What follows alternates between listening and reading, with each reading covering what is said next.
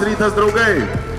Sveiki atvykę į rytinį panelį. Aš tikiuosi, kad visi esate šviežus ir pailsėję, ypač po vakar dienos. Buvo fantastiškas komikonas. Ir šiandien, ponios ir ponai, mūsų pirmasis panelis yra su žmogum, kurį mes visi taip mylim nekęsti. Tai yra teatro aktorius, televizijos aktorius, kino aktorius, rašytojas. Ponios ir ponai, pasitikite, Enrique Arce!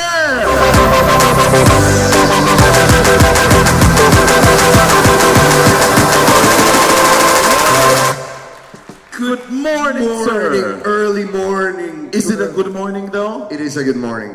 It was a great night, and although it took me a little bit to get out of it this morning, but I'm here. I'm alive.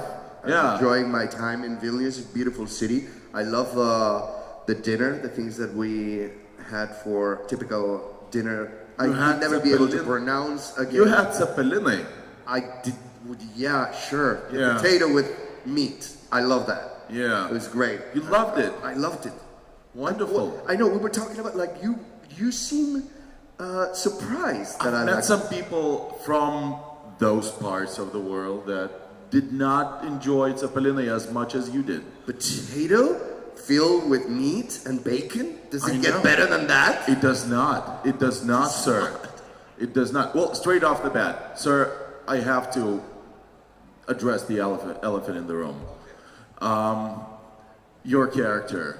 Yeah. Arturito. Yeah. I love it. I hate him so much. I know. Thank you. That was the intention when the creator came to me and said, well, you know, we're thinking about writing, there's something that is happening with you that we weren't expecting. And this was shooting episode 2, the end of season 1. It's like, on paper, we didn't think your character was funny. But we see your faces and what you're bringing, and there's something funny about them. It's like creepy funny, like pathetic funny. And we want to continue exploring it because you're giving something that we weren't expecting. And I say, so what do you want from this character? I don't really see his role in the series. It's like, you have to bring the humanity in this guy because this guy, people are going to hate it because it will remind everyone of us, of ourselves. Oh, yeah. So the reason why people hate Arturo is because that's who they are more similar to in real life. And there's more Arturos in the world than professors, or everybody has an Arturo in their lives. Their boss, their cousin, their brother-in-law. We all know we're surrounded by Arturitos, and that's what makes it fascinating. I just try to bring the worst in me and put it in the character. Yeah, but like, well, obviously it was written very well. But All show. the thing that you did with the character, it was magical. I mean, I was watching the series, and the pure hate that I felt for the character is just, it was amazing. You know, we're in the business of emotion. And the emotion that I got, the pure, you know, I just really, you know. I know. You know what's funny? I get a lot of people, and I'm not talking about like, you know, people that might be, there are some unstable people out there. I got like death threats on my Instagram account and stuff, like people really, really going into like, I'm gonna kill you, I hate you, that is blah, blah, nice. blah, I know where you live. But they're educated people that even though they know it's a show, they come to me and they say, I don't know you, but I know this is wrong, but it's like, I just dislike you so much. Like Enrique, like I know I shouldn't because I don't know you, you're probably a great guy, but you brought so much hate in me that now I see you outside and I cannot forget that that's you. So it always takes me like a few hours to conquer them back and have that separated from Arturo to Enrique. But it's such a compliment though. That means that you created something that, you know, that has this emotion attached to it. That, you know, everyone feels it. And that's what they intended, and that's why it's so funny when like people they're coming to the photo ops right now. And I always like to talk for a minute or 30 seconds or whatever, not just the picture, but like ask them about the show and stuff like that. And always, like 75% of the time, they say, as a compliment, I hate you so much. It's like almost like saying I love you. It's magical. It is magical. I think it's the only time where somebody can say I hate you so much, and you say, oh, thank you. Thank you. Sure, but it's what you created is magical. It's incredible. I tell you what's funny. When they it didn't make the documentary because documentary had so many hours. But most of my colleagues, the main cast, were asked what was their favorite character. What would they have liked to play if they weren't Professor Berlin, Tokyo, Denver, blah, blah, blah. And they all 100% say Arturo. I would pick Arturo instead of like Professor every day of the week. What people that are not into acting don't understand, it's like it's the most fun character of the show to play. I'm not saying he's the best, I'm saying he's the most fun. It is. Because it's the one with the more edges. And all my like Tokyo, Ursula is like, I love to play Arturo. Like that would be the role I want to play. And I'm like, no, I got Arturo. You ain't get it. I love it. You do your Tokyo thing. It's the shadow main character of the whole show because you have to have the bad guy. It's just fun because it doesn't have. There's no boundaries about how crazy you can get. Like spoiler alert, season 5. But when I go in the flamethrower in the last season, it was physically it was very demanding, but it was so much fun. I was like a little kid with that. I'm a dragon! It was crazy. I loved it. I love what the character brought me, and I'm so thankful. Nice. But it wasn't supposed to be this way, huh? You were supposed to be a lawyer. Oh, you mean? Oh, I thought you said in the show. Okay, yes. I studied law 5 years, and I was 3 subjects away from graduating. I was already doing theater in my hometown in Valencia, and I said, Dad, I want to go to New York and study acting. He's like, come again? And I'm like, yeah, that's what I want to do. I just realized with this theater company I've been working that this is my calling. This is what I want to do. And he's like, well, you are 3 subjects away from finishing. Why don't you finish? And I said, I don't want a plan B. I don't want to have something that if this doesn't work out, I would say, oh, I have this title. I'm a lawyer, so this is not working out. I'll try. I didn't want that. It was do or die. It was like the pirates burning the bridges or the boats so they couldn't leave the terrains they conquer. So that's why you call it burning bridges, because they burn the bridges behind. So I wanted to burn every bridge. I didn't want to have my career as a lawyer to say, oh, this is not working out, I'm going to try the law thing. Didn't want that. So I didn't finish it. I'm still not finished for law school. Wow, he must have been so happy for you. That's every parent's dream for his kid to come home and say like, well, you know that law thing that I was studying for 5 years? Yeah. And it was a private university. It was very expensive. My parents, my father paid for it. And this is what's great about my parents, and especially my father, because it took him 5 minutes to say, yeah, okay, we'll support you. Oh, really? Yeah. He's a very cool guy. And he said, you know, as long as that's what you want to do and you keep striving for be better and better and better. And they didn't, we went to an interview together once. I mean, he happened to be with me. And they said, oh, did you think that your kid was going to make it? I was like, since the minute I saw him on stage for the first time, I thought it would take him 1 year, 20, but I know he's going to be, you know, somebody someday in this. I mean, he wasn't expecting that I would be shooting with Jennifer Aniston and Adam Sandler like the last movie, or Mel Gibson, or... The murder mystery too is upcoming. Yeah. Well, we haven't finished filming. I have 2 more days because there was 1 case of COVID. So we had to stop for that actor. And we continue, but the actor was quarantining. He couldn't come to Paris. So I'll say, okay, further down the line, we'll put everybody together. And it's hard, man. It was 5 acts. Tried to put those schedules of all of us together in order to fit. It's been crazy. So we're finally doing 11th and 12th of June, and that would be the end of the shooting, and then editing will begin. But I'm telling you, it's going to be a great movie. So if the editing is starting this summer, well, we're expecting it to come out. It probably started already, because, you know, you don't need... but it's a very complicated movie. The first one was charming, it was nice, but it wasn't like this.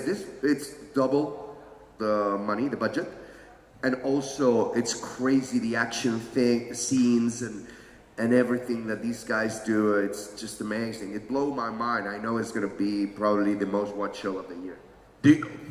All right. Well, Murder Mystery 1 was in the chart of the most watched show of Netflix. Absolutely. In history. Yeah. Until another one with Sandra Bullock came, and then the Red Alert came, but it was in movies, it was the #1. And this is so much better. Like, there's no contest.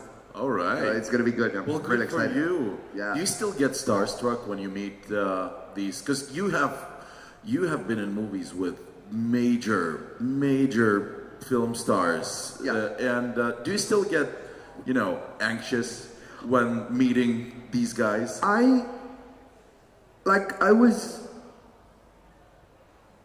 know what you're asking. It's not starstruck as much as deeply respectful.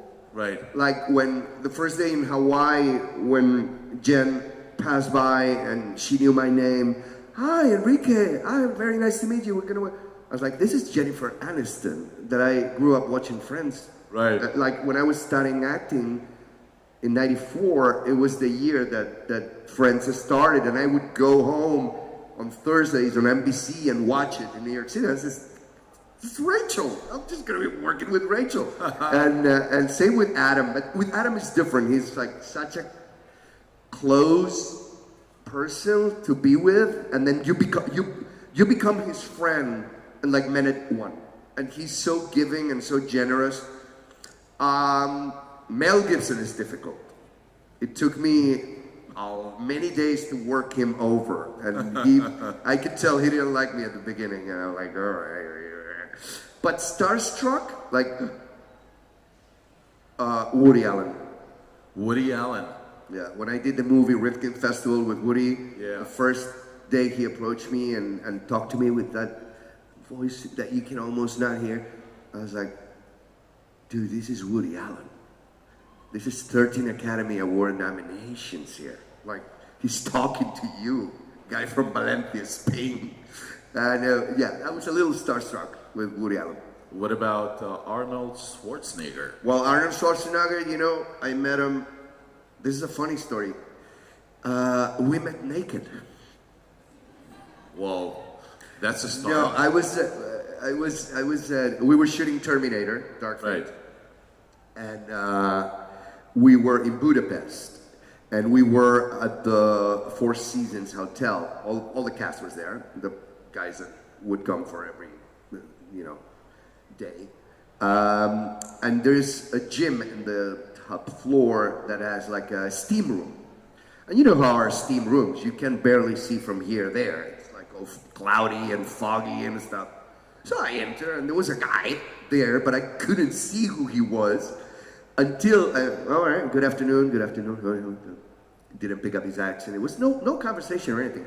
And he passes me by, and then I realized it's freaking Arnold. I'm like, hi, because we didn't have a scenes together. I say, oh, I'm sorry, Mr. Schwarzenegger. I'm one of the actors. I'm Vicente. I'm the father of the lead girl and stuff. Right. And he's like, oh, great meeting you. No, we don't work together, right? No, we don't. But well, nice meeting you. I'll see you around. That was my conversation. But naked. That is the best way to meet We were like Schwarzenegger. with a towel around our parts. That is the best way. Yeah. I can see that. I've seen that guy. You know him now. I tell you, I was surprised. I mean, this guy looks amazing. Large towel. He still has it. He still has it. Yeah, he's a monster.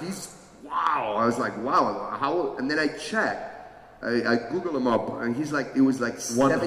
155 years old. And he's still ripped. Yeah, he's still ripped. But that's the same with these old guys, like old geezers like Stallone and Schwarzenegger. They just keep in shape. Yeah, amazing. but I think Arnold looks better. Like you can see Sylvester. I've seen him. I went on set for. I'm not part of the film, but my best friend was doing the last Rambo. Right. And I went on set. There were some Spanish actors, and it was shot in Spain. And I went there, and he looks so old. Oh, really? Like really old. Like not even in the same ballpark neighborhood than Arnold. His face just looks old, and Arnold looks like a 50-year-old man. Well, he's a Superman. I mean, Yeah. He is an amazing human being. I know. Like I think it's hard sometimes when you meet some of these people to realize that you're of the same species of man. Yeah, probably, yeah. But you know what I learned about filming with stars of that caliber? They just have the same struggles that everybody else. I saw Adam fighting the lines because he couldn't memorize one day and he was having problems, and then Mel having to read it because he can't. There's people struggling with problems like you would imagine, because so many years of that they have it like that, and they don't have it like that. They have struggles. They're normal people. Oh, absolutely. It's all in our head. And it's all in our perception of them. But Absolutely. when you get to know them, you realize how tough it must be to be, someone like them that have to be protected all the time, but an entourage of people that make sure that nobody approaches them and stuff. I'm happy that I'm not of that caliber, because life becomes, you live in your golden cage. And I don't think Jen left the room one single day in Paris. It's heartbreaking because you just can't go on the street. It would be crazy. To a shop to pick up milk. I'm one of the most popular shows, Money Heist right now. I made an effort to not change my life. Like, I would still go places where there's a lot of people, but sometimes it gets overbearing. Like the amount of fans that would want to get a picture with you or talk to you, and it's amazing because I feel two things: a lot of gratitude, right, for the love of and I like the fans, but at the same time, sometimes it's extenuating. Like it's a lot of it's a lot of noise, and it's hard. It's not. And when you get to that A-list kind of level of these guys, that's when it just becomes completely out of this world. I mean, you really need to have a very healthy mental health. Yeah, and I mean, and then we're like surprised when some of them just go nuts and insane. But it's pretty normal. Or yeah, I mean, I don't validate that. But there's a part of me that understands that sometimes people just need to escape when they live in those realities, and I get to see it as a first row witness. I'm not one of them, but I am close enough to them to see how difficult these lives are, and people just don't realize. They think, oh, they make so much money and then they can have this and they get... Some things are easy. They get the best tables in restaurants. They don't get, there's some things are good. But like, I guarantee you they would love to go back to being unknown. Just walk around. Yeah. Like just walking around a new city it's a present for these people, and they cannot do it. It's sad to watch.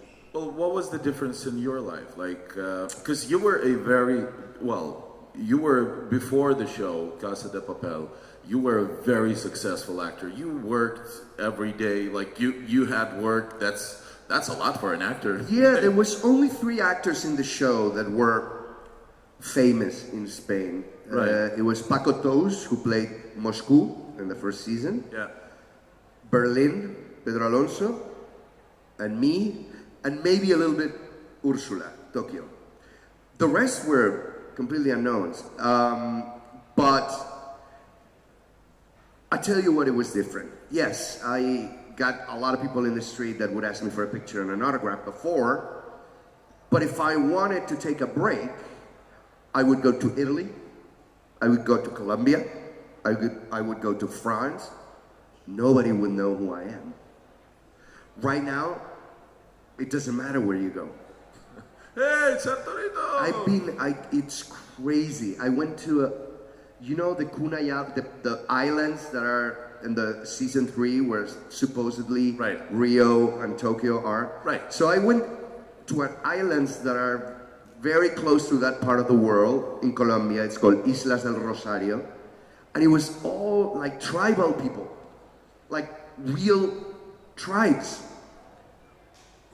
You wouldn't imagine they would have a computer. And I land and I see these tribal people and they go, hey, Arturito! And I'm like, are you kidding me? I was like, okay, so it's done. I mean, wherever you go. I mean, there are countries where Netflix doesn't allow us to go, like Argentina, Brazil, Italy. From the minute we land, we have 2 bodyguards. Really? Yeah. It is that crazy. Turkey, we need bodyguards. Argentina, we need bodyguards. Brazil, we need bodyguards. And it's from the minute you land. It gets that crazy, huh? It gets that crazy. It's almost like the Beatles. Have you experienced the craziness? Oh yeah. So, like, were you there on business or just hanging around? We were like promoting season 5. It was crazy in Rome, in Paris. It was me and Pedro, Berlin. It was just the 2 of us.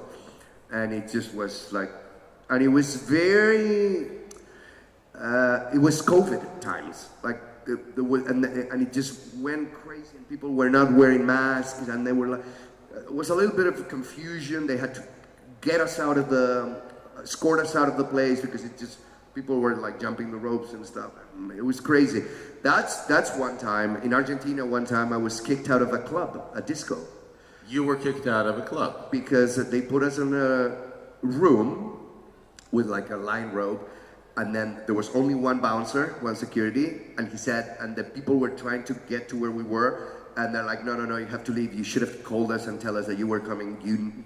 I cannot guarantee your security. A lot of people wants to jump. Please leave.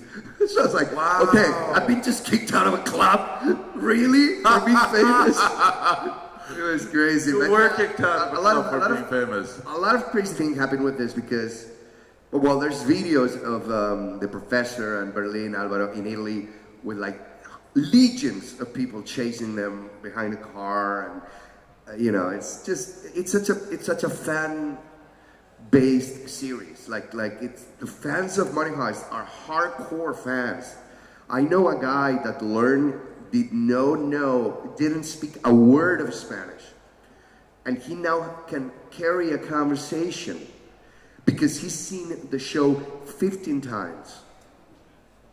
And he won the award of the best fan because they give them, it was like 3,000 entries in France, and they ask the most ridiculous questions. I mean, stuff that I wouldn't even know. He knows more about Arturo than I know. Like what kind of buttons? Yeah, what was he wearing? Was he wearing a ring? I no idea. Like the craziest, like he would quote, because we met the guy, and he would say lines to me that I didn't remember I had said about my character.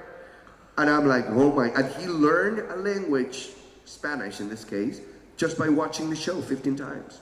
Crazy. That is a great, learning, you could be selling this show as a learning material. You got it. Watch it 15 times, that's it. You gotta watch it a few times and really be into it. But I don't think you could do that with... Learn Spanish with Cassandra. I don't think you could do that with Lithuanian, though. You would need like 150 times. Yeah. And it almost didn't happen. It was the history of a flop. That's how the beginning of... there's a documentary, I really get, like... It's so cool, that documentary, for the people that have watched the series. It's called The Phenomenon.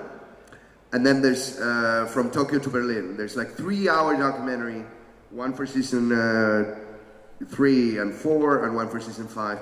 And in The Phenomenon, they talk about what happened. I remember one day we were shooting episode 13 of season, because in Spain it was for a national network, Antena 3, and it was just one season of, it was gonna be 18 episodes, 18. And one day we were shooting episode 13, and one executive from Antena 3 came and said, I'm sorry guys, I just come here to tell you that you're not gonna be able to go and do the 18 episodes. We're cutting it short to 15 because the ratings are so bad. So you're out. Basically, wrap it up, finish it off.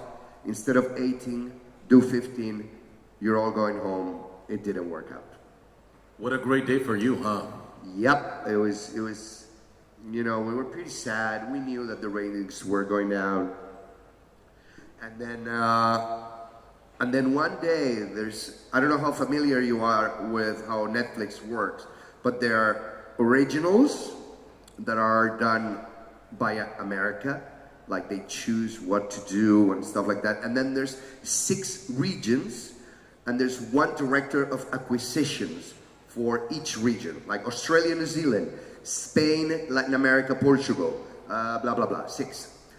So I was at a premiere of a movie in Madrid that it was done by Netflix, and there's this director of acquisitions for Spain, Latin America, called Juan Maine, and I was introduced to him, and he says, so what are you doing? What do you do? I said, I'm an actor. He's like, oh, are you working in anything right now? I was like, as a matter of fact, I am. I'm doing this show called La Casa de Papel. He's like, oh, where is that? Can I watch it? I was like, yeah, sure, it's tomorrow. And it was the episode where I get shot. Remember that in season 1? Right. When we'll talk about the shot later. And then the guy, I get 3 messages from my friend who introduced me to him. And I say, dude, this guy keeps calling, he is asking me 3 times already to give you his number because he wants the number of the creator of the show. He loved it. He wants to pick it up for Netflix. And the rest is history. So I'm part guilty of that. Part guilty? I should have got a commission. You made it happen. They should pay you more. You should get your cut. That's what I'm saying. I know. In America, there are people that does that and make money out of that. For me, it was just great that the show got picked up and it became successful. Oh boy, was it. But it was just a casual conversation. It was like, yeah, I'm doing this. It's a show, Money Heist, and La Casa de Papel. It's like, oh yeah, I'll watch it. And boom. Wow. Yeah, so I mean. What a turn of events. Yeah, and we were like not even, they took the show and put it on a shelf. They didn't promote it. They didn't somehow, and this is where I think Netflix traces the success, the lighting spark. Two people, and I'm friends with one of them, so I always say thank you so much for doing that. But two people with a lot of followers on Instagram are Neymar and Chiara Ferragni. She's a blogger, Italian blogger, whatever. Those two people, for some reason, love the show and started tweeting and posting about the show. Neymar even got dressed with a costume and the mask, so that just boom, was the lightning spark. Then all the pieces, the domino pieces, have to fall because people have to like it. But those people are, I think, what made the show possible. That's why when Neymar said, I want to be part of the show, just a cameo, they said okay, and he did a cameo on the show as a monk in season 3. Right, and how many do you think shows there are that just lie there on the shelf and are brilliant? Yeah, but I just, I get frustrated sometimes. I can't keep up with everything. You get like, oh my God, you should see this show, it's awesome. And then somebody else says, oh, but where is it? Is it Hulu? Is it filming? Is it Netflix? Is it HBO? Is it Apple TV? It's like, I can't keep up with everything. If I watch every show that I get recommended, I wouldn't have a life. Oh, absolutely. And it's not only Spain. You go like 8 seasons of this one, 5 seasons of that. There's so much information and good shit done that you kind of like gotta pick. You kind of like, okay, but what I've really heard from many more people saying about this show, that this was only one person, but this is 5 persons that have told me, so I'm gonna choose this. But I'm not a big TV consumer, so I try to. You're not into any series? Well, I'm a writer as well. You are a writer, yeah. I wrote a book and now the script, and in order for me to write, I need to consume literature. So I love reading. And I love self-help. I read a lot of self-help and stuff like that, TED Talks and stuff like that. Tony Robbins. Yeah, I'm Tony Robbins. I remember the day that it hit me, that I was truly living my dream. Yeah, I know that guy by heart. So it's funny because I also teach public speaking and charisma to executives and stuff. There's one of my courses on the internet with my partner. So I actually end up doing like my character is doing in this beginning of season 3. Like he's a guru and he speaks to a big audience. So that's another thing that I'm doing right now. Communication skills, leadership, and charisma. I teach those things. Where do you find the time? Because from what I hear, it's like you're running on like 28 to 30 hours a day. No, it's so much easy. I mean, I see my friends and they're like, but you know what it is? And I respect that, and I hope someday I can actually live that life. But not having a family, it gives you a lot of extra hours. Like having kids, I think is like the toughest job ever. Like I see my friends draining every year. I would go with coal miners. Okay, all right. Coal miners with kids. Coal miners with kids. That's it. No, but like I realize my friends, they just can make ends meet time-wise because they're taking care of their kids and their family, and I don't have that. I don't have a girlfriend. I don't have a wife. I don't have kids. So I have a lot of time for myself. I can write. I can study. I can teach. I can act. And actors, it's a really great business. Like when you're not a lead, like I was with Arturo, I was like 2-3 times a week I would work. So the rest I was free. And I had time for writing, I had time for like doing my thing or preparing this, preparing that. It's not a tough job. The actor's job, it's not to perform. It's to look for jobs. That's a real actor's job. Yeah, the casting process is vicious, right? Yeah. The actual doing it, it's a treat. It's a present. It's a gift. The waiting for the call, the trying to see who is doing what, calling the casting directors, talking to your agent, meeting with producers, that is the actual job of the actor, trying to find work. And it's not easy.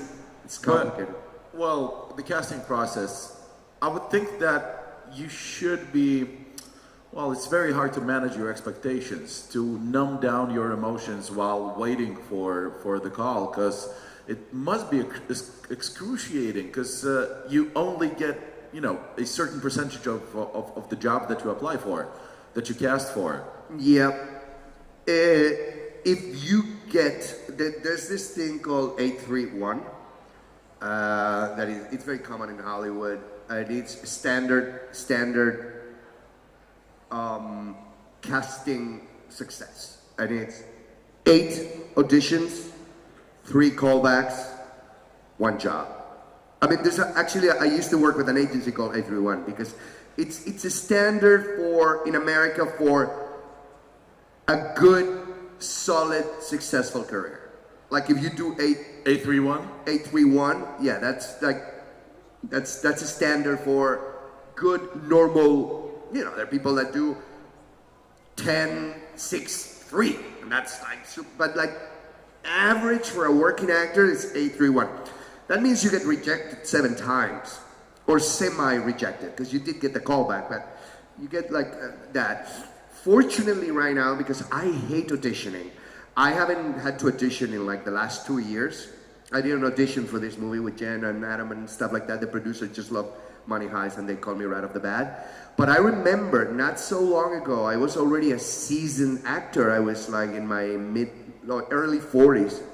I was in London, bad streak of luck. I could nail anything. I was like badly represented. I didn't have, you know, money in the bank. My knees were like running real fast. And one day I went to this audition. It was a callback, actually. I put myself on tape and it was great. And then they called me back and I walked into a room and there were 3 executives, the casting director and the assistant, and somebody speaking on the phone, all wearing ties. And they just, Enrique, how are you? Want some water? You want to drink anything, whatever? Okay, are you ready for the audition? Very, very elegantly, you know, like they do in the UK. And it never happened in my life before. I sat down, action, boom, blank. Like I could not mutter the words. My heart, I could see my shirt. My voice was trembling. My shirt was, I could see my heart, like how fast it was. And I'm like, oh, I'm really sorry. I'm really sorry. Can I have like 20 seconds? Can I start again? Okay, action. I was having a panic attack. And I think they noticed. I'm like, okay, yeah, thank you. It was great meeting you, whatever. I called my agent. I was like, you're not going to believe what happened. It's like, okay, don't worry about it. I have another audition for tomorrow for a big show, blah, blah, blah. I go there. Same shit. Couldn't say my lines. Couldn't remember my line. And this is after 20 years of profession. And it never had happened before. So I couldn't do the audition. I was having another panic attack. I went back to Spain and I got a milder version in my 3rd edition of a panic attack. And I said, fuck this. Like, this is the end of my career. I cannot audition. I cannot be in front of a camera. Like, and I was like, okay, start from scratch. Just do short films, start humble, do it again, because my mind was going crazy. I was like, really losing it. And I thought I was done. And then one day, it clicked back. Like, it was perfectly fine. But it took me at least a few months to go back to my senses, and it was just coming out of like my need of booking the job for my own mind, my finances, my everything. It was like falling apart, and it was a really rough. And I thought I was done. Wow, what a horrible Scary. I walked in London for hours. Just walked in London for hours. And then my next audition was Terminator. And I send the tape, casting director calls me, I do the audition with the casting director, and then they call me again to meet the director, Tim Miller. And the minute I walk to this place, I see him, I give my hand to him, and I said, this role is mine. It's just a connection with the guy. And I've never felt more comfortable in an audition than with Terminator, Dark Fate. And there was a lot at stake. It's a $250 million movie. Yeah. And I was like, I got this. Just because of the connection with him. And I was like, I can't believe 2 months ago, I was, yeah. And now I'm like, I could be just having it, whatever.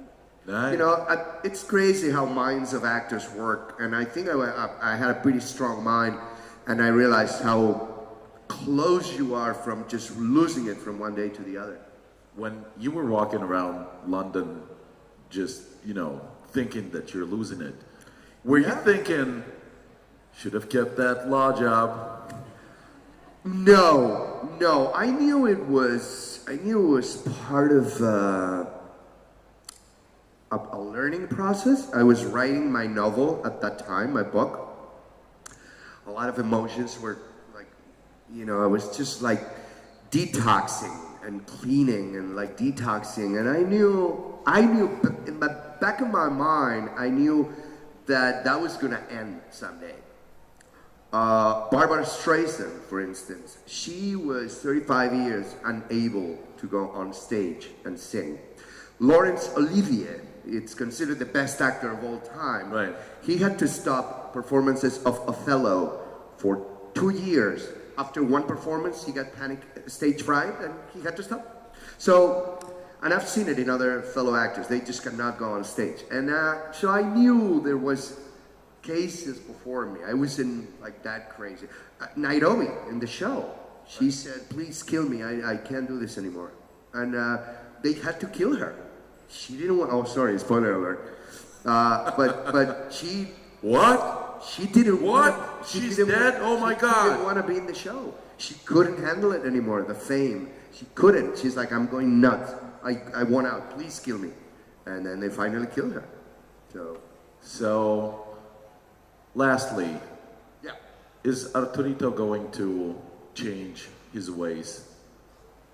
That'd be cool if Arturito was part of the spin-off, the Berlin spin-off that was coming up.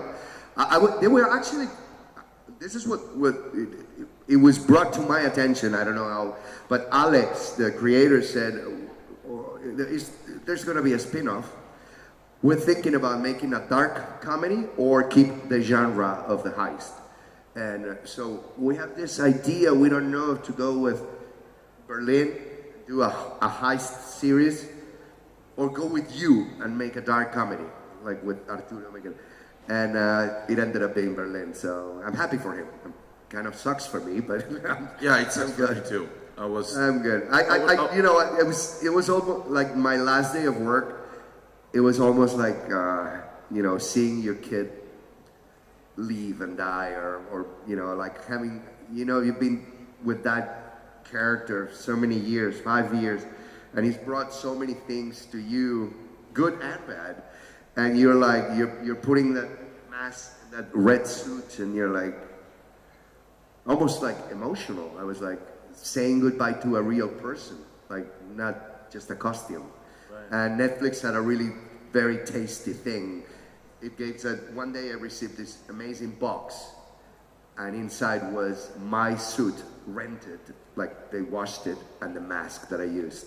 So I have it in my home, and it makes a great costume for Halloween. Wow. Yeah. Sir, it was a huge pleasure talking to you. Yeah, Thank you know what I like to do? Do you know, yesterday I had the audience singing Bella Ciao. Who wants to sing the Bella Ciao along with me? Are you guys game or you're... Yeah? All right, but you gotta stand up. All right, who knows the song? Una mattina mi sono alzato, oh bella ciao, bella ciao, bella ciao, ciao, ciao. Una mattina mi sono alzato e ho trovato l'invasor. One more, oh partigiano, portami via. Oh bella ciao, bella ciao, bella ciao, ciao, ciao, partigiano, portami via, che mi sento di morire. You're wonderful, Lithuania. Thank you so much, Vilnius. Thank you. Thank you, sir. Draugai, dar kartą padarykite triukšmą, Enrique Arce! Thank you.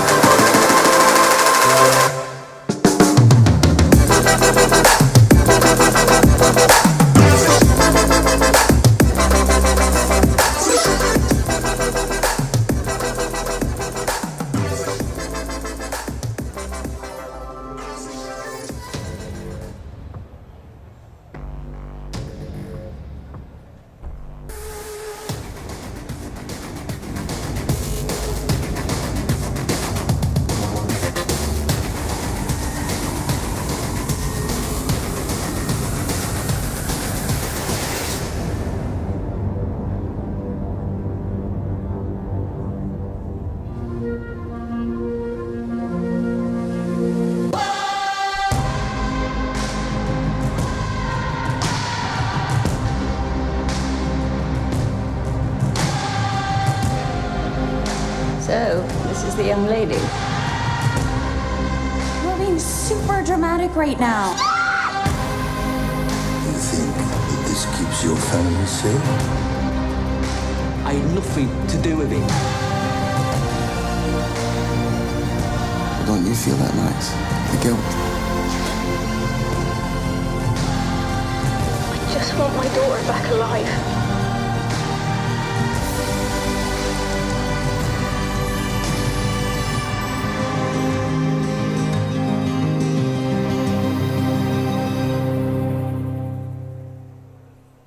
Halls.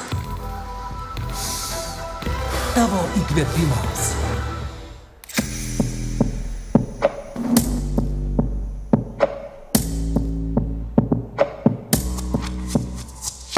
Drąsa kurti, eksperimentuoti, imti medžiagas į savo rankas ir paversti jas sprendimais.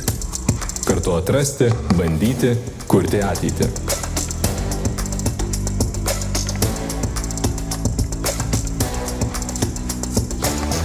Mes esame makeriai, kuriantys rytojui.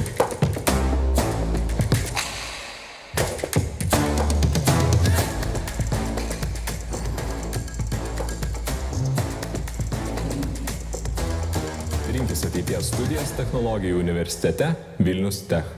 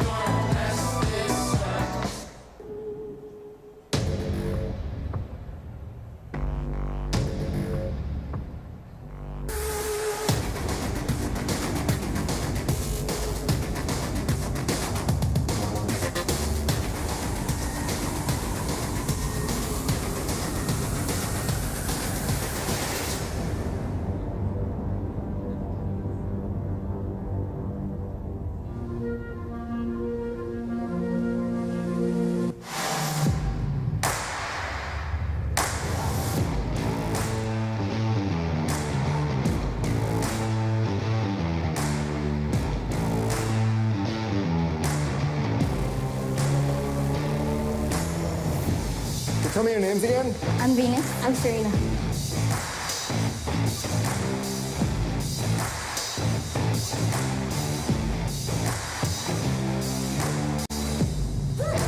Just try to make it sound like you wrote it that way on purpose.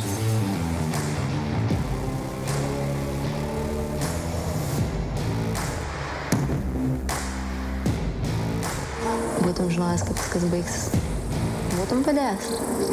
Būčiau.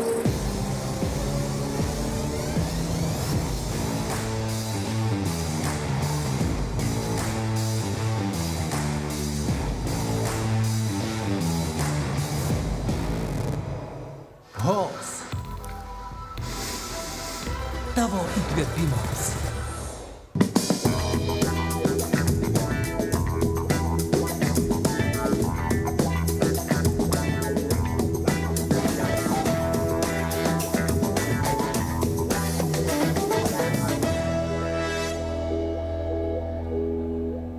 Power your mornings with Belvita's delicious biscuits, loaded with energy and made with 5 whole grains. The energy is slowly released, hour after hour, throughout your morning. Belvita, power your mornings. Login 2022 Birželio 2-3 dienomis Litexpo Vilniuje. Jared Isaacman, kosmoso turistas, Shift4 vadovas ir SpaceX įgulos vadas. Daugiau informacijos konferencija.login.lt.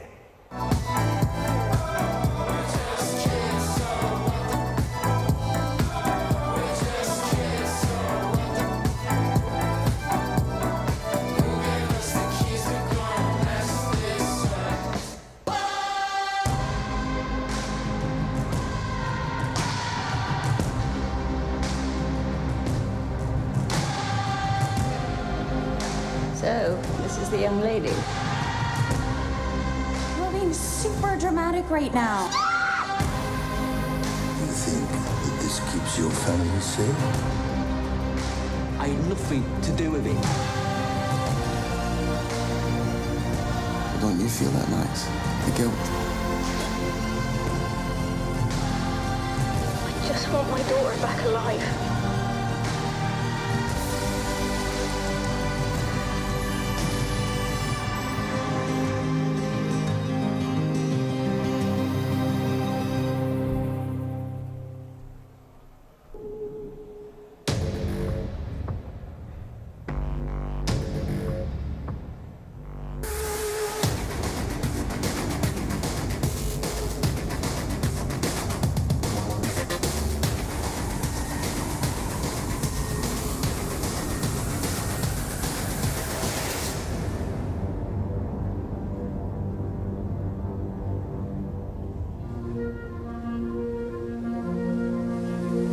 Login 2022 Birželio 2-3 dienomis Litexpo Vilniuje. Pernilas Joholm, Netflix dokumentinio filmo The Tinder Swindler žvaigždė.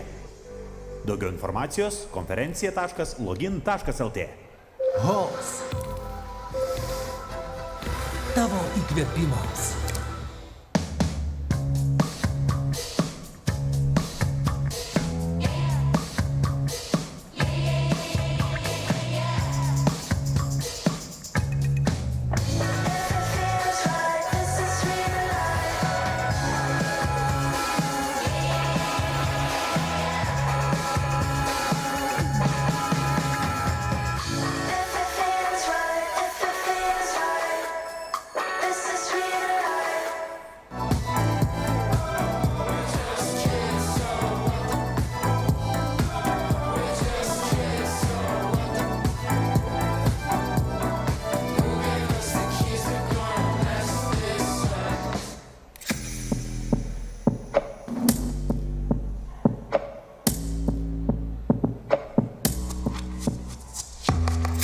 Kurti, eksperimentuoti, imti medžiagas į savo rankas ir paversti jas sprendimais.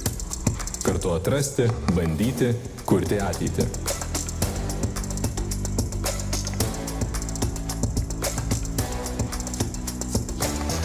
Mes esame makeriai, kuriantys rytojui.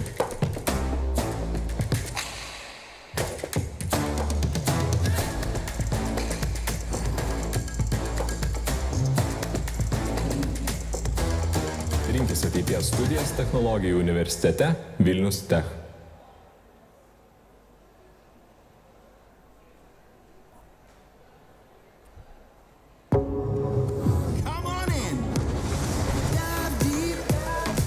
Show me your teeth.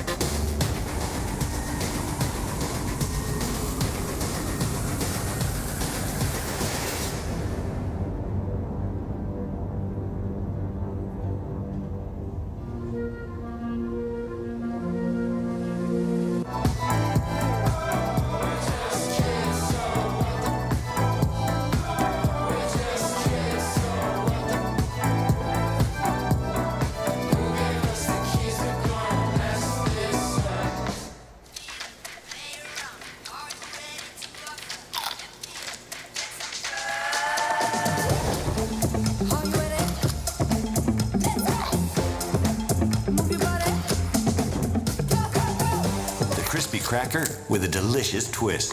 Tuck, take a bite, spark the fun.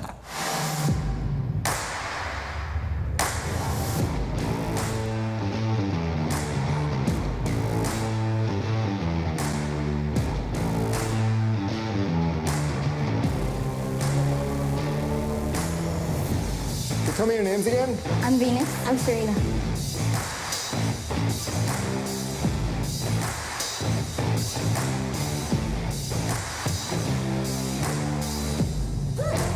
Just try to make it sound like you wrote it that way on purpose.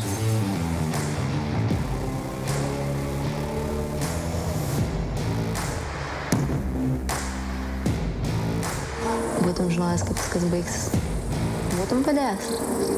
Būčiau.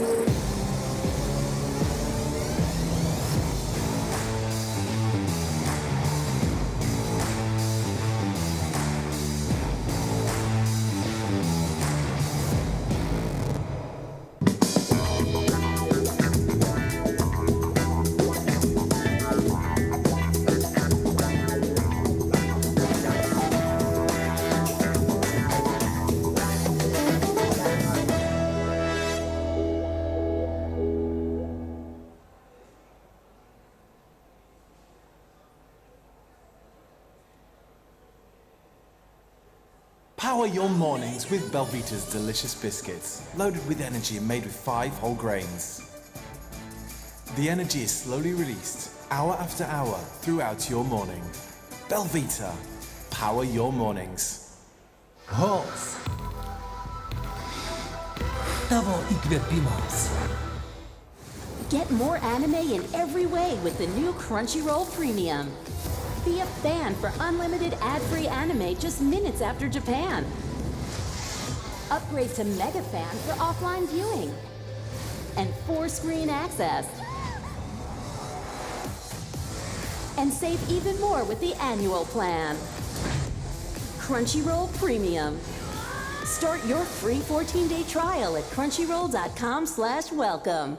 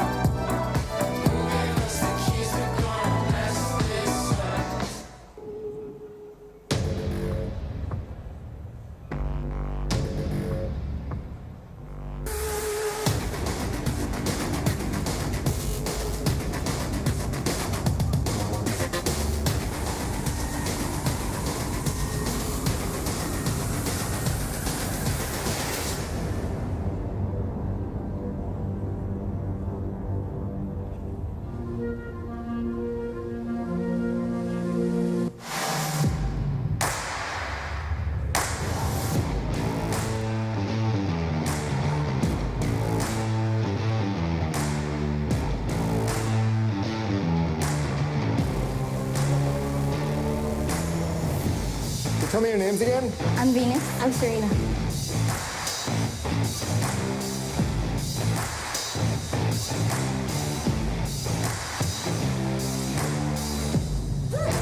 Just try to make it sound like you wrote it that way on purpose.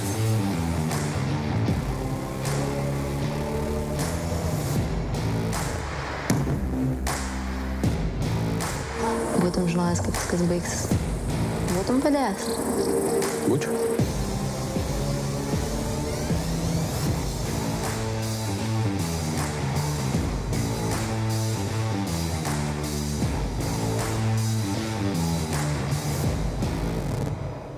Halls. Tavo įkvėpimams. Login 2022 birželio 2-3 dienomis Litexpo Vilniuje. David Coulthard, Formulės 1 legendinis lenktynininkas. Daugiau informacijos konferencija.login.lt.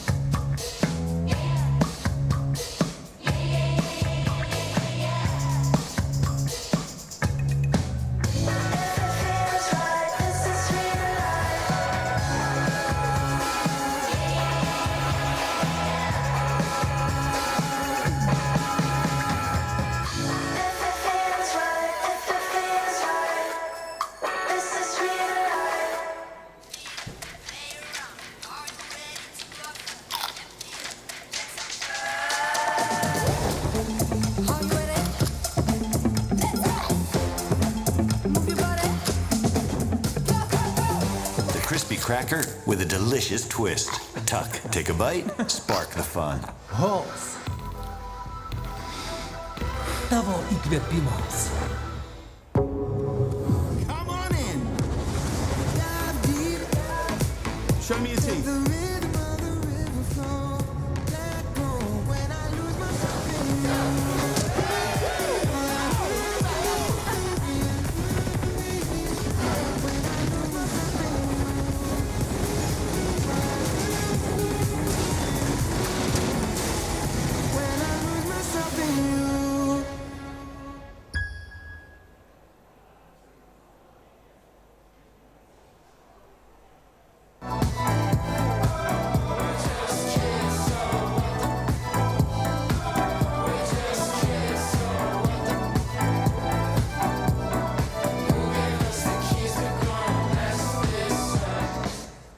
Get more anime in every way with the new Crunchyroll Premium.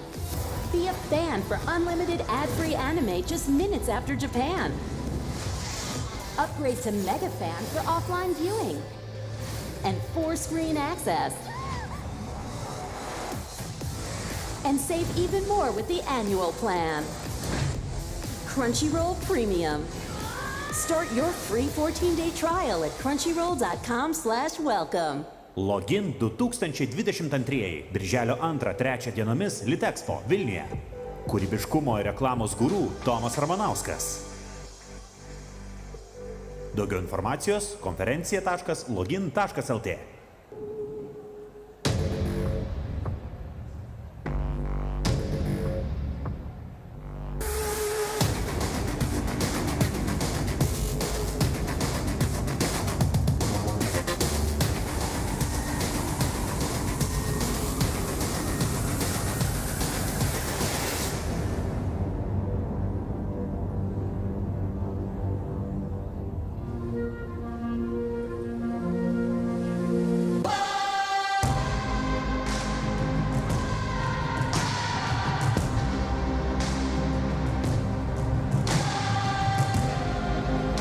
So, this is the young lady. You're being super dramatic right now. You think that this keeps your family safe? I had nothing to do with it. Don't you feel that nice? The guilt? I just want my daughter back alive.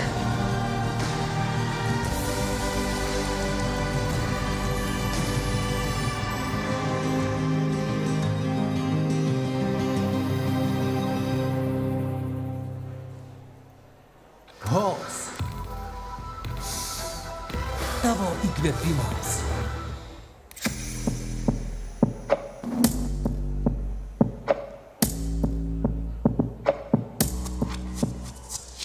Drąsa kurti, eksperimentuoti, imti medžiagas į savo rankas ir paversti jas sprendimais.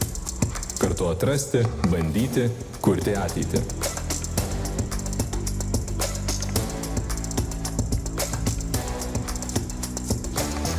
Mes esame makeriai, kuriantys rytojui.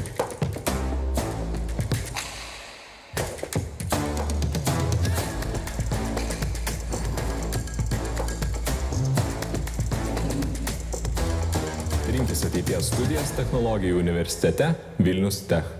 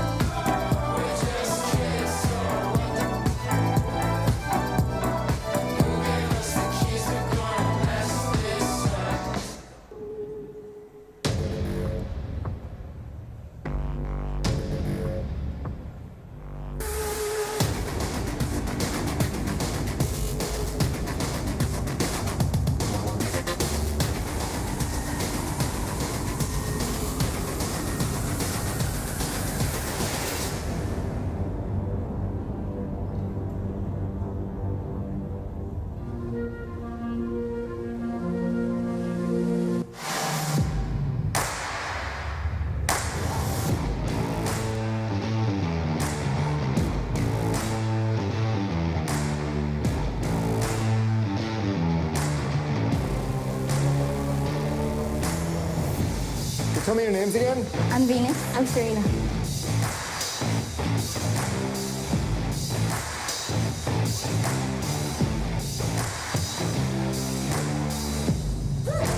Just try to make it sound like you wrote it that way on purpose.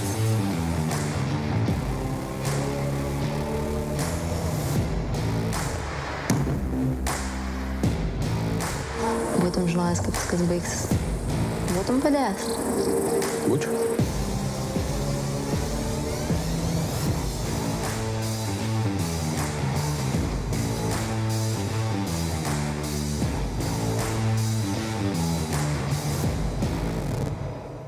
Halls. Tavo įkvėpimams.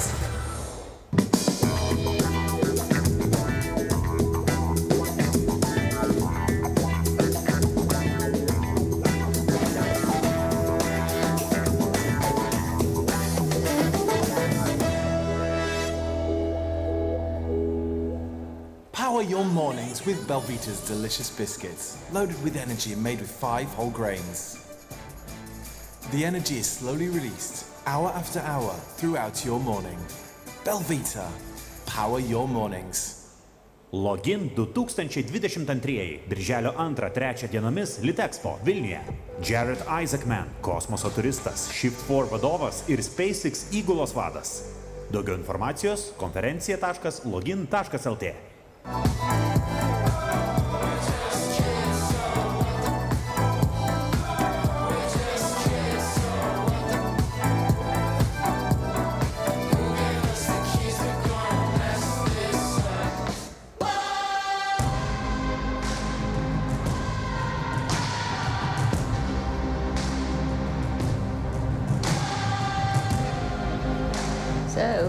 is the young lady.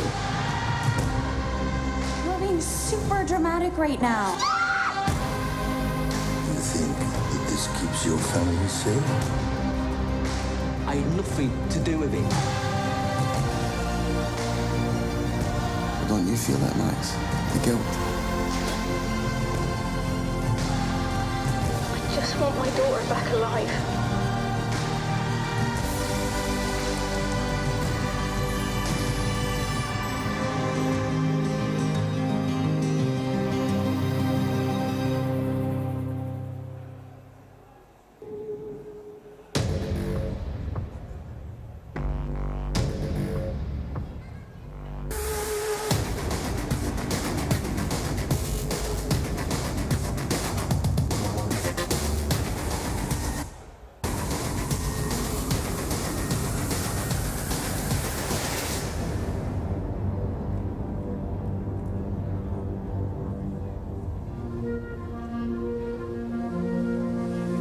Login 2022 birželio 2-3 dienomis Litexpo Vilniuje.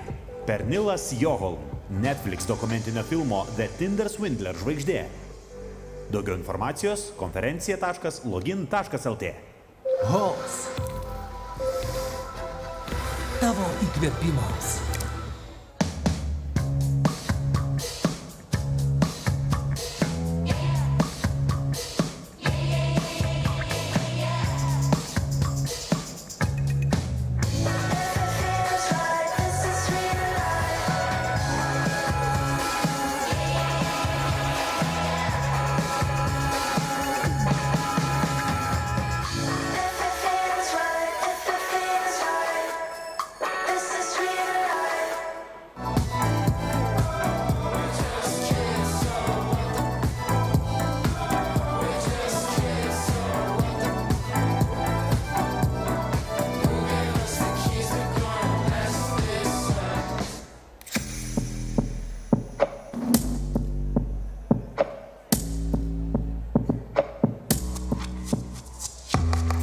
Kurti, eksperimentuoti, imti medžiagas į savo rankas ir paversti jas sprendimais.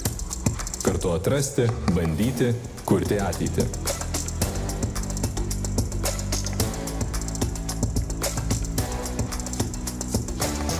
Mes esame makeriai, kuriantys rytojui.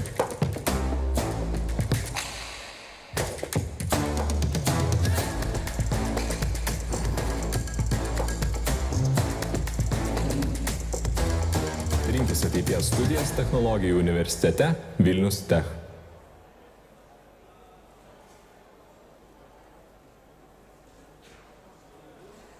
Come on in. Dive deep. Show me your teeth.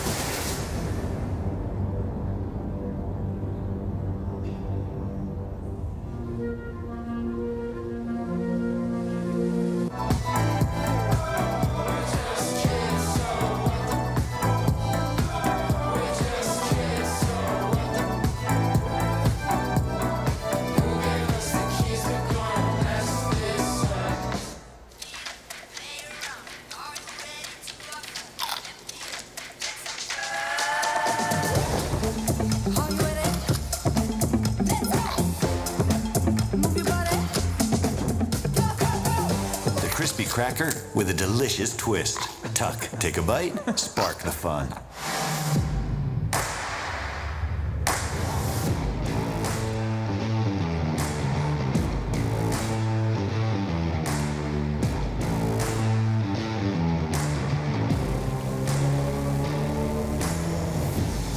Tell me your names again. I'm Venus. I'm Serena.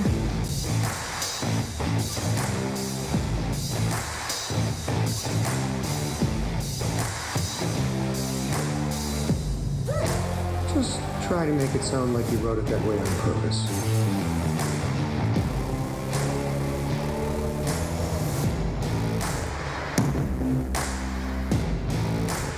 Būtum žinojęs, kaip viskas baigsis. Būtum padėjęs. Būčiau.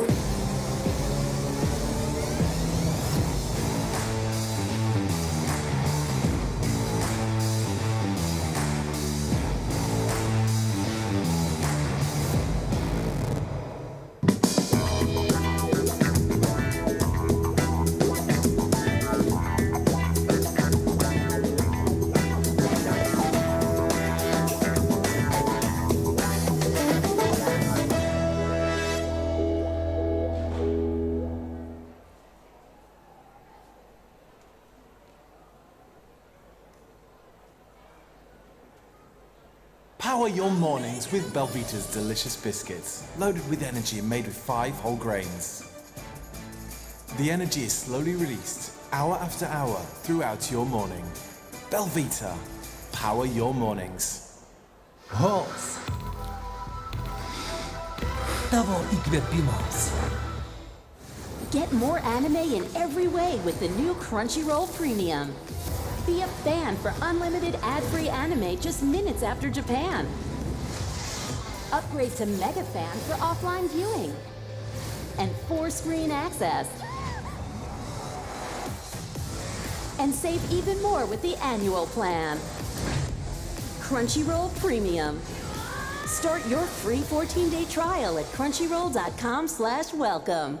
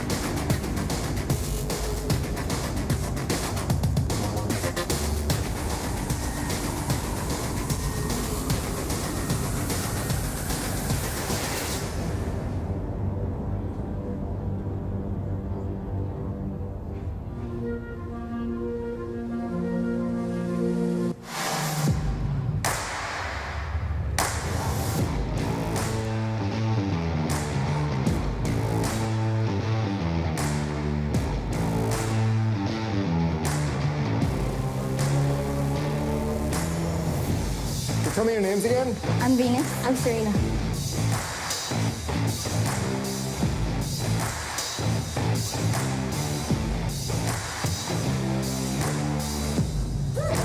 Just try to make it sound like you wrote it that way on purpose.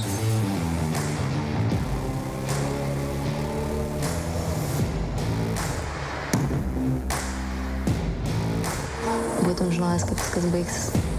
Būtum padėjęs. Būčiau.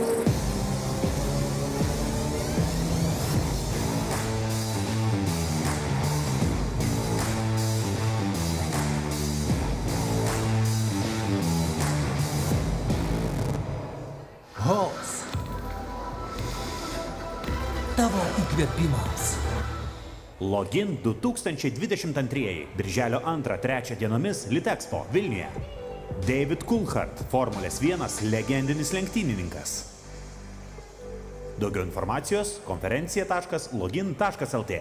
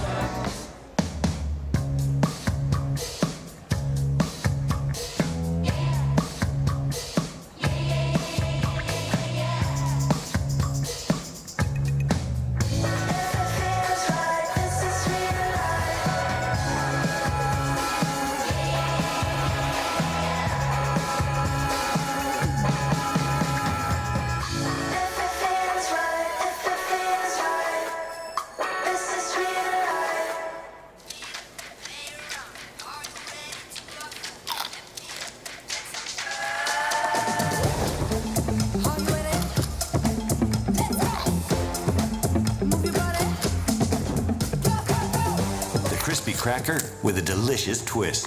Tuck, take a bite, spark the fun. HEIST. Tavo įkvėpimas. Come on in. Dive deep. Show me your teeth.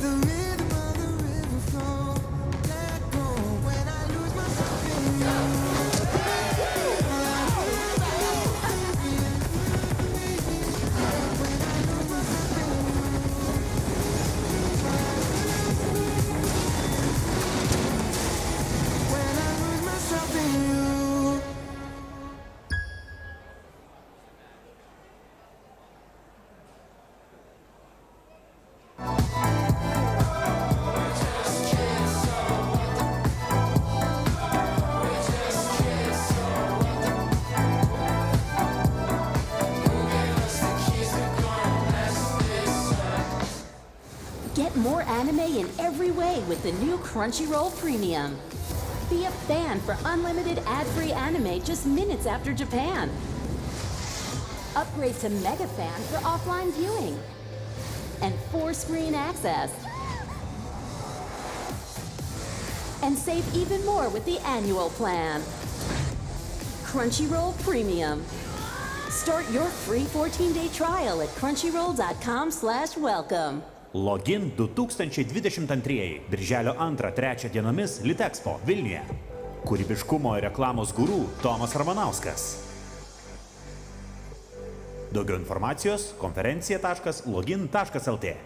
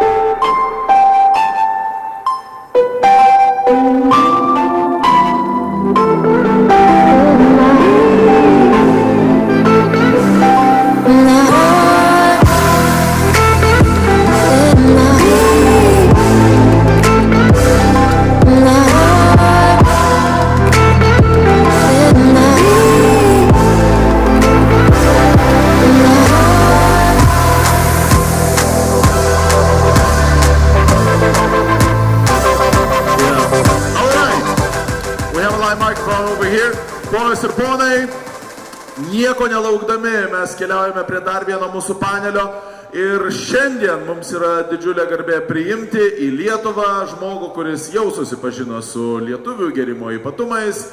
Ponios ir ponai, pasitikite RJ Mitte!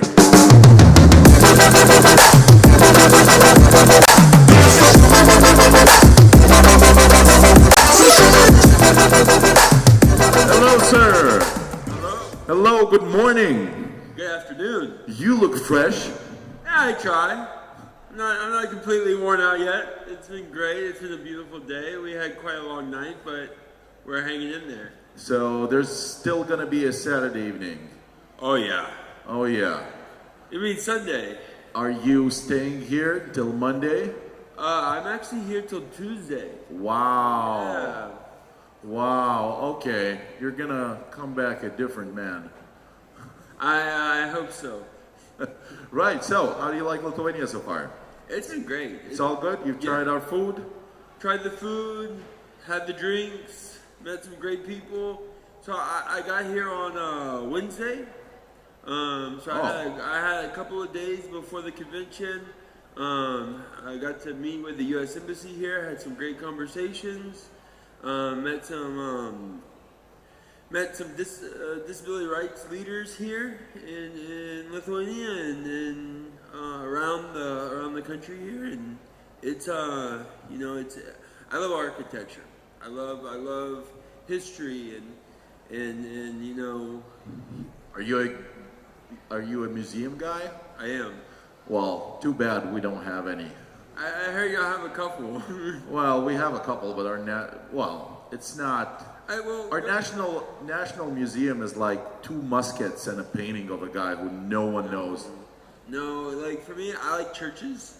I like old, I like the city. You know, the old town and kind of the community. You like castles? Love castles. We have a great castle in Trakai, just 30 kilometers. That's why my family. So I'm here with my mom and my sister and my grandmother and my girlfriend, and they all went out and checked out the castles, and they showed me. I got to see photos.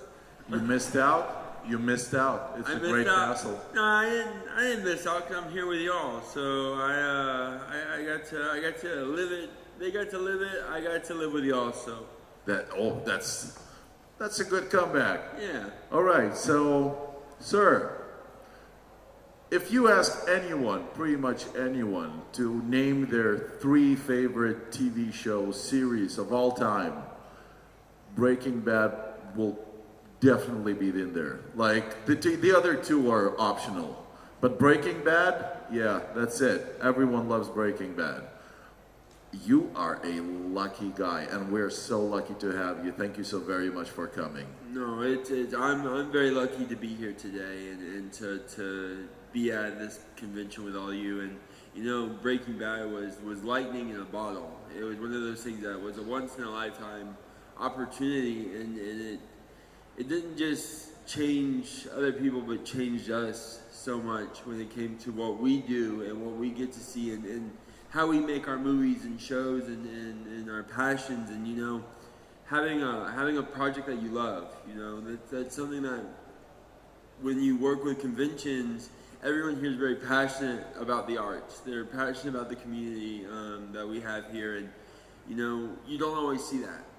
And sometimes in film and television, people are like sometimes miserable, but with Breaking Bad, we were so excited to work on this amazing show. The writing, the crew, the cast, everyone behind it was 100% behind it, and that is unique. Well, was really everyone behind it? Because is it true that they wanted to cancel Breaking Bad because it was just too goddamn expensive? I guess everyone wasn't really behind it, but the right people were. But yeah, it is true. It is true, you know. It wasn't so much that it was just expensive. We didn't have ratings in the beginning. You know, the first season didn't get ratings. We had ratings. We had decent views. But there's a cap. So for a lot of TV shows, it's not the same like it used to be because we have Netflix, we have Hulu, we have these streaming services. When I first started, they didn't exist. It was only network. Back in the day. Back in the day. Who remembers Blockbuster? Or Redbox? They're still around somewhere. But we didn't have the accessibility. We didn't have the ability to just go on my phone and watch everything for $10 a month, right? Or $20 a month.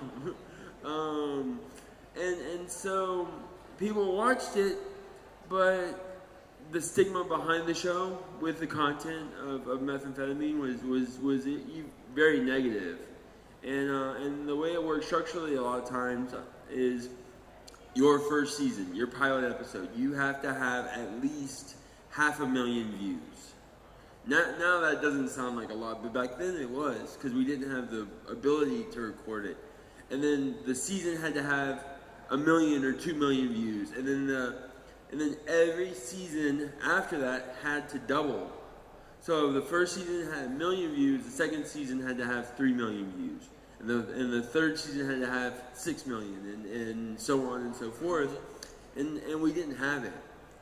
But what we did have was people believing in the show. When the money people are like, you're expensive and you don't have views, we're not going to fund you. We had our network heads, Charlie Collier from AMC and other entities from Sony, and people going like, no, this show needs to live. Like, we need to keep this show. This is bigger than money. This is bigger than views.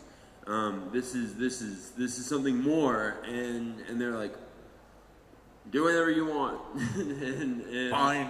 Keep the show. Keep the show. Don't cancel it. But like every season, there was a rumor, and they were talking about like there would not be another season.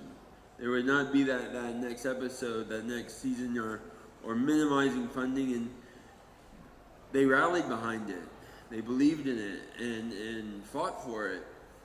And most network execs don't do that. They don't. It's very rare. It's a business. It's a dollar amount. It's not always about the art. And in that instant, it was about the art. It wasn't about the dollar. And so that's truly special when it comes to that. And I think that's why the show is what it is today, is because it wasn't just the people on the ground believing in the project. It was the people that made the decisions, that promoted it, that created it, that were like, no, we're keeping this. We're going to make it great. We're going to love it. We're going to make it the best show in the history of television. Probably. It's not that outrageous at all to say that. It's not. A little bit. It's not. It's not. It's not though. Like I think it's one of, well, it's easily top 5. Yeah. Maybe number 1. It's subjective. Subjective. You know, I actually never watched Breaking Bad. I've read it. It's a great read. I don't know if anyone likes reading, read Breaking Bad. It's a great book. There's the saying that people who make sausages usually don't eat them. Yeah, because we know it's in them. Exactly. So you're from Mississippi, Jacksonville? No, I have a very convoluted growing up story. So I was born in Mississippi. I was born in Jacksonville, Mississippi. And I grew up between Louisiana and Texas. I'm adopted. And adopted at birth, and my family are very close, but one side of my family is from Louisiana, Lafayette, Louisiana. I'm sure some of y'all might know, but I'm sure y'all have heard of New Orleans, where I was not too far. We have a guy playing in New Orleans. Yeah? Yeah, Jonas Valanciunas. He plays for the New Orleans Pelicans. Oh, really? That's amazing. He's the main center of Pelicans. Come on. Oh, we started off on such a great note, and you don't. That's it. It's just gone. Let's call it a day. I guess I should leave. Yeah, please. But yeah, so, and then I lived in California for 15 years. So the way that I got into acting, my sister, who's actually here with me in Lithuania, like here, I had to specify the country, but she got cast at a water park when she was 1 year old, and an agent saw her and was, you remember Lucio Ball, right? Do y'all remember? I Love Lucy. It was a show back in long time ago. She has bright red hair, and they were like, "Oh, we're doing a campaign for Lucio Ball. We'd love to use her for a baby Lucille." And at the time, my mom was busy with work and things were happening, and we're like, we could use a vacation. You're going to pay for the trip, right? And they're like, yeah, we'll cover everything. We'll send you to LA for 6 months. We'll use her a couple of times and then take photos and then, but enjoy. We'll give you, it was at Universal Studios in Los Angeles. And they're like, we'll give you park pass and y'all go to see the parks and stuff. And 6 months turned into 15 years. And, that's how it usually. How it goes, right? Yeah. But you're not homeless, so not the usual story. Not today. 15 years. Right, so, and you decided to get into acting because, was there a plan B? Yeah, get a job. like what they call in the... A real job. In the business, a survival job. Yeah. The cost, standing on the corner, flipping a sign. Yeah. Oh, yeah. Yeah, you know? The elite job. The elite. Well, so I grew up with my family being farmers and like ranchers, and so I grew up in a very forest nature environment. Actually, that's one of the reasons why I really love Lithuania so much. Is it's very foresty and very green and lush, and so my uncle is actually a professional fisherman. Professional fisherman. Yeah. That is a very southern thing. Very southern. So one side of my family is Cajun, and the other side of my family is Texan. So can't get any more southern than that. So that was my fallback, was I would be a fisherman. You were supposed to be a professional fisherman. I was supposed to. Nice. Yeah. You would be a world famous professional bass fisher. I mean, I don't know about world, but definitely something. But no, I went to LA though to meet. I just started acting to meet kids my own age. You know, like if you live in a big city and you don't go to school, and like in Los Angeles, if you don't go to school, you don't join a gang, and you don't act, you're not gonna know anyone. You're not gonna make friends. Everyone's gonna be like, "Oh, you're here for acting?" No. Are you from here? No. Like, do you go to school here? No. Then why are you here? So I was around 12 years old, and I started acting. I did acting classes and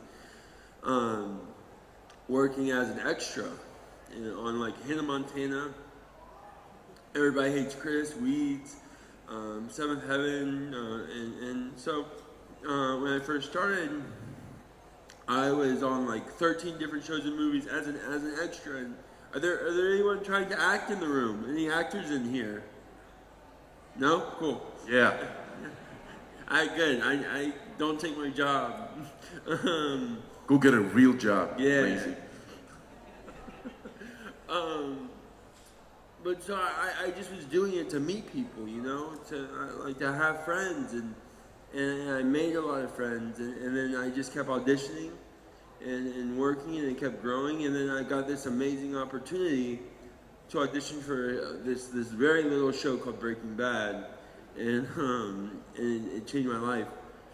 But one of my very first auditions was an anti-meth campaign for the U.S. for Los Angeles because of this epidemic of methamphetamine was happening, and still is happening in many places. And that was my very first audition. I did not get the role, but what were your lines?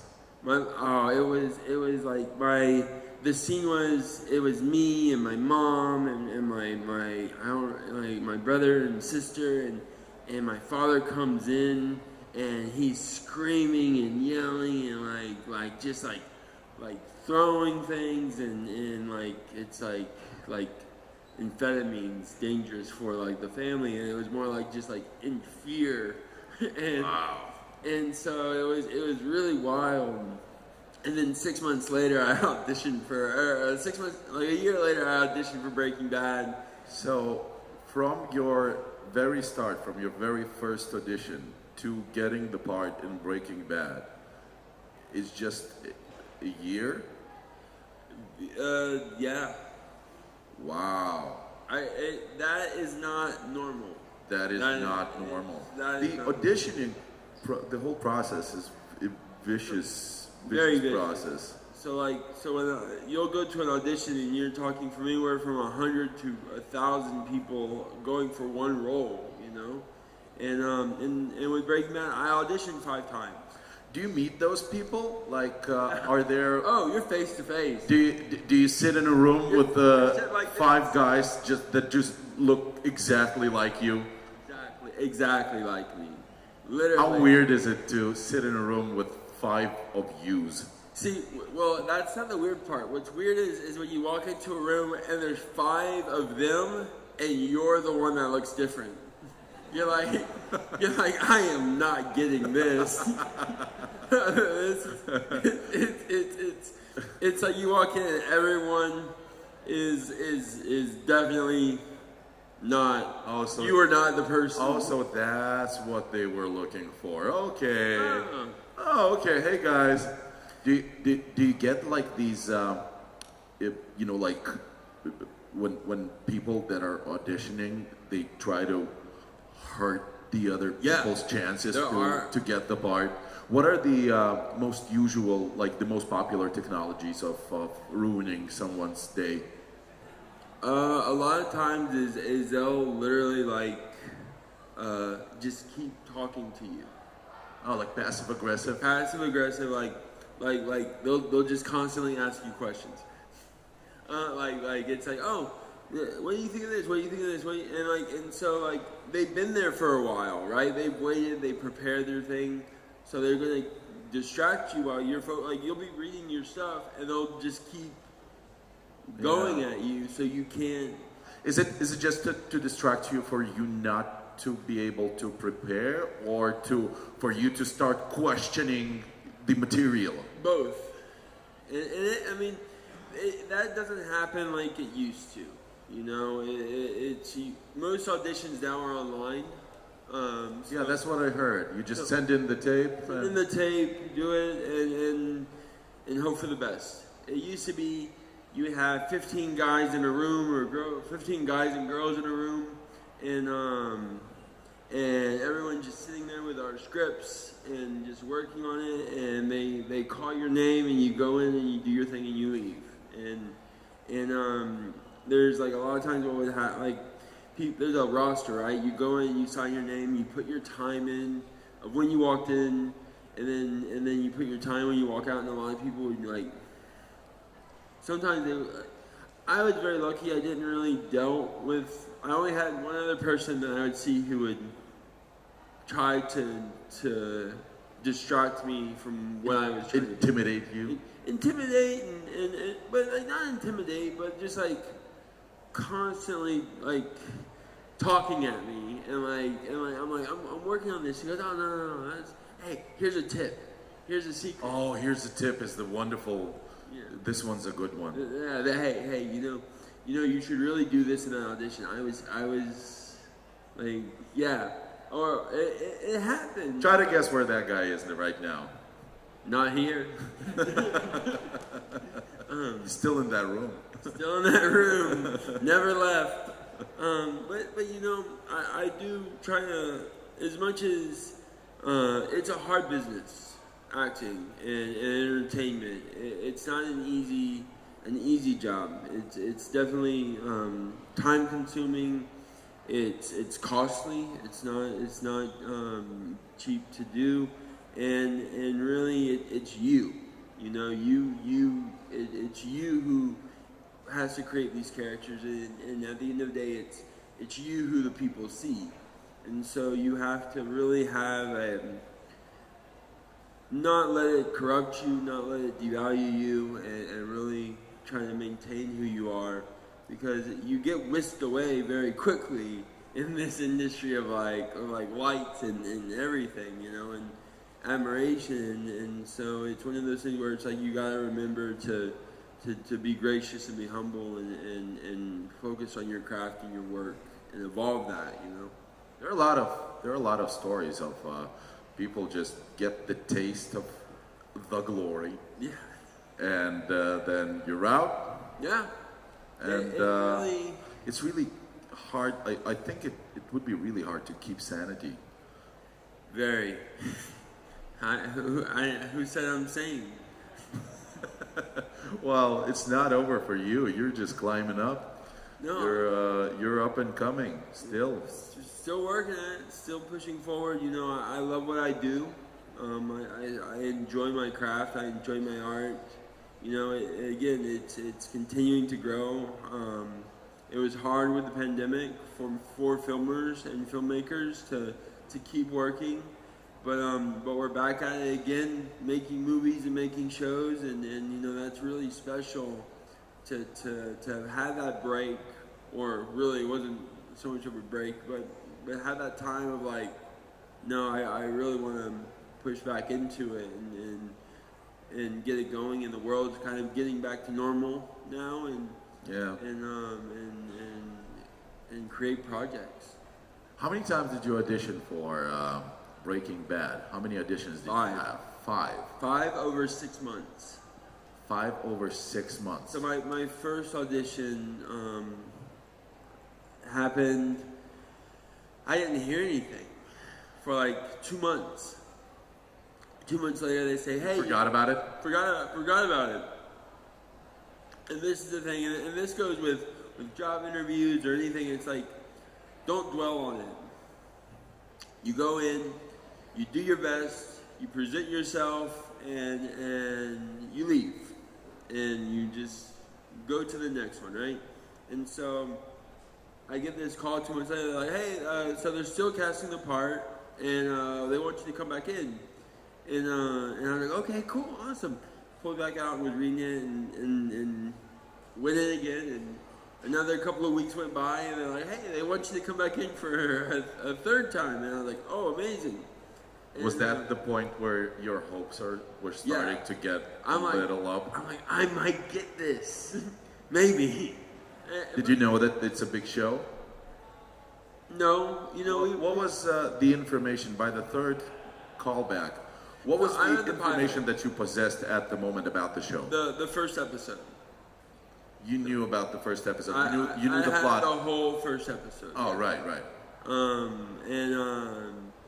And so my character description it's really funny. So my only character description when I first started auditioning was dark hair, big eyebrows, and mild cerebral palsy.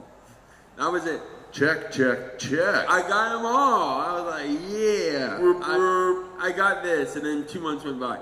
And then, like, maybe not. And so I go to my third audition, and I'm like, they're like, it's you versus 2 other people.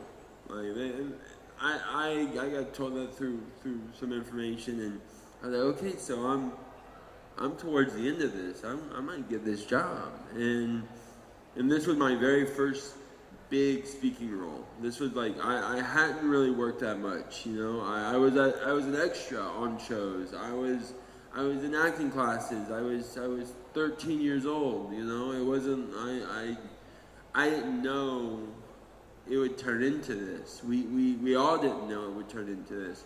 And so the 4th audition came up, and they said, okay, great. We have a plane, you're flying to New Mexico.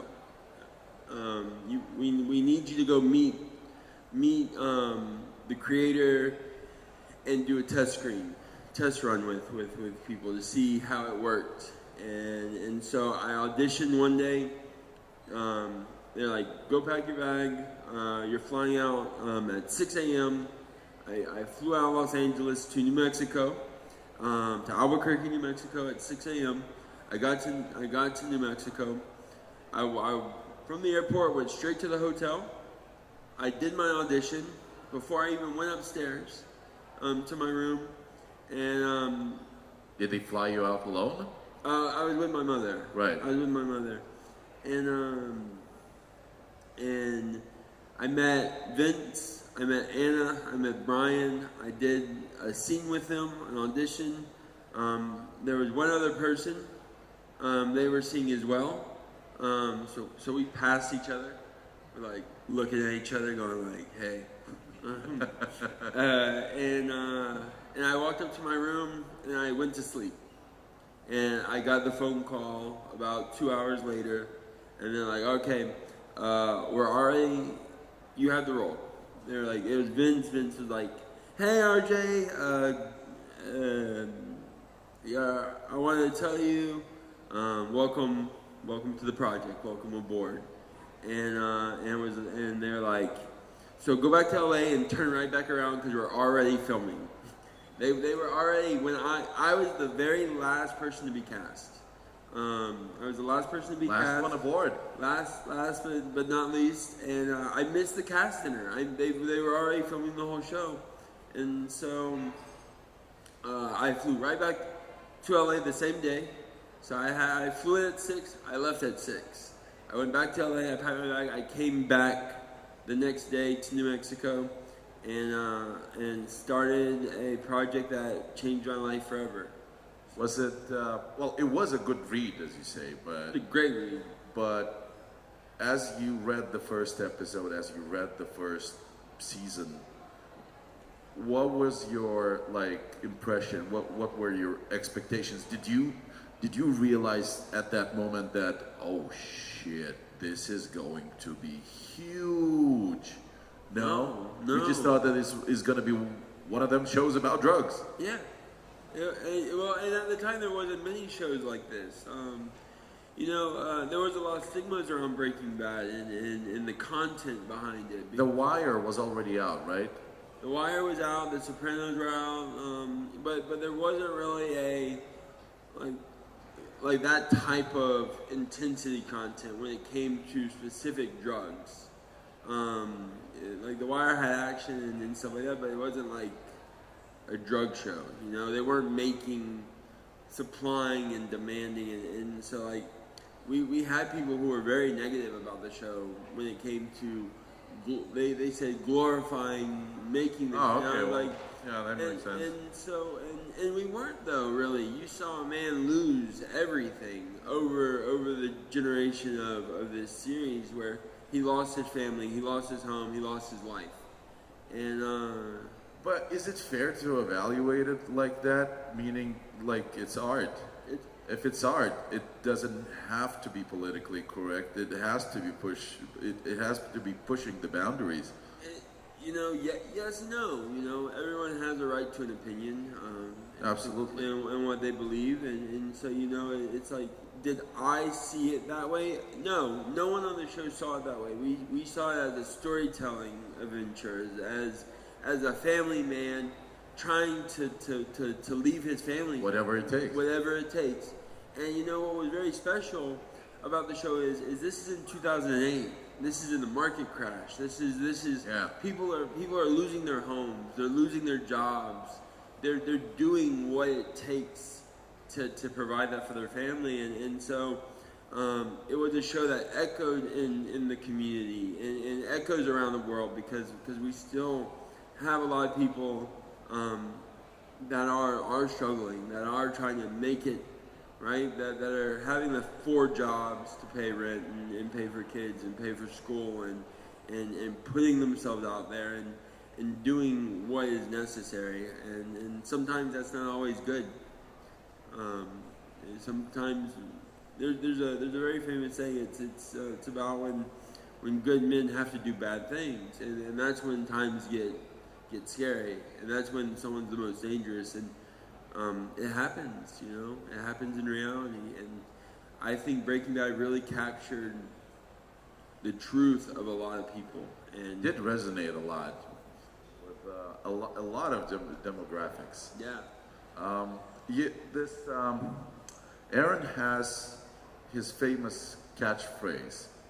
He's walking around just saying "yo bitch" all over. Yeah.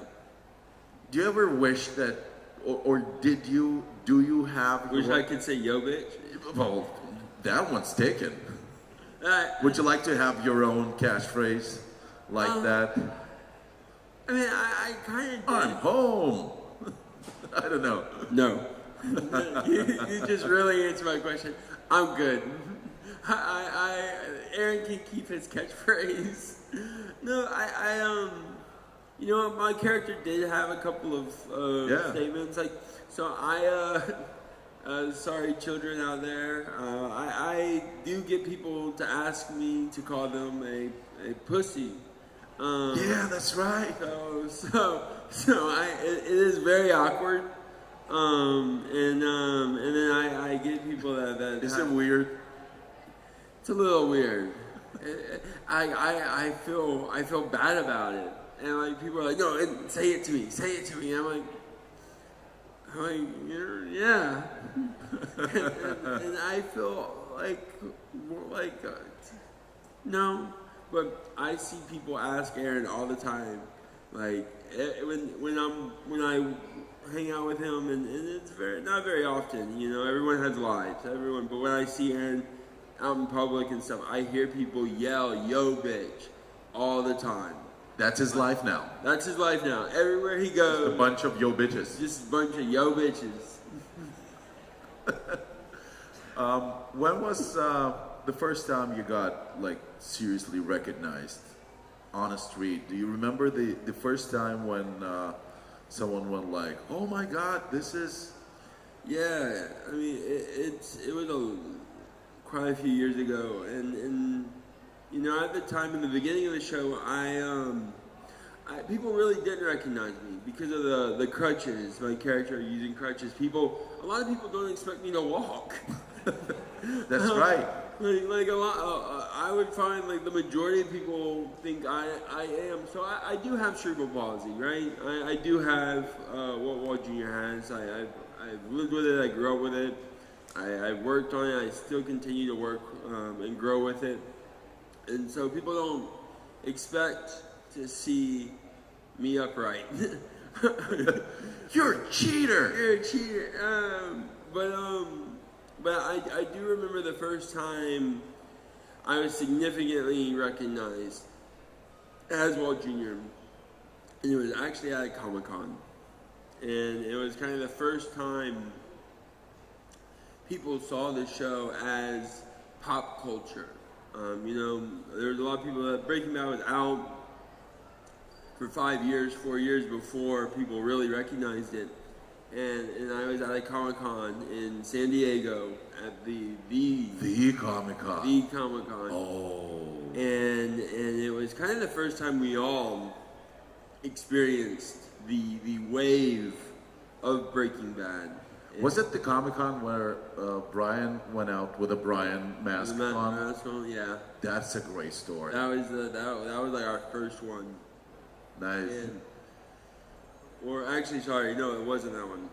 That was the second. We went back. The first one, it was kind of just a phenomenon. We didn't really know what we were getting into. The second time, we did the gimmicks and the things. But I remember walking into a room of like, I wanted to say it, over 8,000 people, and the roar, it was truly like frightening. It was scary. The adrenaline rush. The adrenaline instant. To get the shakes. Just gone.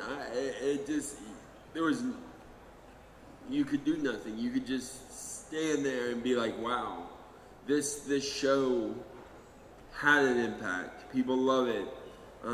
because we didn't know, social media was very new, very young at the time, and Facebook was created in 2008. Yeah. So Breaking Bad came out in 2000. It was the dawn of social media. It was. Pretty much. Yeah. We had MySpace. MySpace. That's it.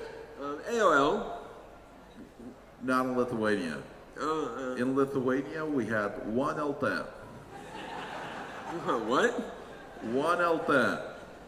The best social media site ever. Yeah. And MySpace, I did have a. Did you have a MySpace? I still have MySpace. You I don't go on it, but I have it. Is it still like functional? MySpace is coming back. Really? It's mostly with music, though. Let me hit you up on MySpace. Oh my God! Don't. That is a phrase that has not been said ever in 10 years. at least 20. Yeah. Yeah. No, no. Don't pull that out. 13-year-old RJ Mitte with a MySpace. RJ Mitte, MySpace. You're gonna hear the Tokyo Drift song on there. Yes, MySpace. No. It doesn't come up in the first page. Good. Even. That's for the best. That is for the best.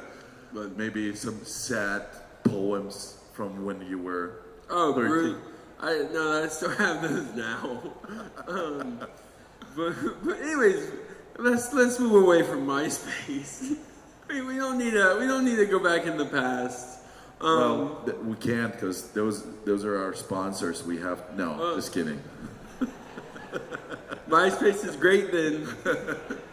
MySpace is But that was going back to the very first time, like experiencing that was Comic-Con, was an event like this, because we just didn't have that outreach, and again, it was unbelievable. What was the after this whole journey of Breaking Bad, when did you know that the next season will be the last one? I mean, to be honest, every season felt like supposed to be our last one. Every season we were told, "You're not coming back," and we're like, "What do you mean?" And some people would be like, "You're not coming back," with a wink, and then but like again, every season could have been our last season, and Vince Gilligan, our creator, really fought for an ending. And he in season 5 was season A and B, and so that was, people would say season 5 and 6, but really 5 and 6 were only one season supposed to be, and so that was part A and part B, and he was like, I need for me to make an ending. He's like, the show has to have an ending. I cannot end this show and not have it come full circle. And so he made it a conscious decision on being like, this is the last season. And then he creates Better Call Saul. Yeah, and it's actually a great show. Yeah. It's a spin-off, one of the better spin-offs that, but I love spin-offs. Like I loved when Friends had Joey. Yeah. I love Joey. Joey's great. I like Joey too. But Bob Odenkirk. Excuse me? Saul Goodman. Oh yeah, he's amazing. Amazing. He's one of those. He was during the Breaking Bad. He was one of those unsung heroes. Yeah. Like everyone had their favorites, but there was this guy. He was my favorite. He was actually like Brian Heisenberg. Brian. I mean, I looked at them more like parents. And you don't always like your parents. Like you don't like look at them always like oh, but the lawyer, like and Gustavo Fring, and I looked at those people like, oh my God, they have the best parts, like, cause like they're just these badasses, like doing crazy things, and for me, like Brian's character was like amazingly badass, but my character doesn't see that, you know. That's my dad, that's my mom. Those are my everyday people, and so when I got to work with Bob Odenkirk, I'm like, yes, finally, let's do some nasty stuff. Let's get me out of jail. Let's talk about your. How'd you get the part in Triumph? So for some people that don't know, I have a movie called Triumph. It's about high school wrestling, Olympic style wrestling, Greco-Roman style wrestling. It's based on a true person, and I love the movies that are based on true story. That is, those are my favorites. Well, those are my favorites to create, because you're not just making a movie, you're making a dream. This was a dream of this man to create this project, to be this project. And it was truly remarkable to be able to have it. And I got approached 7 years ago to create this project. I was working on another project based on a true story of a man with muscular dystrophy. And sorry. No, I'm good right now. It hit me for a second, the water. But I was creating this movie called Who's Driving Doug? And it was about a story. The writer, producer, creator had muscular dystrophy. He was in a wheelchair. And I was working on that project with him. And that was really about his life, too, and his journey. And it was about this character with muscular dystrophy going to Vegas and living a life that he wanted to live. And I knew one of the producers who was working on creating Triumph, and they said, "We love what you're doing with this. We would like you to come be a part of this movie." And it's very similar when it comes to real life experiences, diversity, disability, inclusion, and we believe that you could really make this project great. And I was like, yeah, I read this story, and I was like, this is a project that needs to get made. This is a project with heart, and that can change perception. You know, it's so important to create projects like this, because TV, film, mass media has an amazing role in society, in a global mindset, and it's something that people don't realize is we have something in common. I may not be from Lithuania, I may be from the southern U.S., but we all have a commonality across the world, across the sea. And that's we like art, we like TV, we share the same shows and movies, and then it's like, who likes Fight Club? Yeah, I love like movie or the movie, the book, and the book.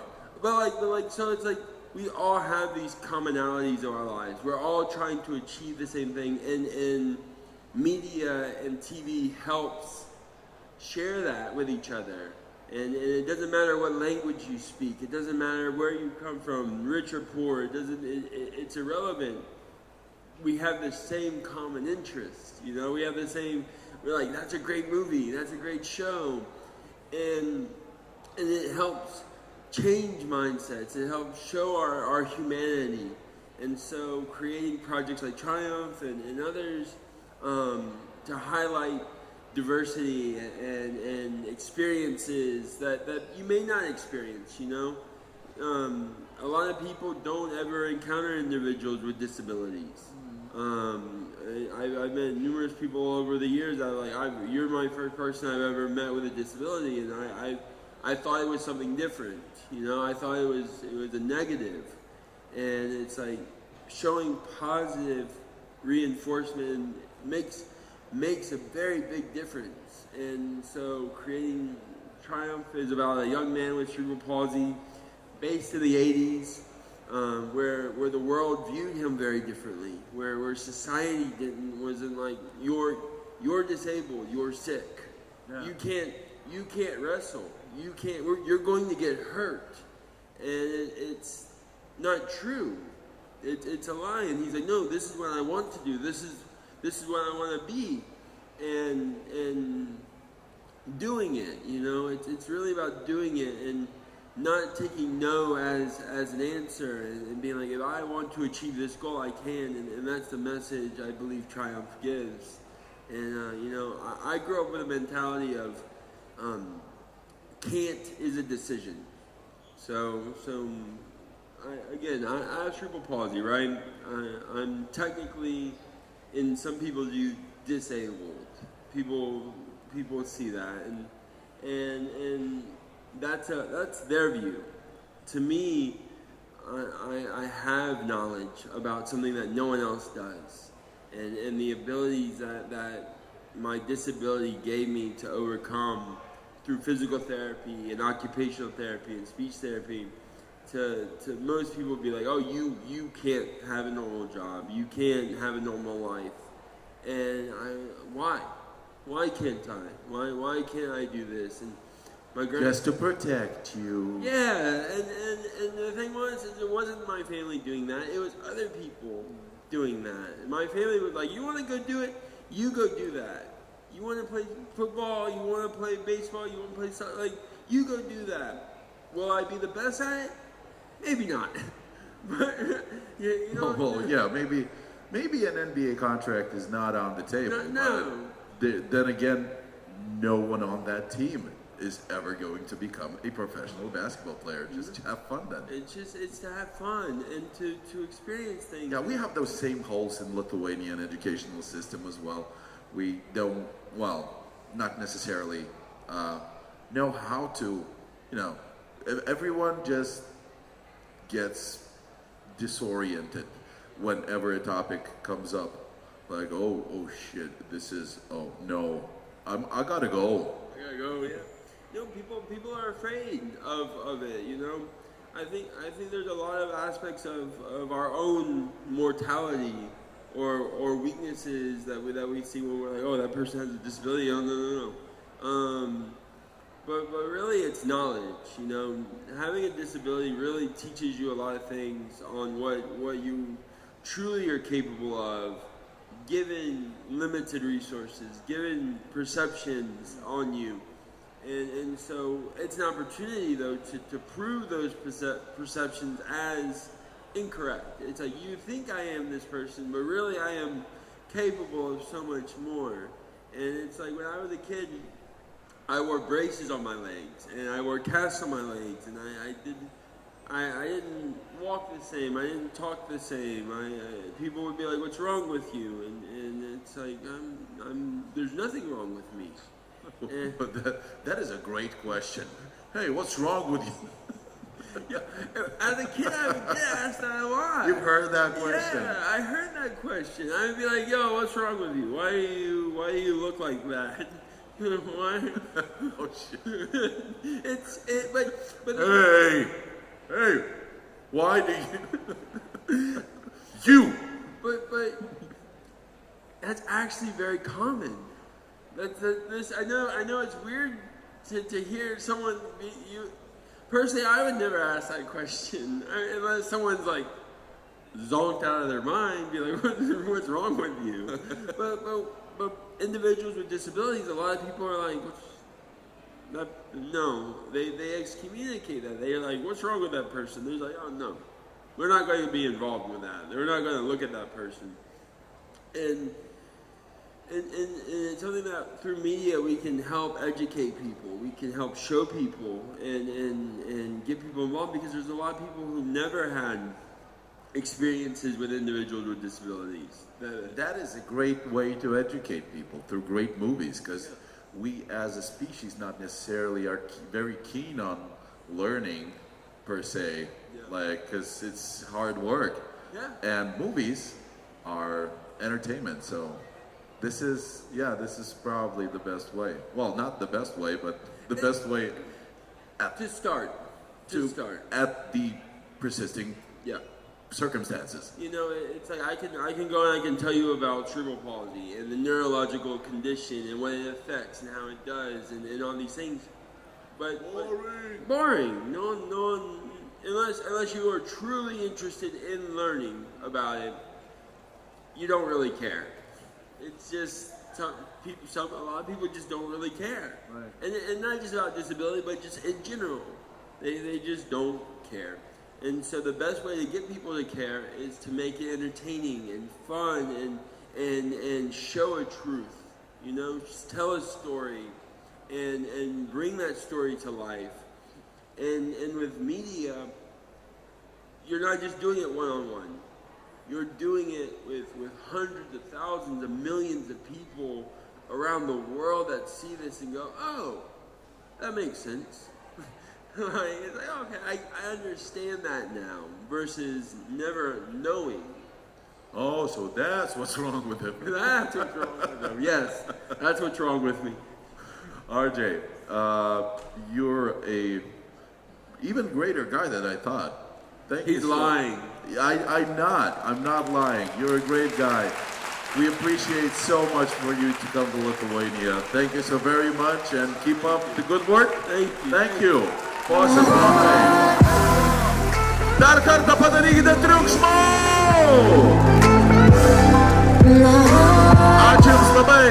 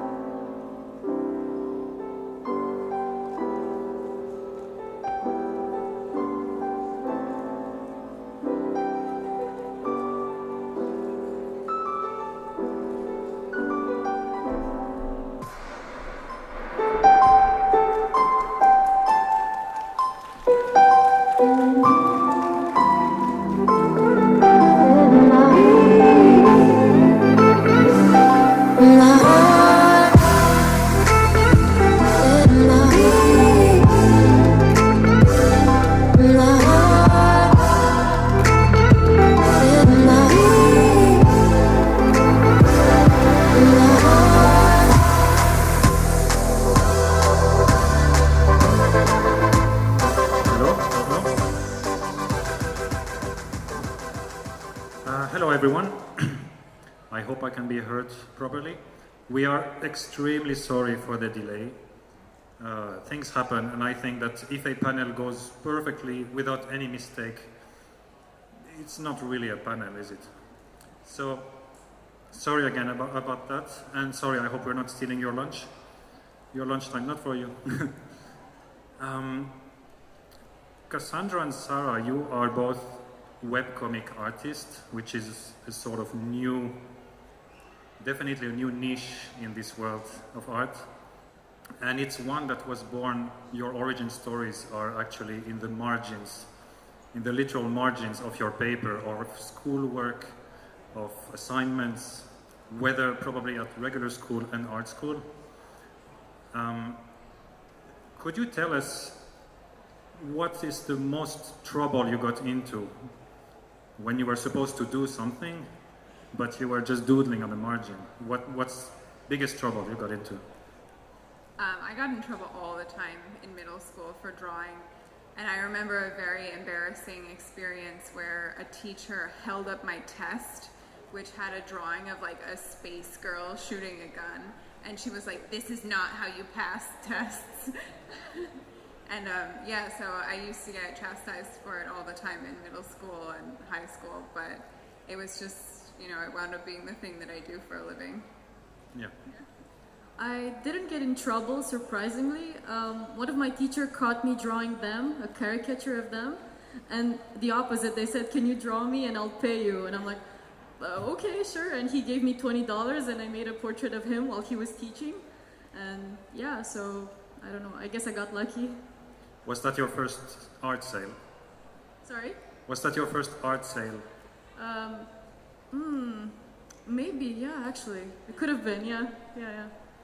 I don't remember how long it was. I think I was 14 when it happened, 14, 15. And you both studied art in like higher education. It's not always the case with webcomic artists. Many just start doodling, especially from, let's say, more, I don't know, engineering environment, for example, so or nerd kind of people, or creative people, storytellers, and they use webcomic as an excuse, as a mean to tell a story.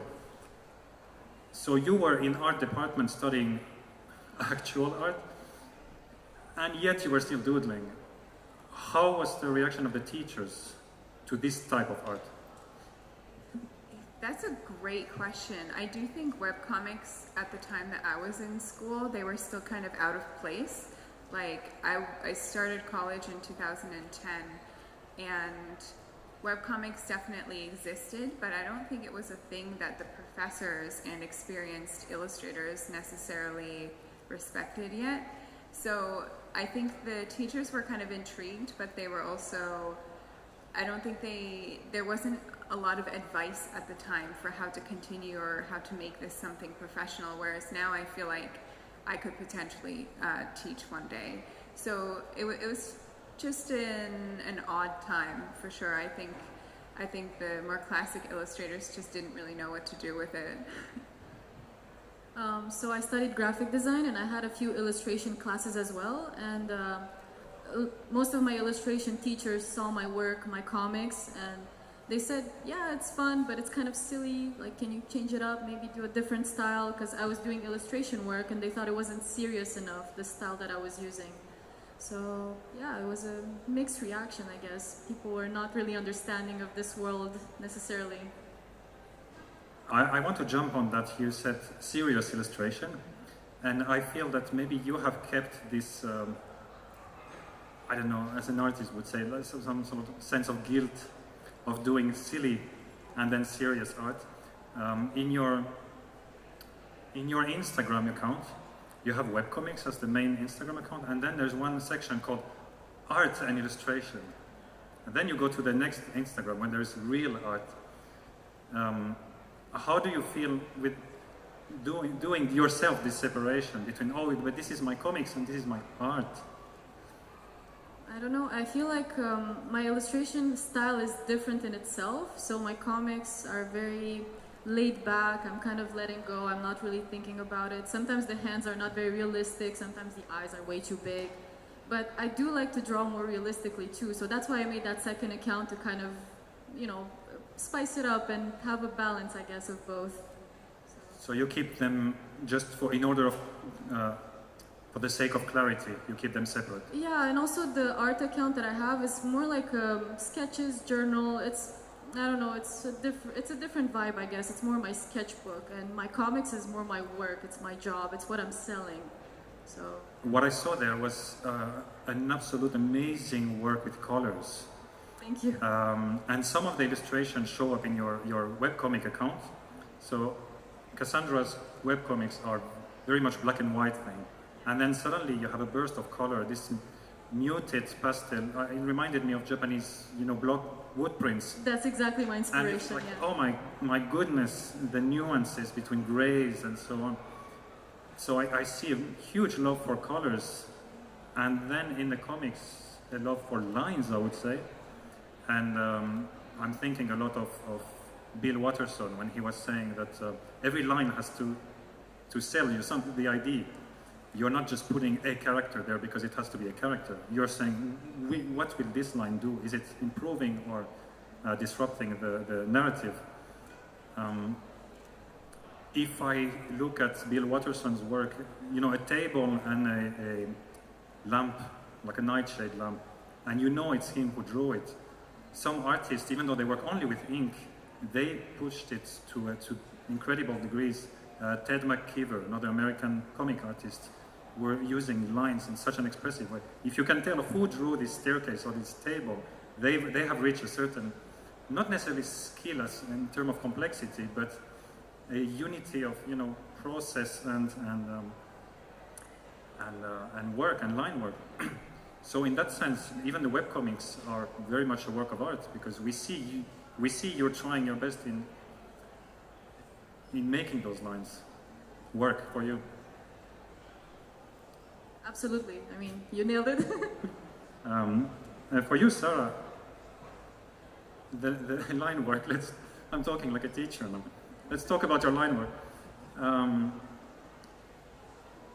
One thing I was thinking about webcomics, the real success of webcomics, besides persistence, just showing up and being there for the past 10, 15 years, it's delivery, pacing. And how do you feel? Do you feel that you're more interested in the storytelling aspect or the delivery, or how does it come together? Because your work are very, very, they're falsely simple, but they're actually, the punchline is 100% clear each time. Thank you. I think that's a great question. I think that I completely agree with your characterization that it's deliberately simple, and I am thinking about what you said earlier about every line counting, and for my work that's so true. Like, even just having a pupil in an eye, like just a little bit askew, can really mean a lot. So I think in terms of punchline versus storytelling, I think for me they really work together, and I think it's also part of why I don't like to separate panels. I like the comic to exist as all 4 panels at once, because I feel like I want the comic to flow and then the punchline to kind of hit you, and I really feel like having that all together kind of tells the story. Comic as a unit allows unusual type of merchandising. In both cases, you are selling them, let's say, as t-shirts, as shopping bags, like tote bags.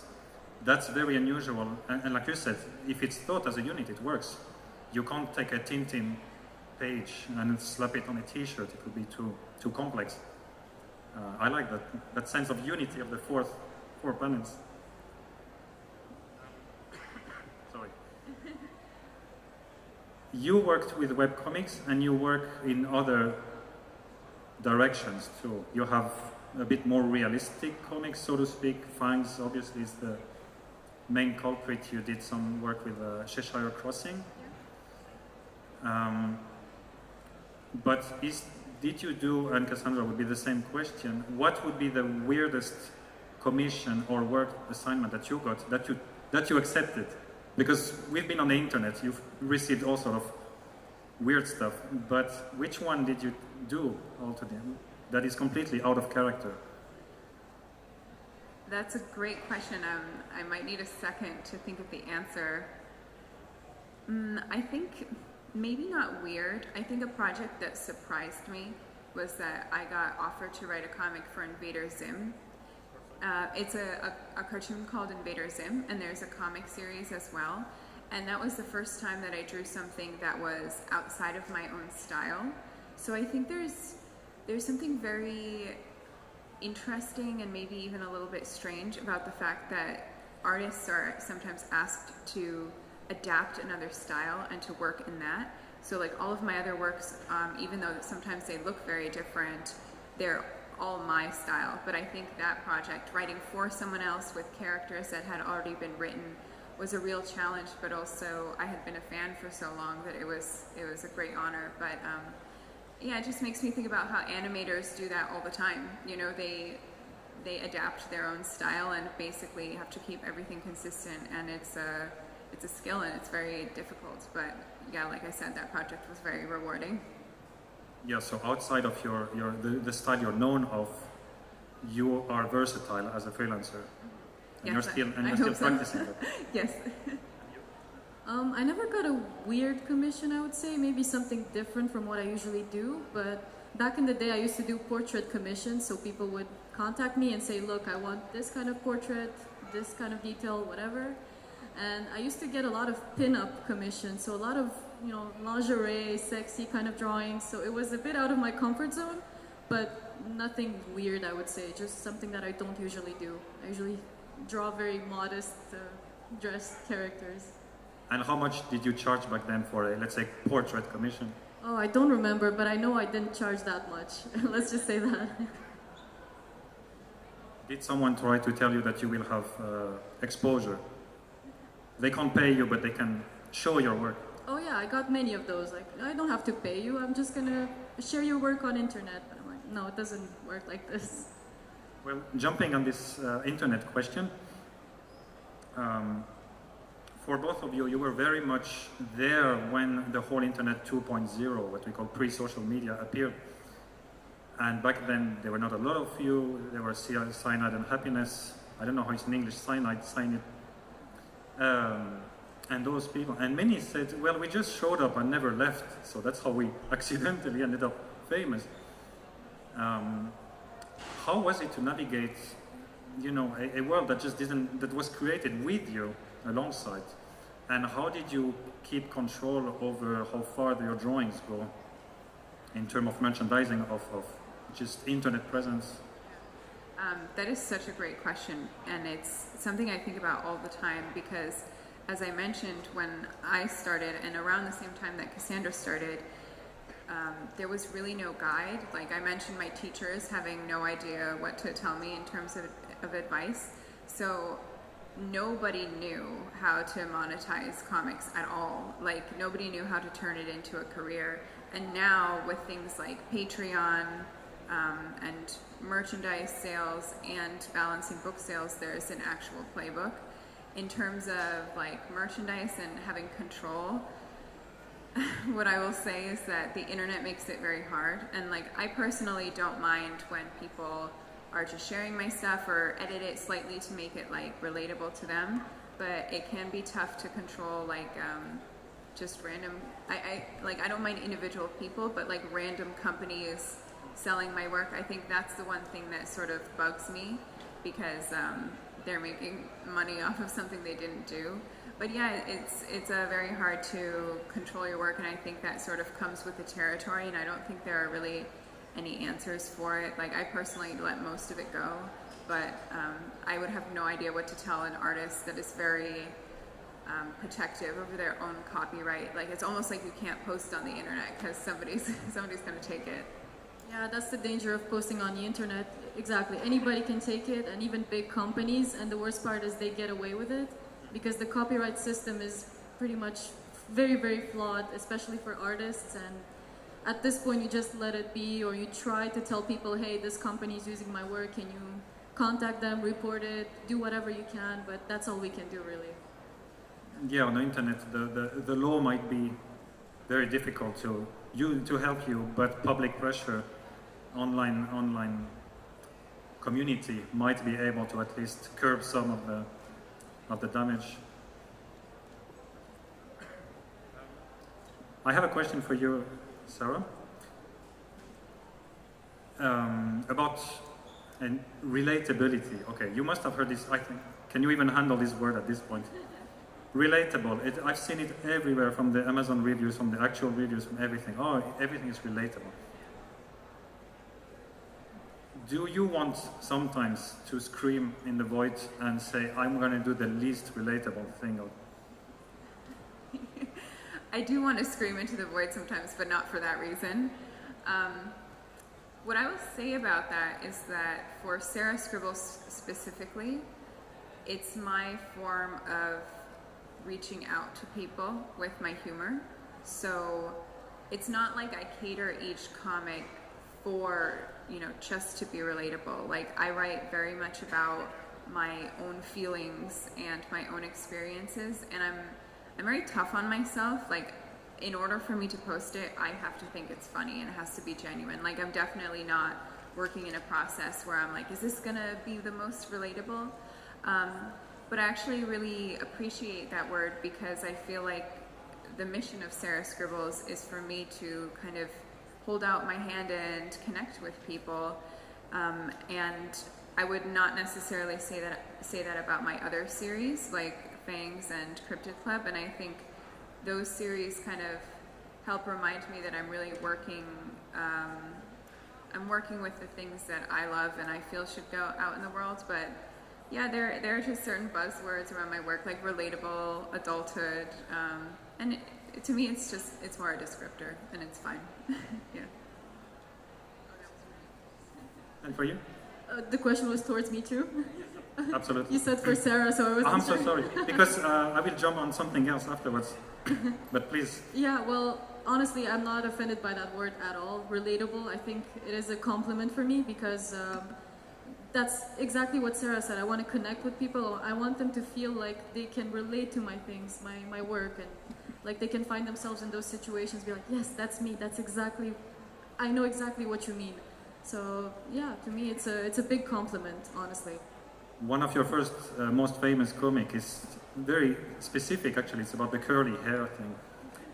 And, well, I must say, I used to have the same hair as you. And I gave up on them for the exact reason you were mentioning. Like, you think it will look good, but if you don't work on them half an hour every morning, it won't. I thought about shaving it many times during the pandemic. Do it, it's great.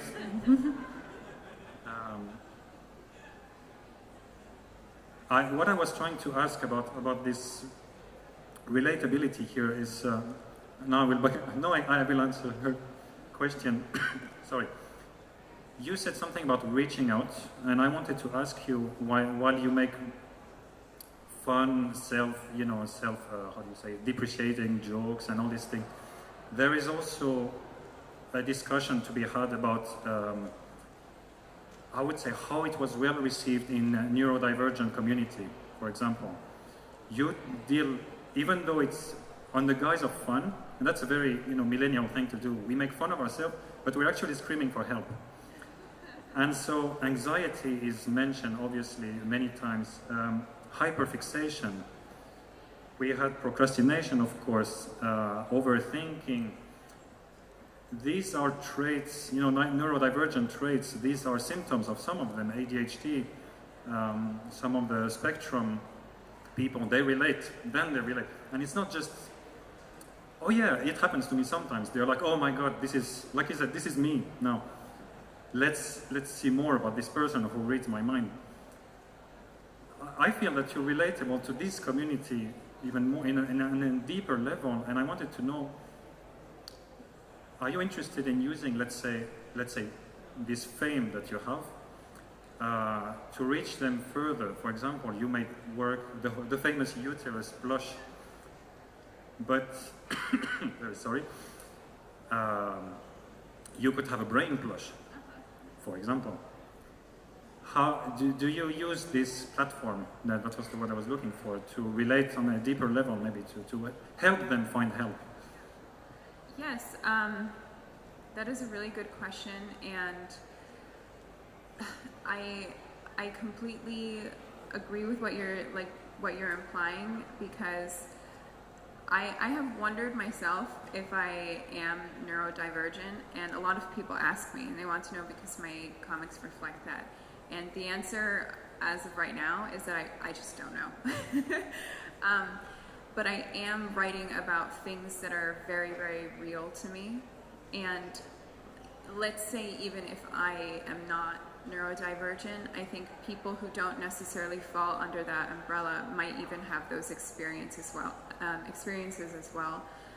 I think the idea of that there is something that is normal and that we should all strive to be normal, I think that's silly and we should throw it away. And for me, when I started writing, it was this time in social media where everyone wanted this really perfect image, like your Facebook page had to be perfect, and I just really hoped to present an alternative view, because I just felt like I can't be the only one that feels like I can't keep up with this, or that there's something about me that is different. And what I really, really want with Sarah Scribbles ultimately is that I want people to feel seen and feel normal, because I really feel that no matter what your experience of the world is, that is completely valid and normal. And I think people just don't hear that enough, that our ways of being and experiencing the world can be so varied, but that's perfectly fine. And I think here your style serves very well the purpose, because the eyes that constantly look in two directions, and you can have the same panel without changing the drawing whatsoever, except it starts getting blurry. Anybody who can relate to this anxiety feeling knows exactly what's going on. Maybe a real grown-up might need some explanation what's going on that panel. But for this generation who grew in this overstimulated world full of contradiction also, that's very easy to understand actually. And I wanted to ask, you said about social media. Is it true that we have to show the best of ourselves on social media, or is it actually more that we talk about this? Is there anybody who really shows that at this point in life? Like, do you have friends who are just showing their, vacation pictures or how they are having fun? Or are we all doing the opposite? Yeah, it's such a tough world out there. I try to cater my social media feeds so that I only see funny things or videos of animals, because I feel like everybody knows that the beautiful photos and stuff are mostly fake, but it can still affect you. You can still see it and be like, ugh, all I did today was work and stay in my house, and this person is looking beautiful on a beach.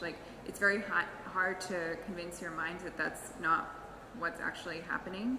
And then on the flip side, we also use social media to make fun of that. And I think meme culture is so interesting, because we're all talking about how we're just being the worst version of ourselves during the pandemic and can't get out of bed and stuff. So it's really both. And I wish I had more answers in terms of where we should be going with social media, but what I would recommend is if you follow models and they make you feel bad, unfollow them and follow some cat and funny dog video accounts.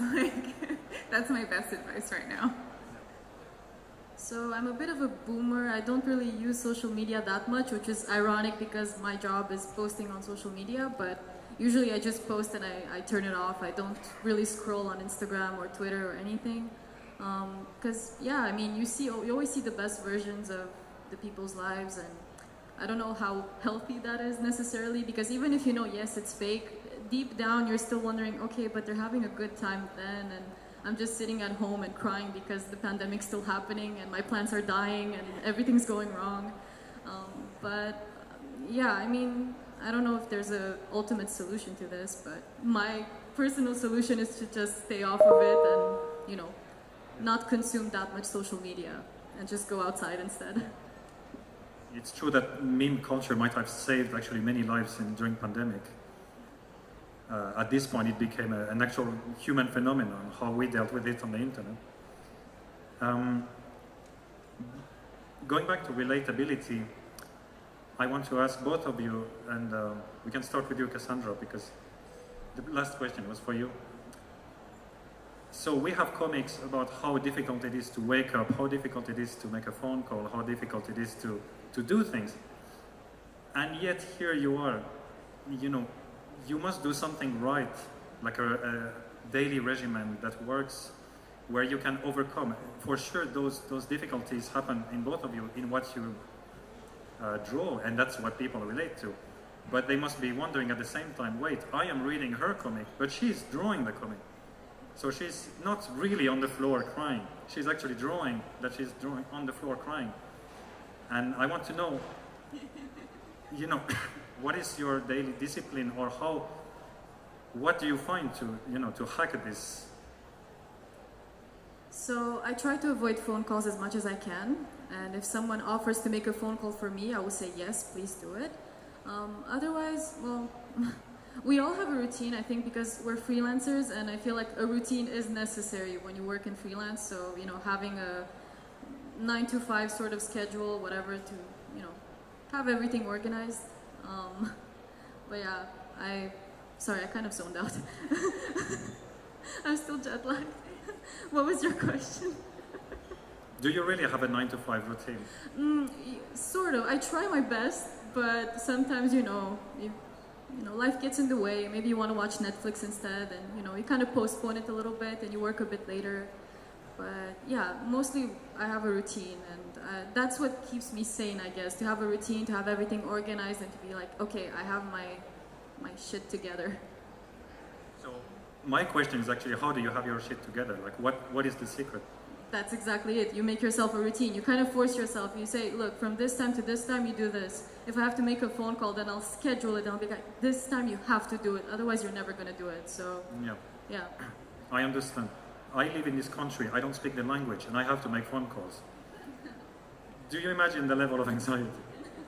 So, I'm thinking about, this discussion about persistence, consistency, showing up. Even if you don't want to, even if you say, okay, my drawing today is terrible, but you know what, I post it and I go to bed. Does it work? Is there one daily thing that you manage, like really, really daily? So like one thing I do daily. Like a ritual that is absolutely non-negotiable. I meditate every day. And I try to do yoga every day, and I think that keeps my mind like somewhat clean. And honestly, I usually also draw every day. So kind of like what Cassandra was saying, because this is my job and I don't have a boss, I'm a big scheduler, and I'm a big person that is into routines. I don't know, they make me feel like safe and organized and mentally well. So there are some things that I do every day, and I think just having that repetition really helps. And for anyone who struggles with work from home or doing things like phone calls, I completely agree with Cassandra to schedule, because there's just something about it that like helps you stay organized, and it's like, okay, it's gonna happen then, and then it'll be over, you know. Yeah, and also trying to have a good balance of everything, so not just working, but actually seeing friends, seeing family, taking some time to cook, maybe work out, you know, seeing different things, not just your computer and your desk every day, really, really helps. So. Speaking of seeing different things, you live in Montreal? Yes. You have a car? I used to, not anymore. Okay. How do you move around? Because Canada is huge. So I live downtown, and it's very easy to just walk everywhere. Okay. Yeah. And you are in Portland, and I would say the US is also a bit huge. Do you hike in the mountains? I do, yeah. It's funny because I feel like so much of my comic is the writings of a person who isn't athletic, but in order to cope with the pandemic, that was the one big thing that changed for me, was like I need to be outside and I need to do some exercise, because otherwise the isolation would just get to me. So yeah, I do hike. Will we see the Oregon mountain somewhere in your drawing at some point? I don't think so. I don't know if I've ever drawn a real background in Sarah's scribbles. So maybe, but maybe not. But without perspective, just triangles. Maybe like background. in a window somewhere. Yeah, that would be good.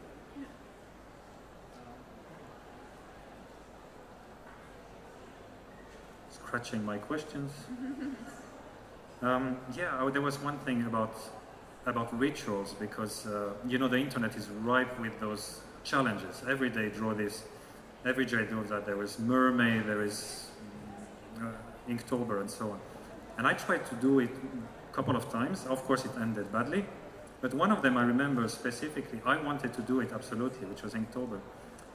But I have a family with kids and so on. And for my wife, that was actually the worst month of her life, because I wanted to do it so badly that my mind was occupied. Oh no, I have to post. And there's real life coming. And instead of letting go, saying, okay, it's not that important, if you stand so much on what you decided to do for the internet, I spent, midnight during, it's October, so there's Halloween. Instead of Halloween, I'm at home trying to draw because Inktober said so. You see, at some point, there's other mental challenges. That's why I was asking about rituals. How rigid is your schedule, and then how flexible it is based on purely your own mental health? I have the same problem that you described, where I can be too strict, and I don't know if it comes through in my comics, but I'm a huge perfectionist, and it's actually kind of toxic, and I'm trying to kind of take a break from forcing myself to do certain things every day, because it's, especially when the internet is involved, it can become exactly what you're talking about, where you feel so obligated that you don't have the room to kind of like just be flexible. And it's a challenge that I'm trying to work through right now, so I wish I had a better answer. Yeah, I try not to be too strict on myself. I give myself a pretty realistic schedule, and if it doesn't pan out, then I'm pretty forgiving towards myself, because I have no choice. I mean, I am human. Sometimes things happen. Sometimes I'm sad that day. Sometimes I don't want to do it. So I try to be forgiving, but also, have a healthy balance. Disciplined, but also forgiving if it doesn't happen that way. Thank you. Sorry. We are running a little bit out of time. I would like to ask one last question to both of you. Is there some project that you have in mind for the next, 5 to 10 years that you really haven't done? That's something that you would be really, really excited about. Maybe someone showing up saying, let's make an animation, like an actual animation out of your comics, or something. Or something non-artistic. Maybe you want to do this four-wheel drive, tour of the world. Yeah, I want to travel around the world. That is one of my goals, of course. But yeah, I would love to do animation, maybe one day, maybe in the future, hopefully in the near future. A graphic novel, of course, that's one of my biggest dreams. And yeah, anything creative, really. I want to explore many different fields and not just stay in the webcomic field, so that would be great, hopefully. Yeah, my big dream is animation. Like, I just wrote a pitch for my most recent series, Cryptid Club, and I would love to be like Reza Farazmand, who's actually here. He has the show on Hulu, and it's just awesome, and I think that is my goal. I would love to do something with animation or TV. Thank you very much. Thank you. Thank you. Thank you, all of you.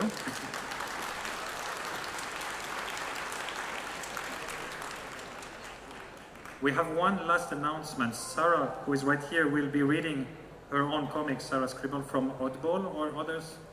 Yes, it's a bunch of different Okay. comics, yeah. In about 10 minutes in the hall 5.3, you can meet her and you can listen to her in great dramatic fashion, I hope, read her comics. Thank you very much. Thank you. Thank you.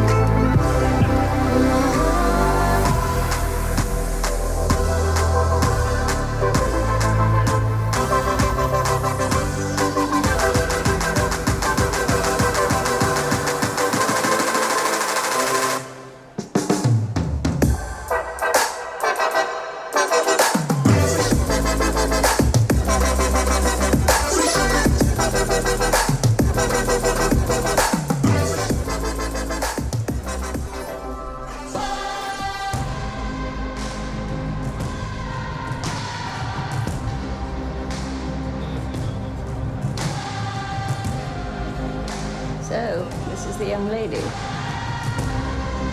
You're being super dramatic right now. You think that this keeps your family safe? I had nothing to do with it. Don't you feel that nice? The guilt. I just want my daughter back alive.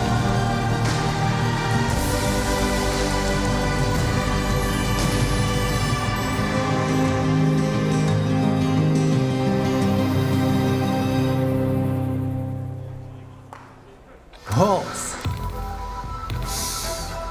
Tavo įkvėpimas.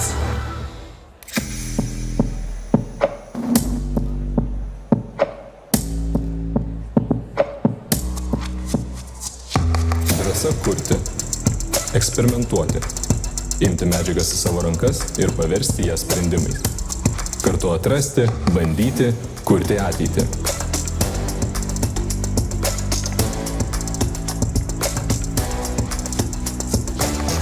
Mes esame makeriai, kuriantys rytojui.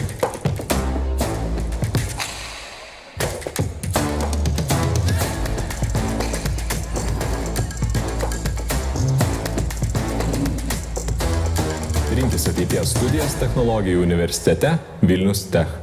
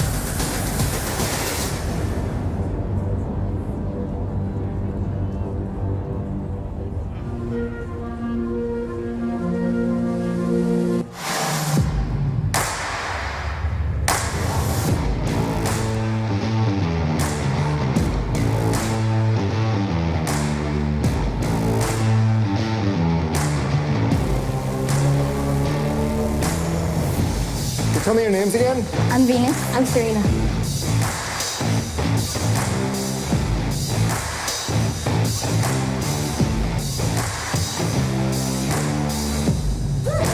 Just try to make it sound like you wrote it that way on purpose.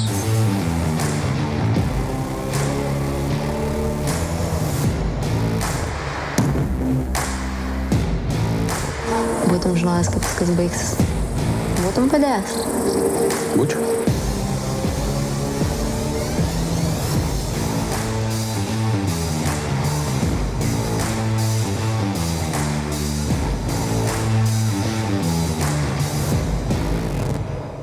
HEIST. Tavo įkvėpimas.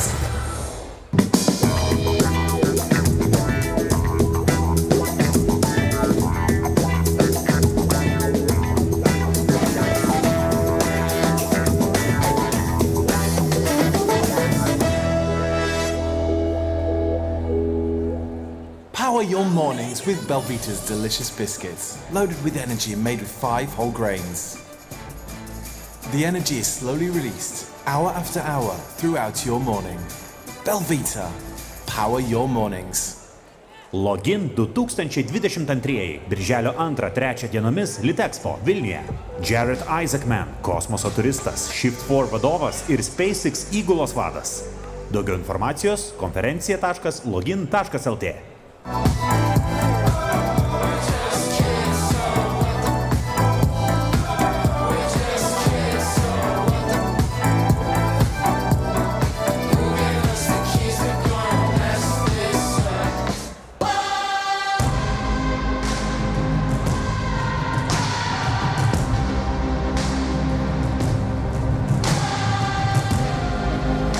So, this is the young lady.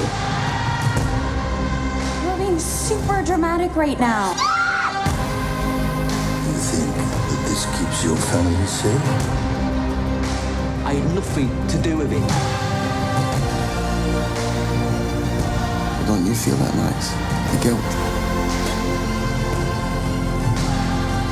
I just want my daughter back alive.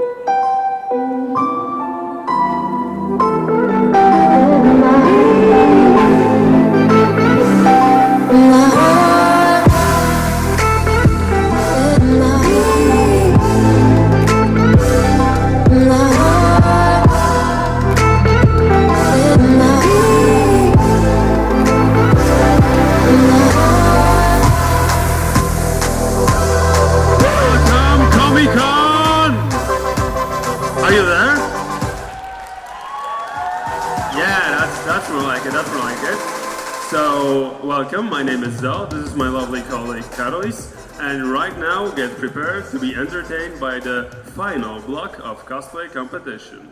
Yes, the third and final block of cosplay competition, which is, from our experience from yesterday, will be amazing. Who was here on Saturday? Did you enjoy the show?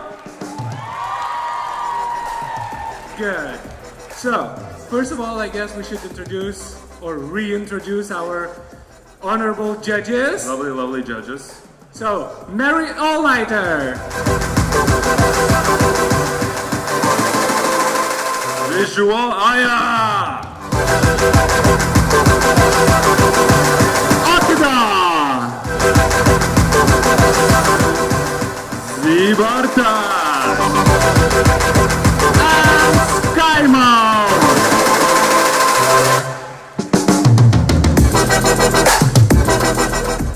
That was a good warm-up. Those of you who were here on Saturday, you know there's gonna be some fun and games we're gonna have with you, so wait for it. So, now I would like to say big thank you to our sponsors, which are Zenitech, Noxos, Sony, Nordic Cosplay Championship, Makeup Forever, Alienware, Cosplay Shop, Secret Lab, Filman, Genesis, Phantasmagoria, and Artil. Thank you for the amazing prizes for our cosplay winners. Huge applause for the sponsors, guys.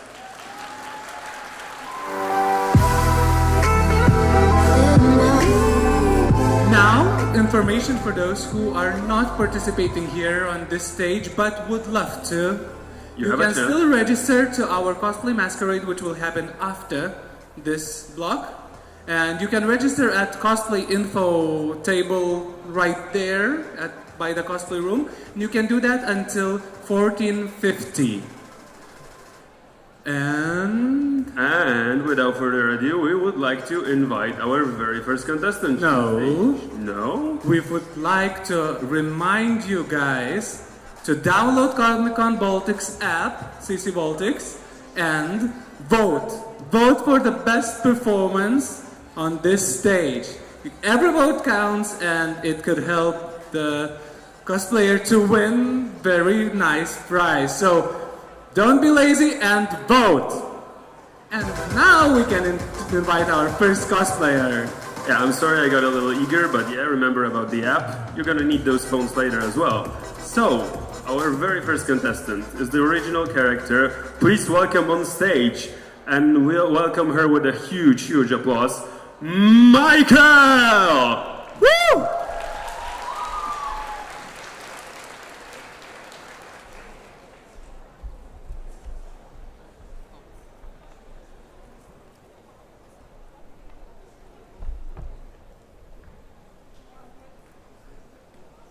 Statement of Michael, taken from subject. Date: the last day of the archivist's life. Statement begins. How far back should it go? To the beginning of me? Centuries? Millennia? How do you define the start of your being when in some ways you have always been? Time is difficult to form. Even sharper than the joy of becoming is the agony of being opened and remade. To have your who torn bloody from your what and another crudely lashed into its place. And all that was left was me, Michael.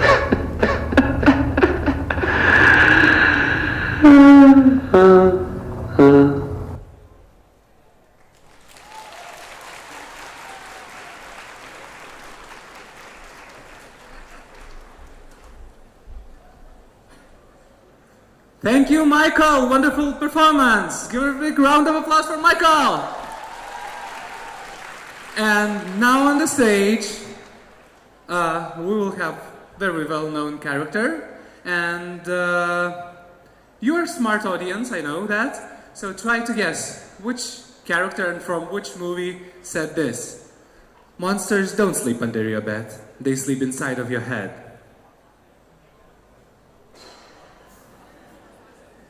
Any guesses?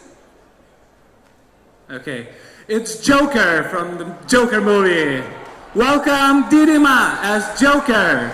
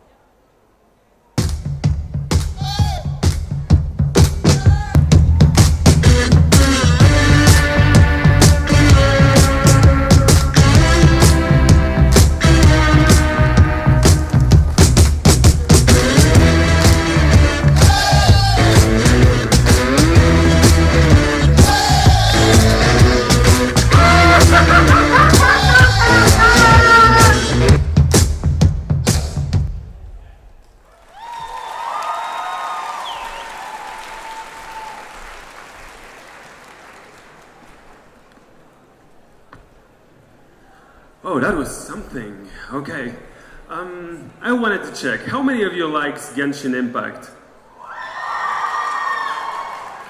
And how many of you like cat girls? You're pretty fortunate because you're getting both. Please welcome Ryoko as Diana from Genshin Impact! Let's go!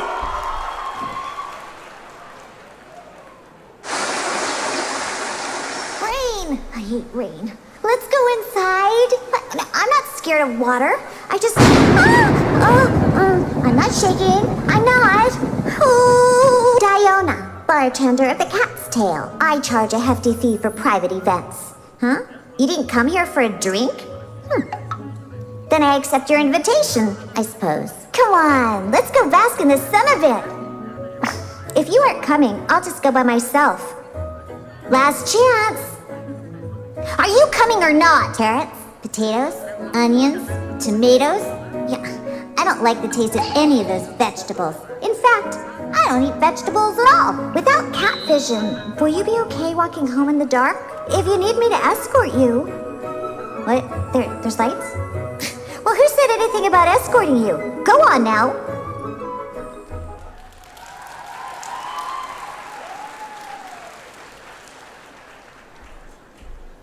And now, on the stage, we have very great occasion because next cosplayer is celebrating 10 years anniversary of her cosplay career this year. So, big round of applause for Shiroi as Zero from Drakengard 3.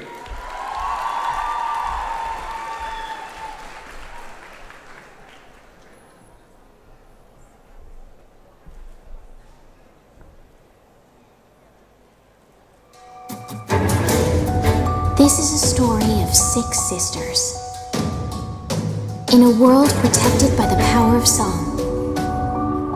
But one of these sisters seeks to bring about the world's ruin.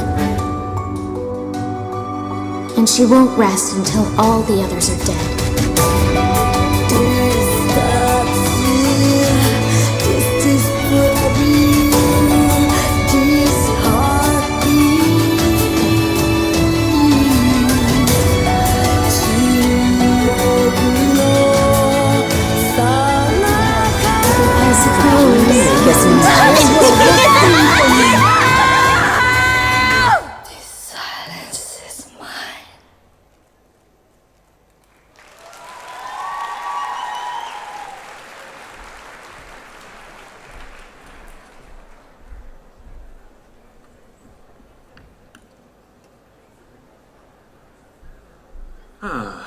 Cartoon and soup. That sounds like a nice evening. Do you like soup? Do you like bacon soup? Okay. Do you like bacon? Alright. So our next guest is sort of a bacon soup aficionado. Please welcome on stage performances as Bendy from Bendy and the Ink Machine.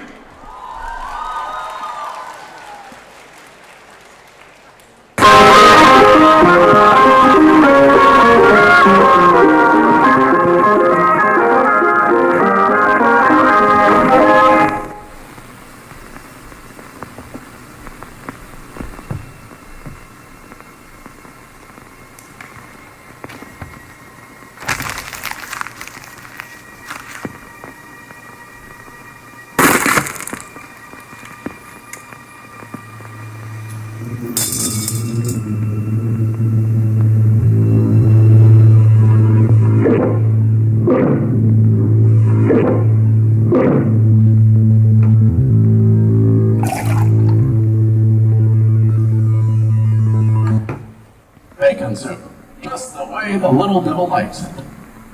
Bacon soup only contains 10% soup and 90% ink. Please consult your medical practitioner before consuming bacon soup.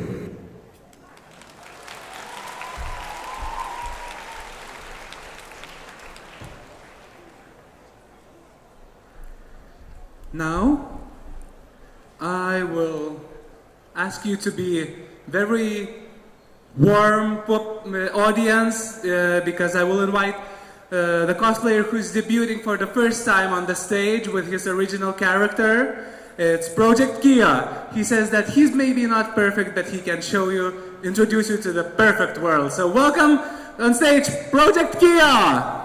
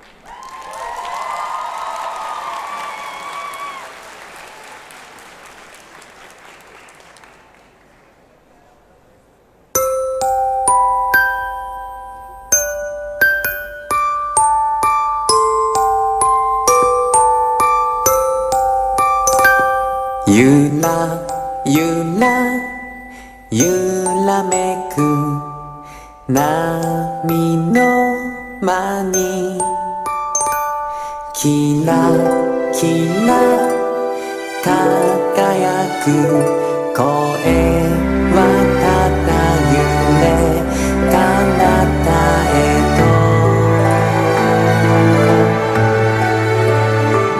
夢見るくらいは歌うよ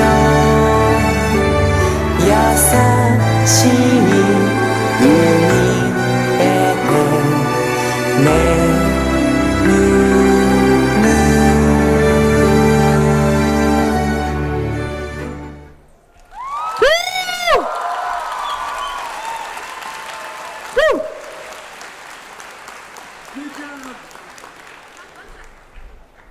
That was amazing. All right, guys.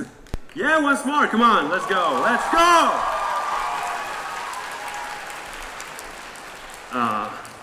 Okay.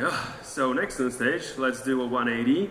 Let's think of a nice evening. You know, I know summer only just starting, but pumpkin spice season is pretty close. So it's autumn. You are under a blanket. It's nice and cozy and warm, and you're sipping your favorite tea and listening to the most gruesome and most awful true crime podcast available.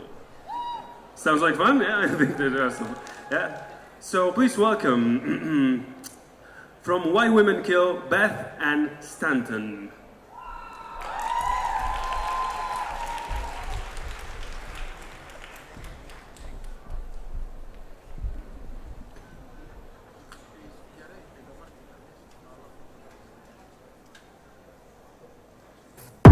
Every time I think about you and the roses here in my room, I can't help but really want to tell everybody how you got away with words. You could put my heart in a hearse. I feel all the twists and turns of your knife in my chest, and yet no one's ever messed me up like you did. Thanks to you, babe, now I know what love is. Oh, it's for the way you lied to me. Oh, is I'm the only one who sees that you're so vindictive. So I'll be vicious and E-N-D this L-O-V-E, love.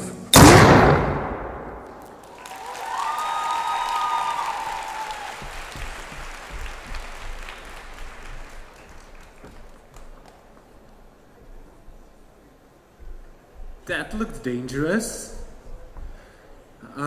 Now on stage, we will have real samurai warrior.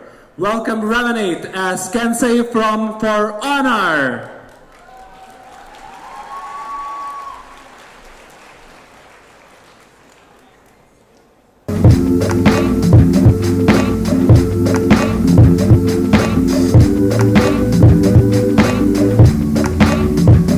Yeah.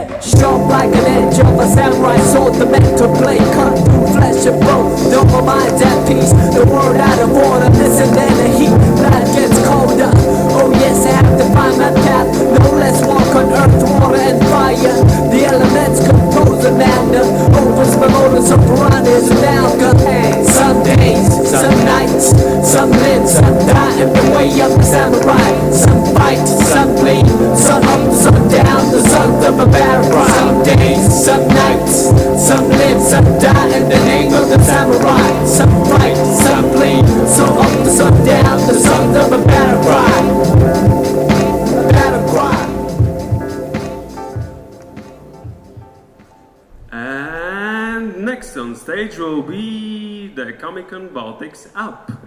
Remember to vote for your favorites. It's really important. There are a lot of lovely prizes and they won't get it unless you vote. So please pick up your phone, download the app and vote for your favorites.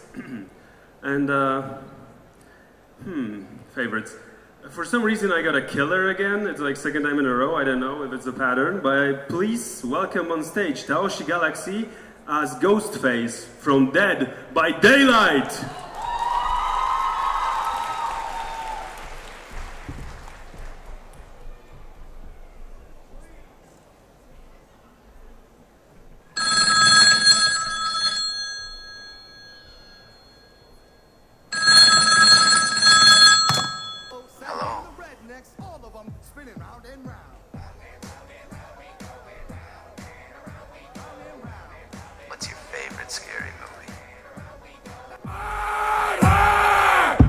Pull your hatchets out. Chop, chop, chop, chop. Swing, swing, swing, swing.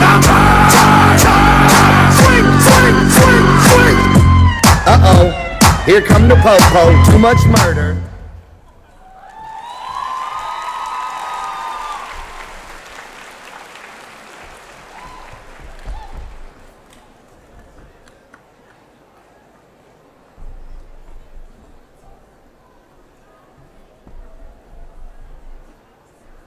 Okay, these performances are getting more dangerous and dangerous. But how do you like today, guys? Now there will be performance from very popular game, as I see because we have seen a lot of characters from that game already. And it will be Sanity as Lisa from Genshin Impact.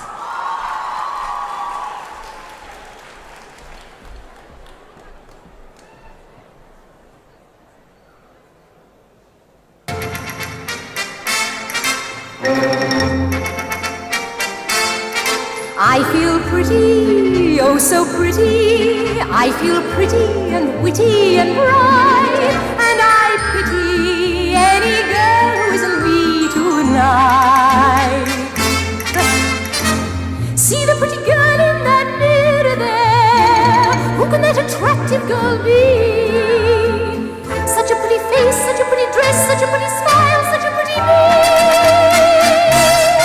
I feel stunning and entrancing, feel like running and dancing for joy.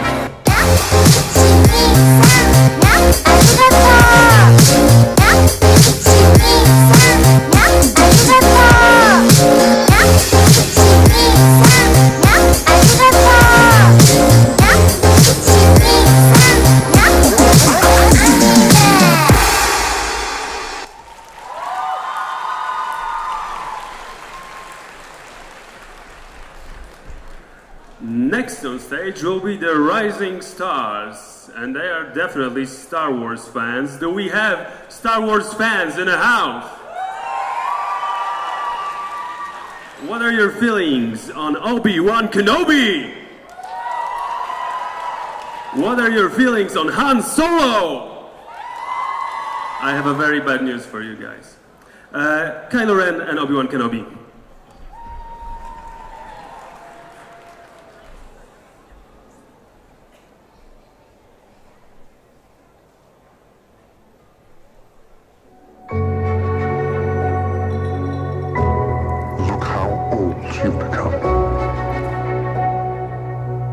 Allowed this Dark Lord to twist your mind until now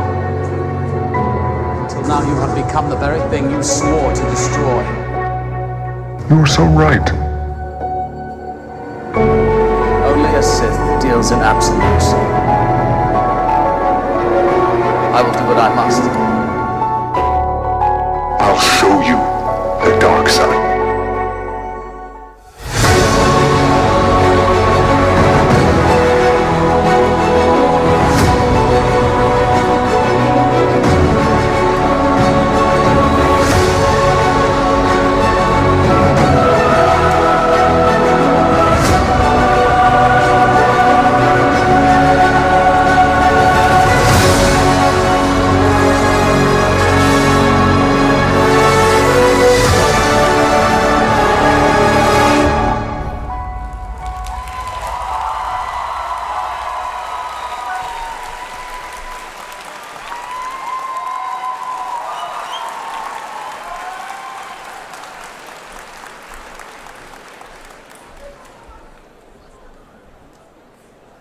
I wouldn't want to meet those guys in the dark alleyway.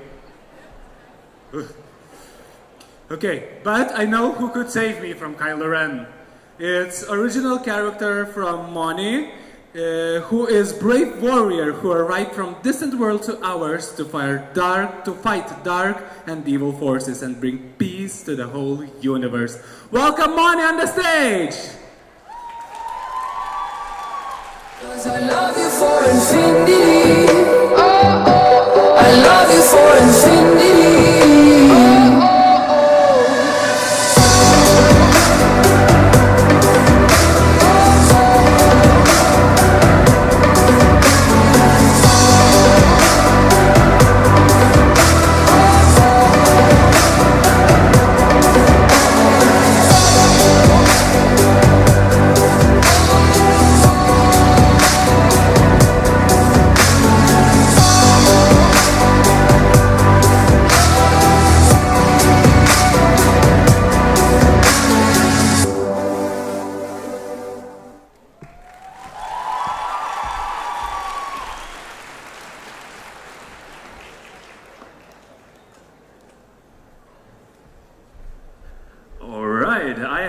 Prepared for this one, but the name is so long, like we're gonna fill all the space with it. So please welcome on stage Velcro as Tiabini Maria Bini de Rochambeau Grunquitz, better known as Princess Tiabini or Bean from Disenchantment. Let's go!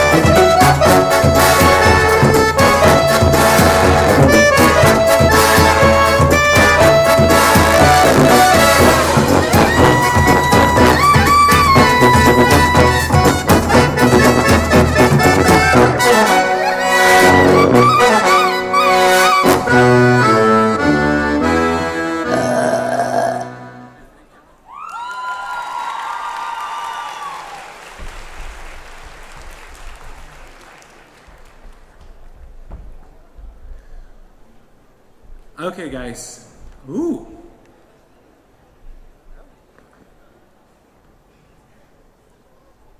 Now I'm a princess. I want to ask you one more time, be more active with voting for your favorite cosplayers. The app is very sad without your votes. So please grab your phones and vote, vote, vote. And to choose your favorite character, let's proceed our show. Now on stage we will have one hell of a boss. Welcome on stage Moonscream as Pada Gascoigne from Bloodborne.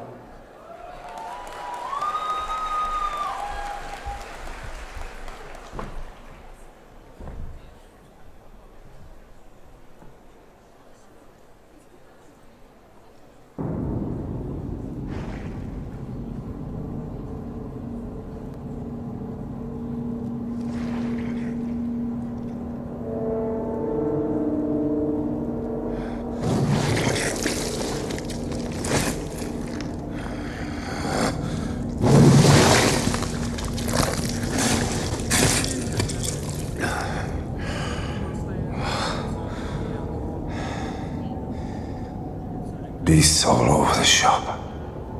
You'll be one of them, sooner or later.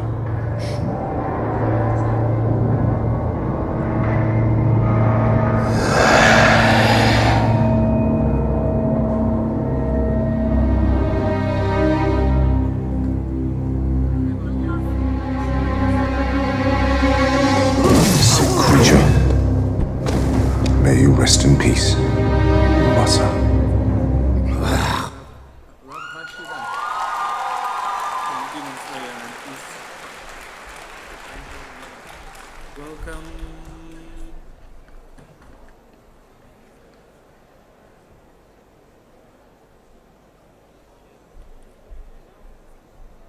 2 on 2? Okay. You know, I played Bloodborne once. It's supposed to be a role-playing game. I'm not sure what role I'm playing, probably a victim. But yeah, next to another contestant, please welcome Angel of Death, Filza from the Dream SMP, portrayed by Ray. Let's go! Hey, alright, just breathe. You've got this. Just take a step and drop it. Compliment her hair and jump and tell her she's cute. Just come on, something. Here, count to 3 and sweep that girl right off her feet. Okay, 1, my nerves are crossing. 2, my mind is numbing. 3, my hands are shaking. Hi, nice to meet you. My name's Luke, and it's, hey, it's okay. She replied. You don't have to tell her your goodbyes. Just look up, stare into her eyes, and tell her that she's a delight. You've had a wonderful night. Maybe just like a kiss to sign your utmost independence and super male peak alpha presence, a present just for her. Just don't trip up on your words. I love you. No, that's too soon. You met this girl this afternoon. Okay, she's looking scared. Maybe you should have came prepared with a poem, a haiku, maybe a hug. You know, I could have killed you and hit you with a rug. What the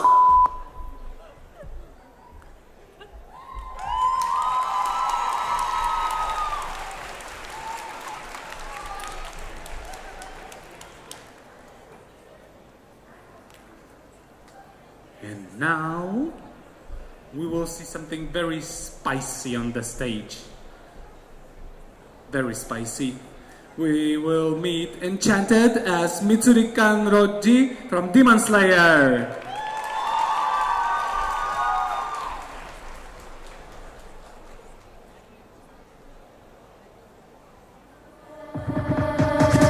Boy meets girl, you were my dream, my world, but I was blind.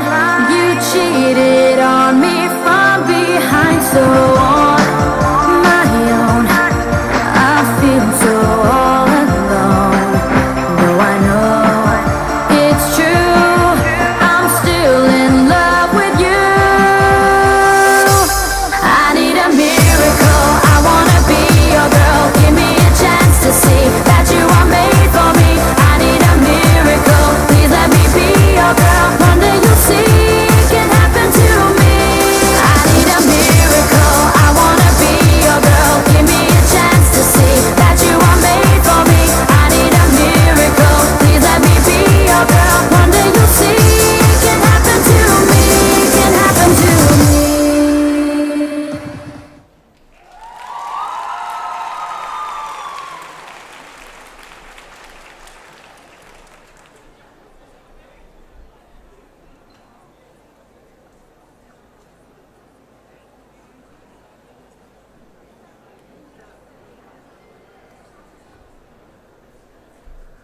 While we wait for our lovely ninjas, I wanted to play a little game with you, because our next contestants, Nice Ties, is someone I think you might recognize. Let's play this little game. I say the first name of a character, you say the last name, okay? Let's try it. Harley? Harley? Harley? Warm welcome.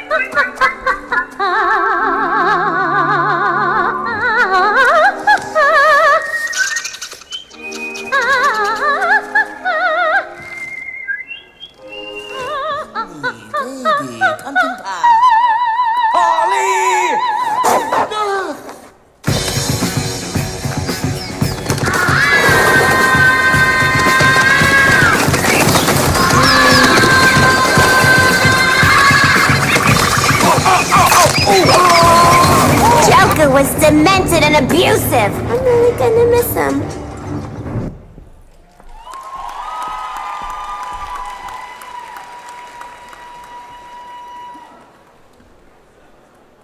Are you enjoying the show, guys? I don't believe you. Say it louder. Now it's okay. Now on the stage we're gonna have very, very, very bad guy who cannot be killed by any man, but accidentally was killed by a woman. Welcome Nidhogg as Witch King of Angmar from the Lord of the Rings!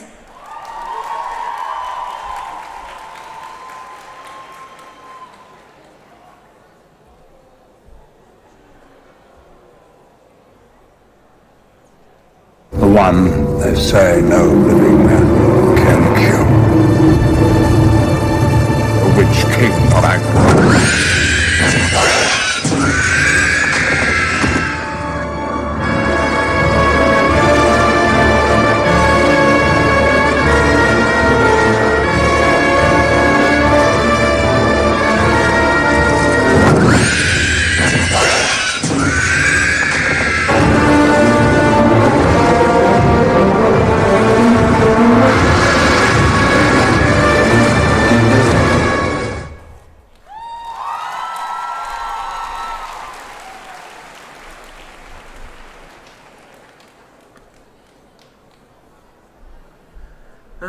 It's nice to have siblings, brothers or sisters, especially if you live in a submerged dystopian city of Rapture. Please welcome Mouse as Big Sister from BioShock 2! Let's go!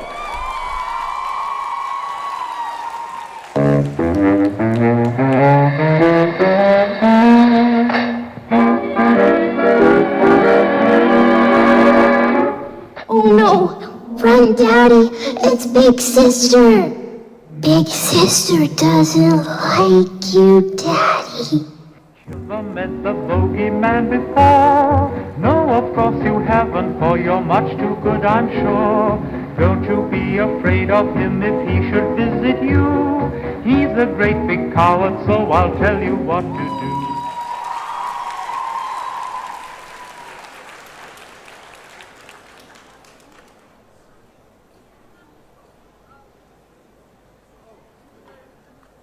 Oh, I'm late, sorry. Now on the stage, we're gonna see two the most awesome, amazing pirates. It's Mary Reed and Lady Black from Assassin's Creed 4 Black Flag. Welcome Lady Wolf and Leah Frey!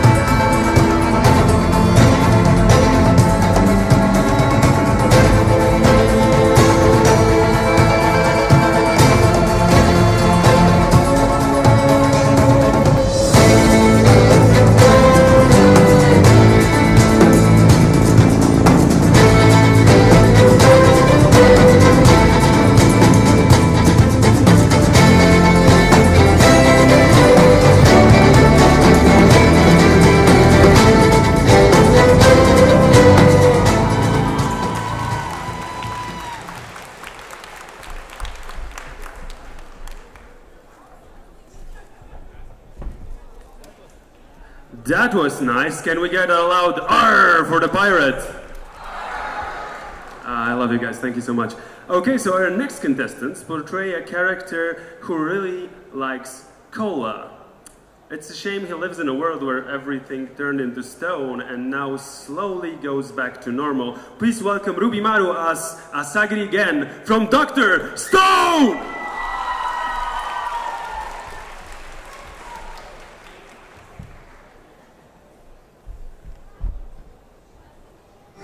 Unfortunately, I remain barred from the village, so I won't be able to come and see Ruri take her medicine.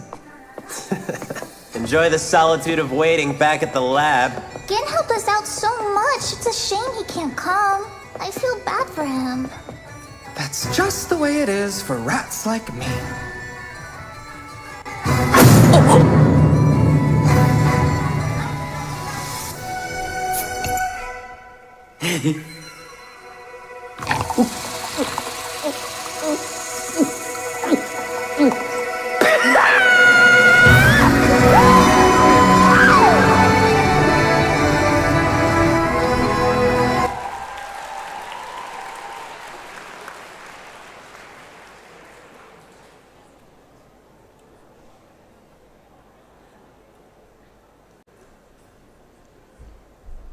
Now, let's remember what we did yesterday. And yesterday we did a wave. We tried doing from the left side to the right, but I guess today we will try opposite way, from the right to the left. And you know the drill. You raise your hands and shout. So, 1, 2, 3.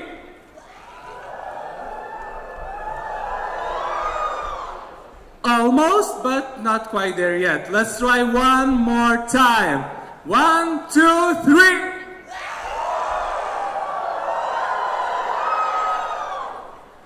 Okay, that was good. That was good. And now on the stage, we will see a story about how the beginning and of everything and the end were born at the same time. A story about the valor and naivety of a warrior. Will she teach you something? Yes. Don't trust blindly or you'll die in an unknown present. Welcome to Donya tribe as tribal warrior and angel triber spirit.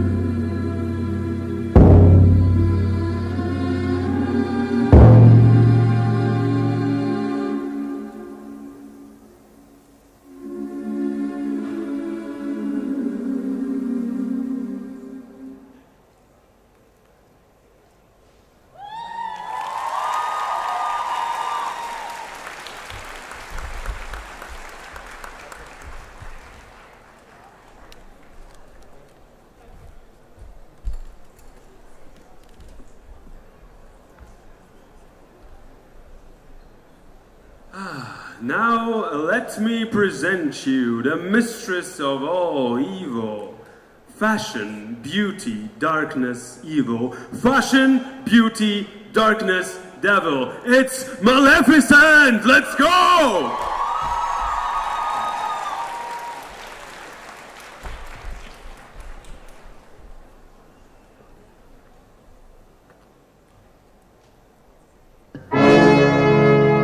Listen well, all of you. The princess shall indeed grow in grace and beauty, beloved by all who know her. But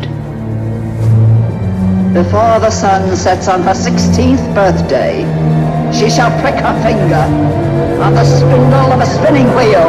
Oh!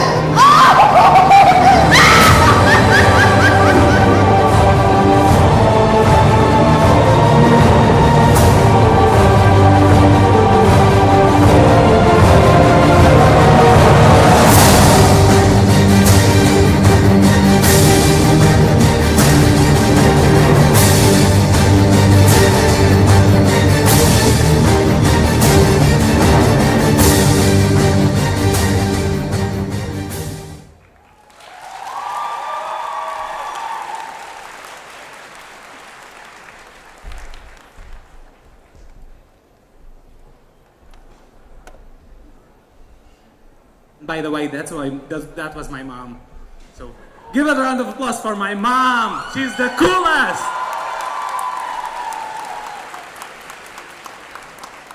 Now on stage we have a cos band called Cringe and Unhinged, and they will bring us to Imperial Japan. And as you may guess from the cos band name, there will be some cringe on the stage. Welcome, Cringe and Unhinged.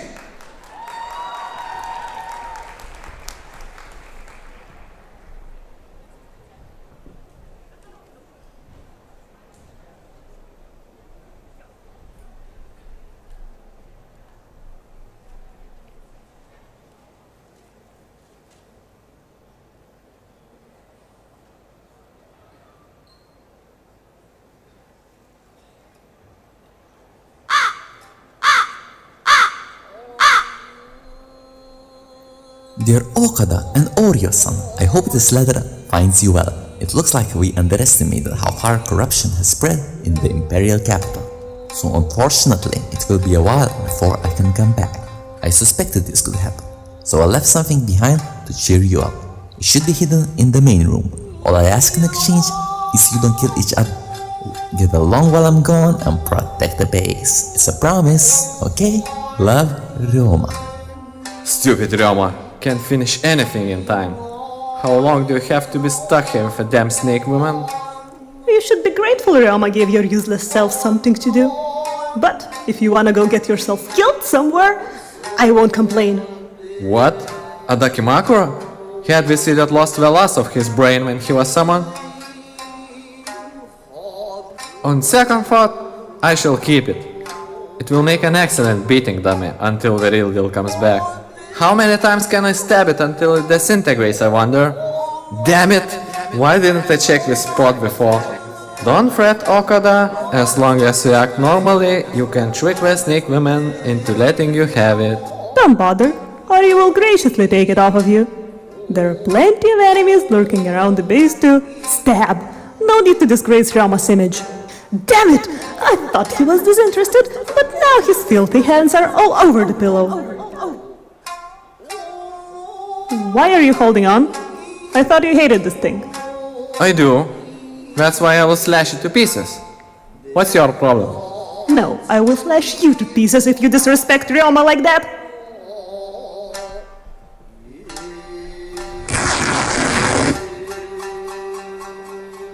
I'm not sure what this was all about, but thanks to you, Ryoma's gift is ruined. Hope he doesn't forgive you. Arya is sick of looking at your face, so she will go on patrol now. Clean up this mess while I'm out.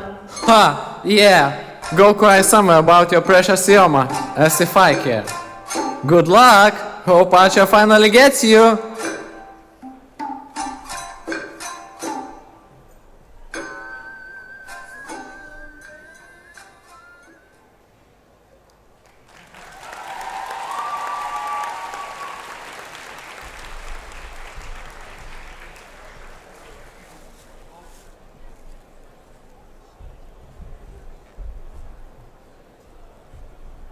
Whoa, that's quite a mess. Okay, so let's freshen up a little bit on our gaming etiquette. You know, if you had a nice competitive game, after that you say GG. Yeah, very good. Once more. Okay, so when I do a peace sign, you go GG as loud as you possibly can, okay? Okay, one more time. Fantastic, thank you so much. Please welcome on stage Natsumi Pon as Academy Diva from Overwatch!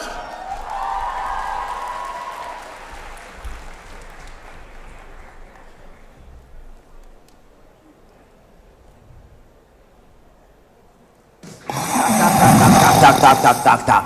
Понятно? Нет! Молодцы! Идем дальше. Listen, noobs. I'm gonna own you. Mine.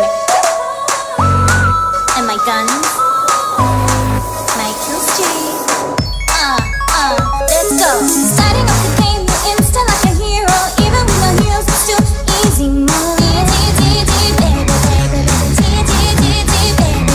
Oh, straight out of the gate, you can't keep up with me. Out of my scrubs, I'm the queen bee. Gonna take just when you even trying. Oh, to carry when you're dying. Blizzard games? That's so old school. Oh.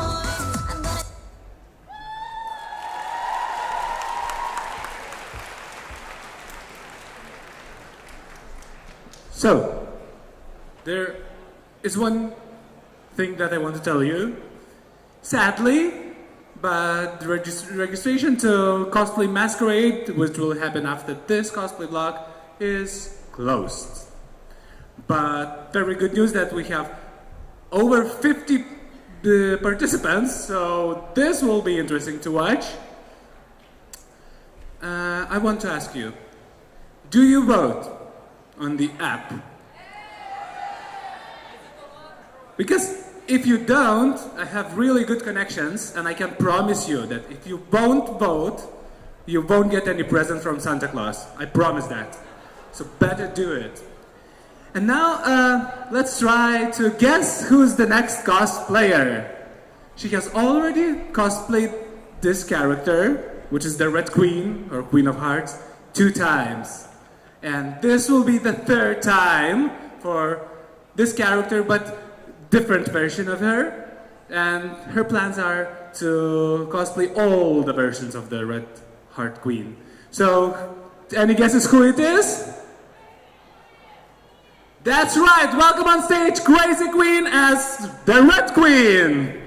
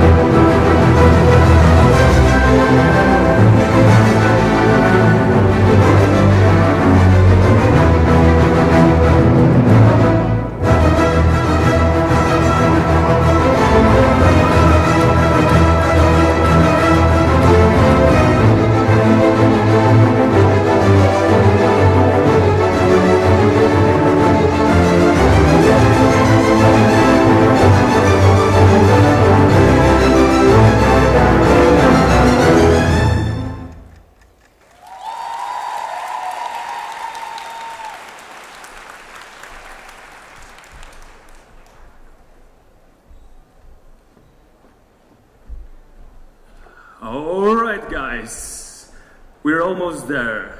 There are only 2 performances left. So I want all of you on top of your game, as loud as you can possibly be, because next contestants are from one of your favorite games. It's Genshin Impact! And they have such a fun name for a cos band, because they are Gang Gang Woo! And please welcome. Please join me in saying woo. So I go gang gang, you go gang gang, gang gang. Go woo after every character I name. Okay, let's go. It's gang gang with Electro Abyss Mage, Hydro Abyss Mage, and Pyro Abyss Mage. Go on, let's go.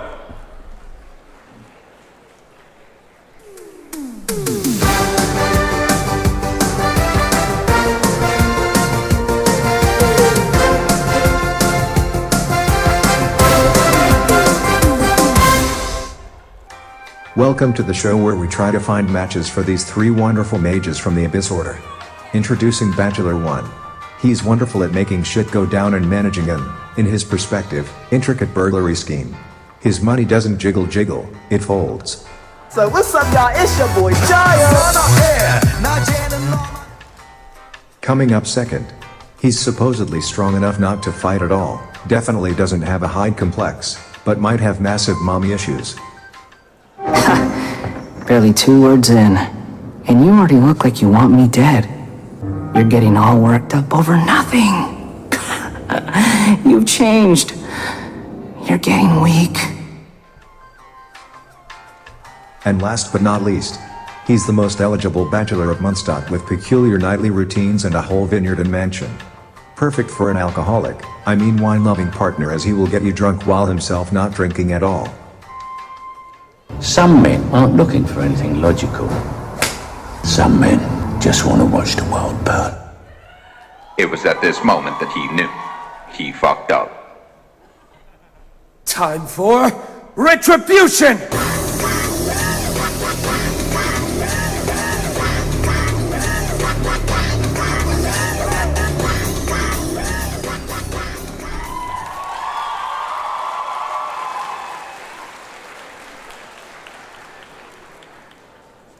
Guys, are you ready for the last performance of today? Okay, so who here likes Batman? Okay, so I have to disappoint, there won't be any Batman on stage. But there will be someone better than Batman, in my humble opinion. She's the one who tried to kill him. And she's the one who likes to wear one-piece jumpsuit made of shiny black leather. So welcome on stage, Migla as Catwoman from Batman Returns.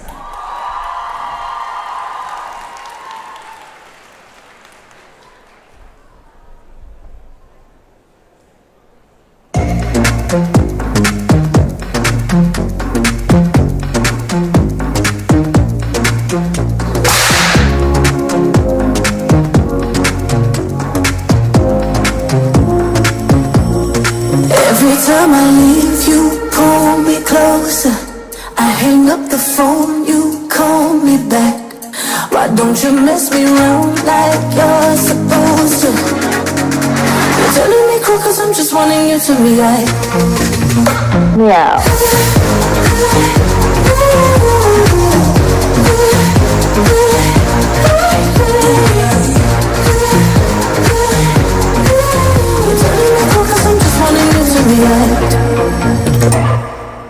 How about a kiss, Santa Claus?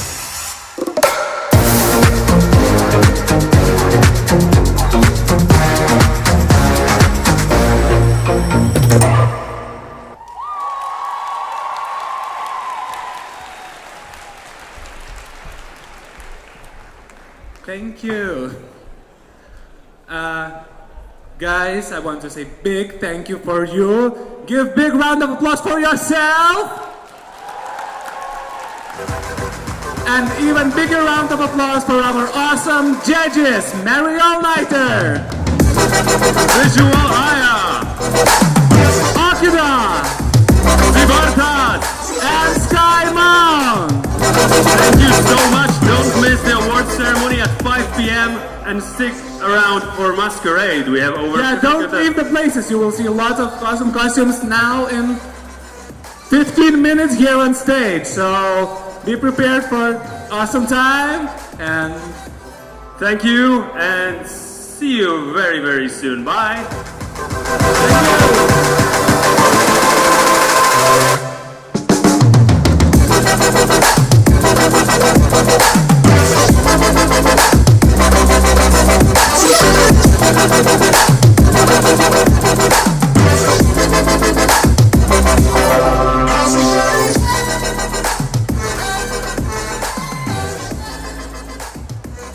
Login 2022 Birželio 2-3 dienomis Litexpo Vilniuje.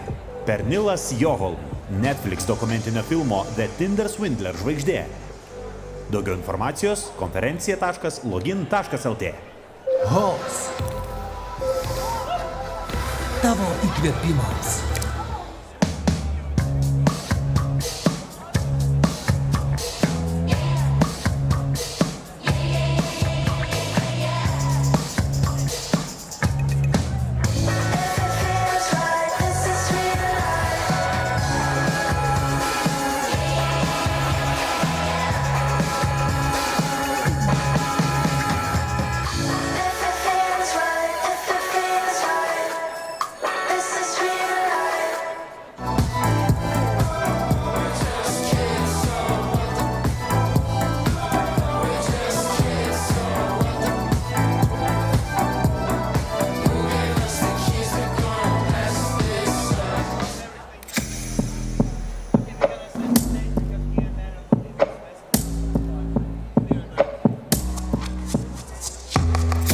Kurti, eksperimentuoti, imti medžiagas į savo rankas ir paversti jas sprendimais.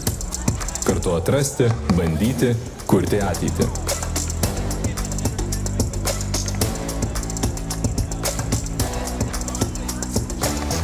Mes esame makeriai, kuriantys rytojui.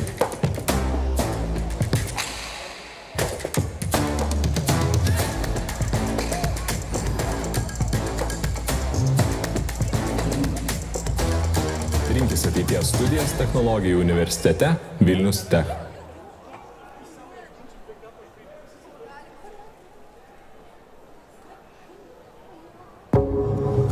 Come on in. Dive deep. Show me your teeth. The rhythm of the river flow. Let go when I lose myself in you.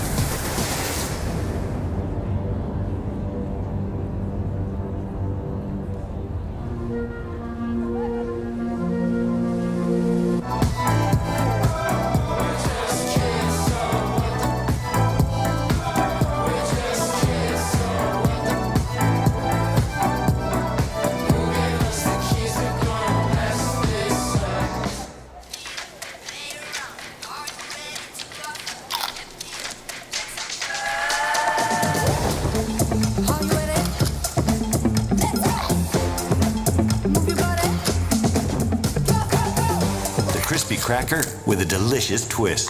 Tuck, take a bite, spark the fun.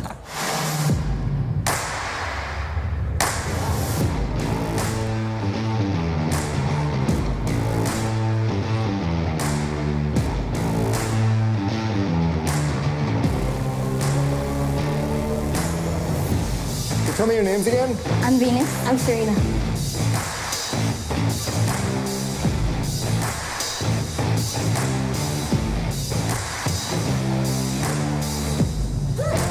Just try to make it sound like you wrote it that way on purpose.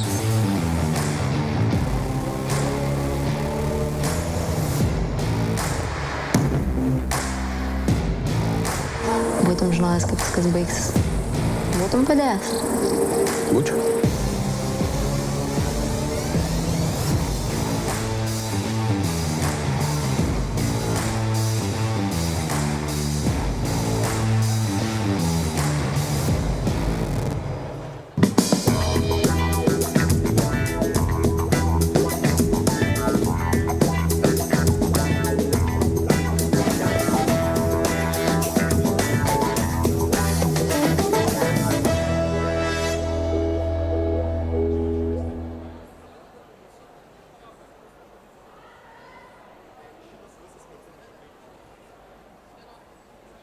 Power your mornings with Belvita's delicious biscuits, loaded with energy and made with 5 whole grains.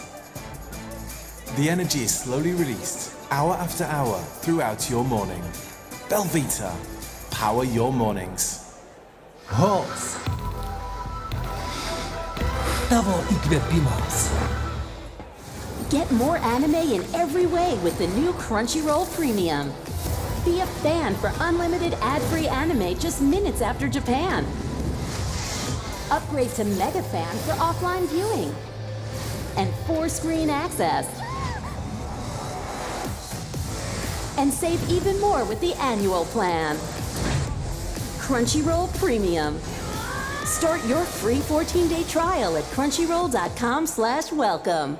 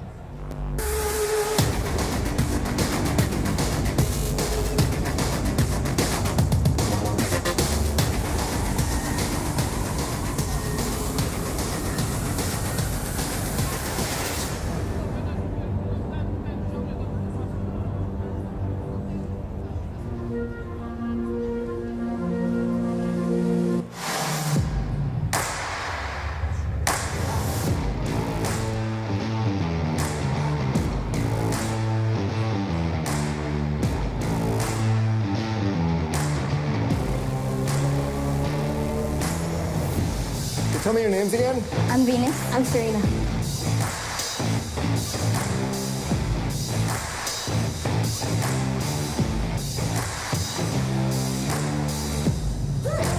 Just try to make it sound like you wrote it that way on purpose.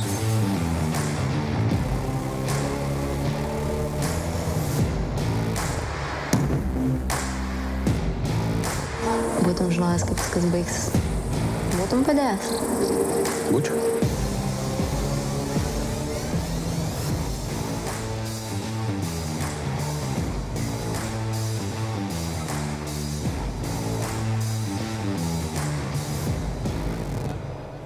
Halls. Tavo įkvėpimams. Login 2022 birželio 2-3 dienomis Litexpo Vilniuje. David Coulthard, Formulės 1 legendinis lenktynininkas. Daugiau informacijos konferencija.login.lt.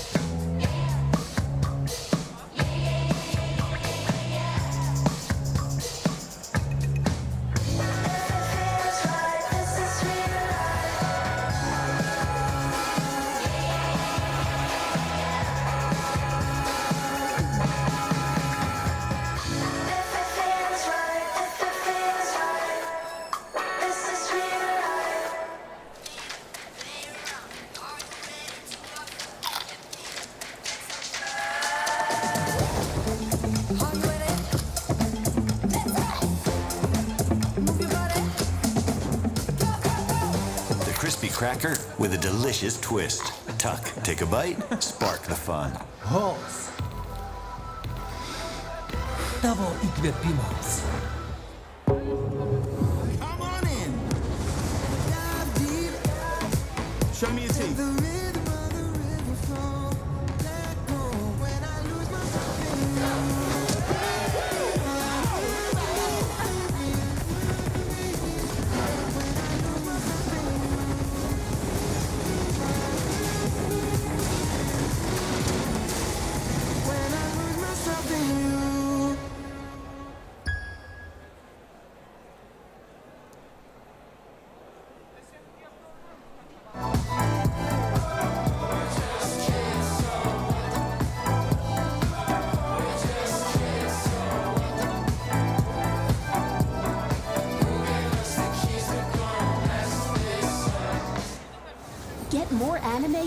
every way with the new Crunchyroll Premium. Be a fan for unlimited ad-free anime just minutes after Japan. Upgrade to Mega Fan for offline viewing. And 4-screen access. And save even more with the annual plan. Crunchyroll Premium. Start your free 14-day trial at crunchyroll.com/welcome. Login 2022 Birželio 2-3 dienomis Litexpo Vilniuje. Kūrybiškumo ir reklamos guru Tomas Ramanauskas. Daugiau informacijos konferencija.login.lt.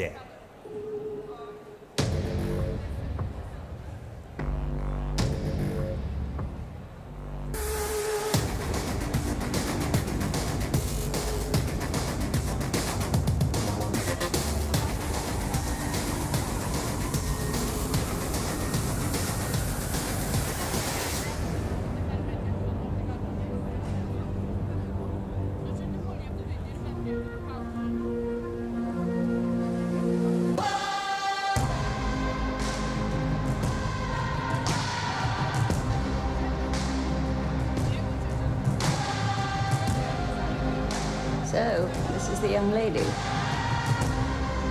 You're being super dramatic right now.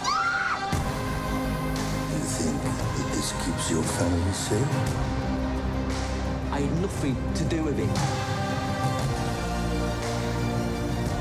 Don't you feel that nice? The guilt? I just want my daughter back alive.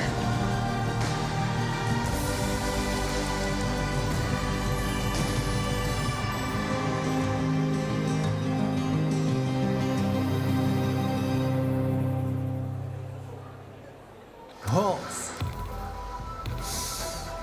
Tavo įkvėpimas.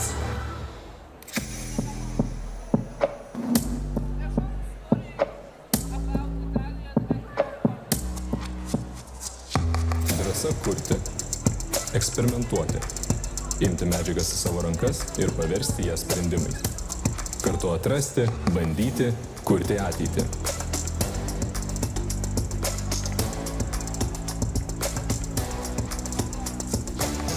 Mes esame makeriai, kuriantys rytojui.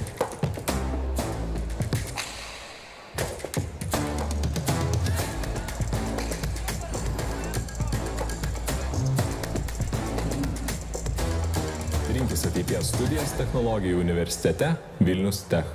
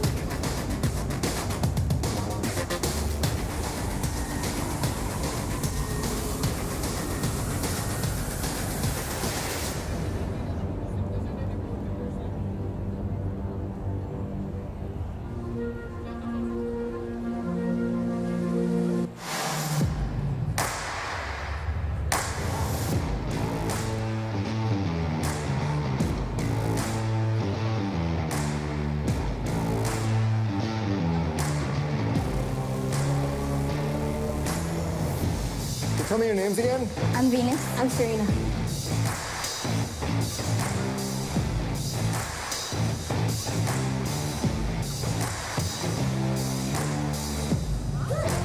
Just try to make it sound like you wrote it that way on purpose.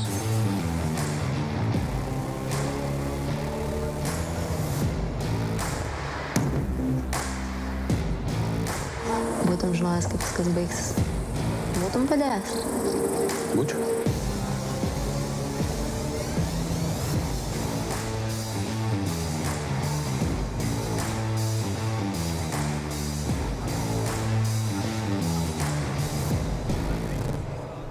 Pulse. And welcome again. Welcome to the Cosplay Masquerade. I'm really glad you are all here. So a short reminder. You have only 15 minutes to vote via Comic-Con Baltic Up for your favorites from all three cosplay blocks. However, with Masquerade, it works a little bit different. You see over there is a lovely cosplay table, and if you want to vote for your favorites from the Masquerade, you need to go there and just check it on the list. So, if we're at it, please, a warm applause for the people who works on cosplay competition and who are sitting on the table and who are backstage. Huge applause for them. That's great. All right, so are you ready? Let's start. First on stage is Dede Mindaugas. Let's go.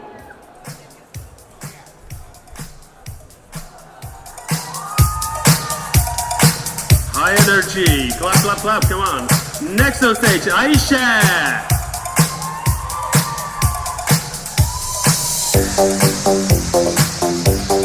Clap, yeah. And next on stage, Barda. Woo, let's go. High energy, guys.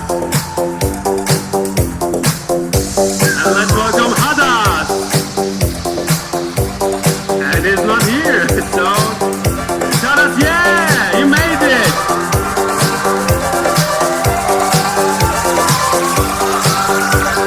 And next, Didima.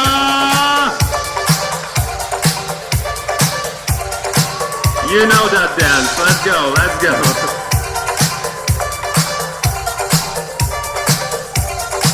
Next on stage, Cosplay Mama.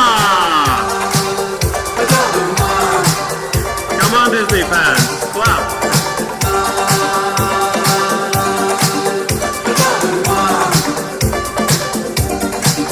Next on stage, Uninstall.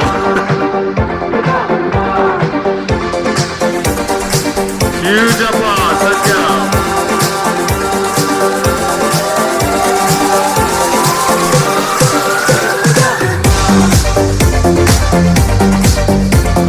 They left the arrow, alright. Another contestant is Fire Lorda 2.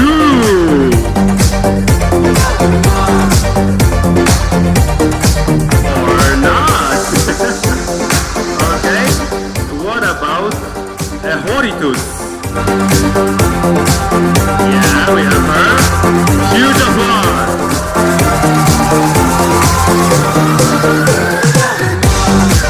And please give a warm welcome to the Sisters of Palace.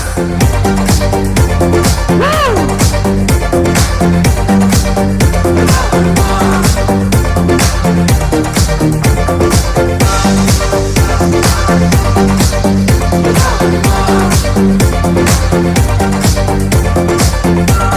And now, Sauron!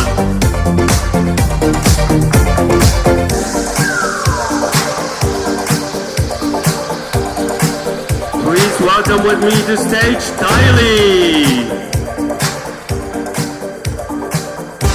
Just give her a second.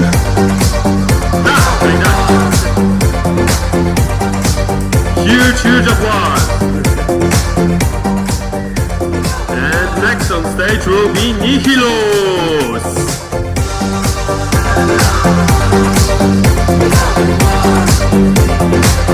Let's go, huge applause, guys. welcome Vivi!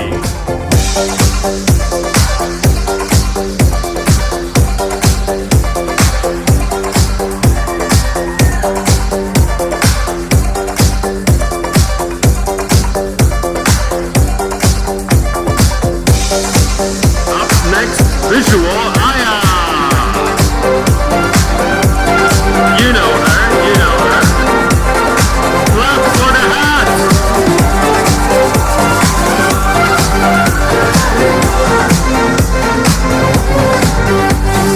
Next on stage, Black Juggler!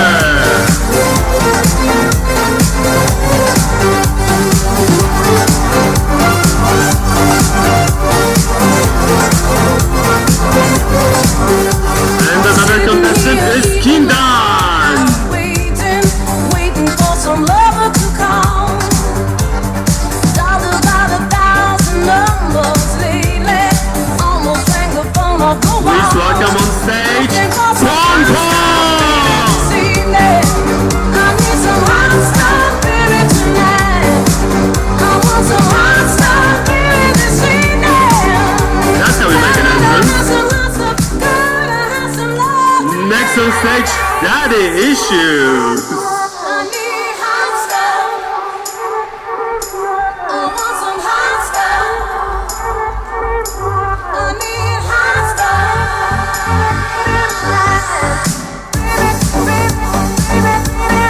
Please welcome with me on stage, Shinfire. She's almost there, let's go. Shinfire.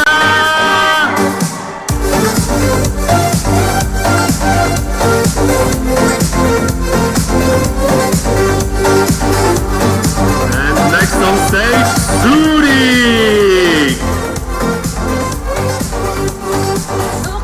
Woo!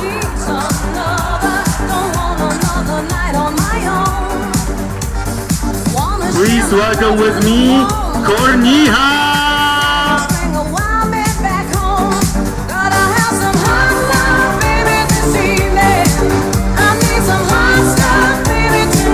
And next on stage, Nurseid!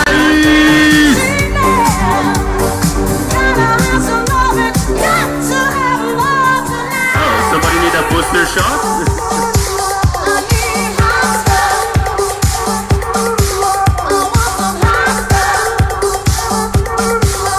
Remember to wear a mask, right? Okay, next on stage, Odegoro!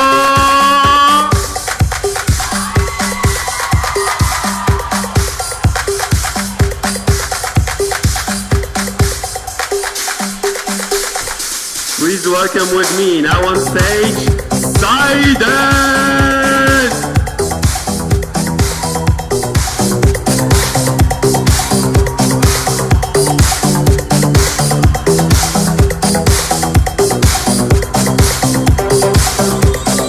And our next contestant, Fury! Demon Slayer, let's go!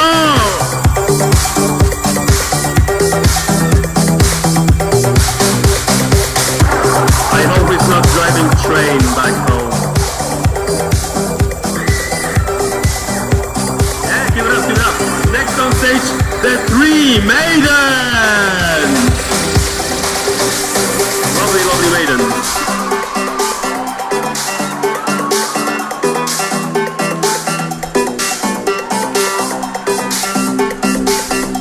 And now please, dear audience, get G!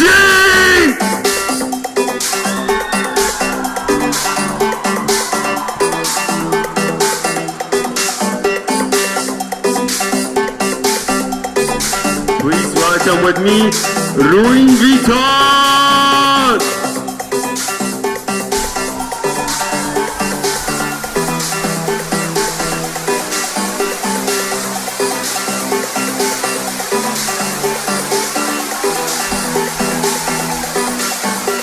Okay, landed safe.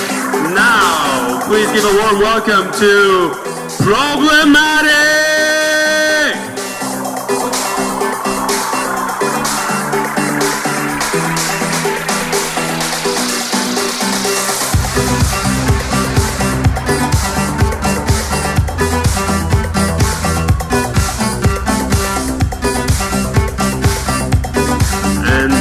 next on stage, it's Nezuko Kamado!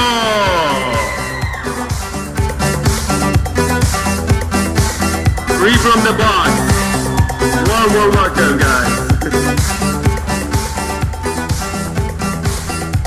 Please welcome with me Boris from Tarkov.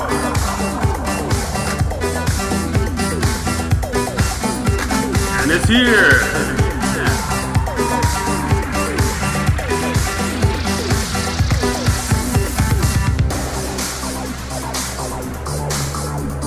And the next on stage, From Software!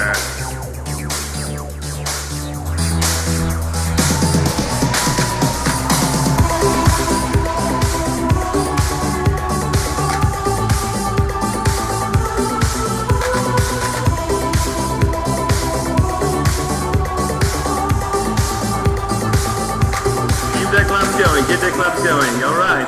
Next on stage, please welcome Dinari!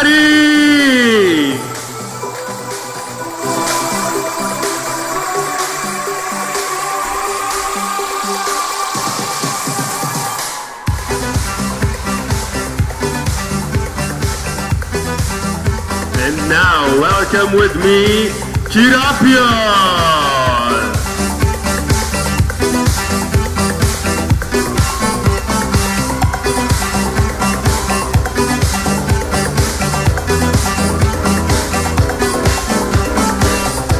Next on stage, New Moon! You know it, you know what to do, clap!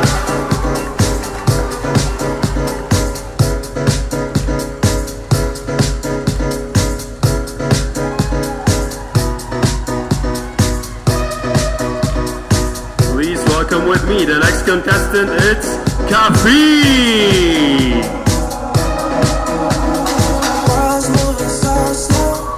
Keep the applause going, let's go!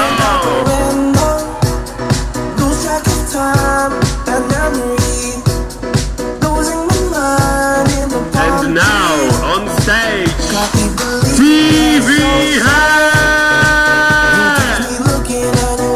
I wonder what's that gonna be.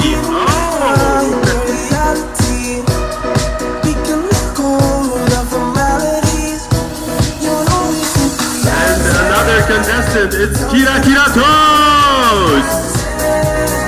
You and me in stereo, intoxicated. This is how we wanna be. You and I, we gotta be dancing. And the next on stage, Exaya!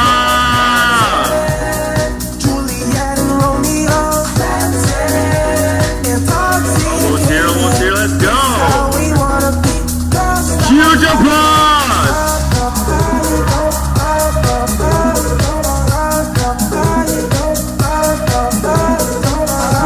Welcome to Sanji!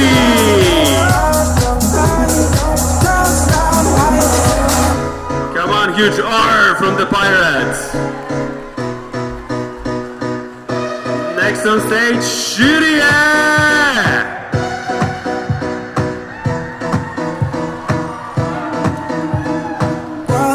Now please welcome Andersen!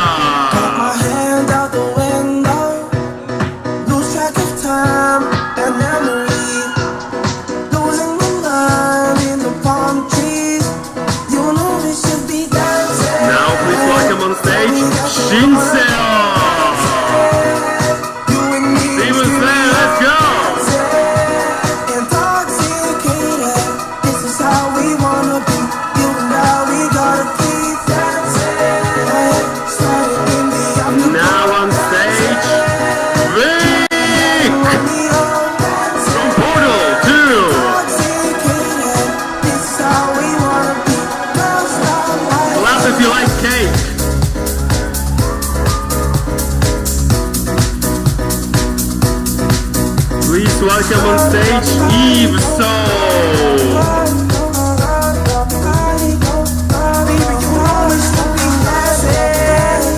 And our next contestant, Madoka!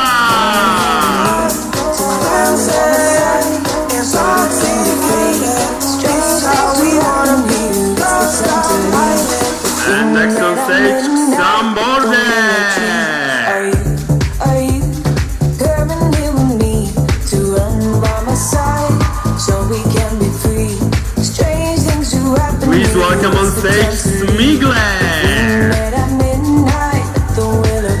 You know her, let's clap along.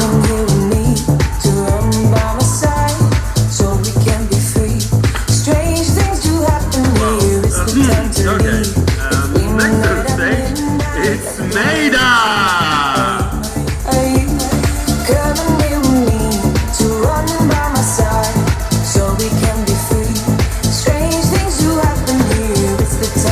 And our next contestant is Shuria!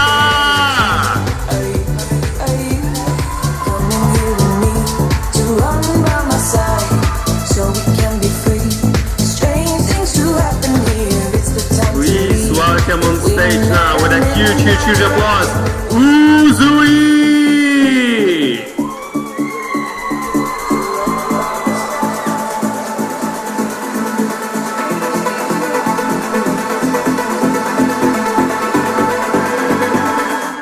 And now for you, Susu!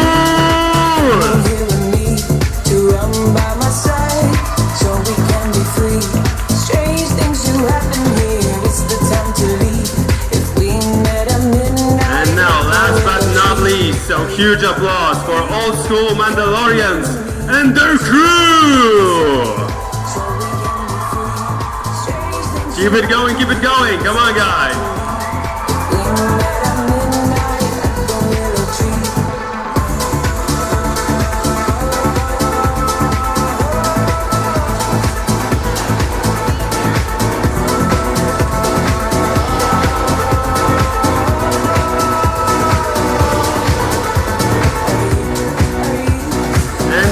Just for you, huge applause for Smilge!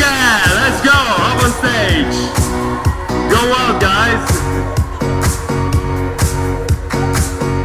And that's a wrap! That's all the contestants in the masquerade. So please, once more, for all the brave people who decided to go on stage and show you their cosplays, huge applause!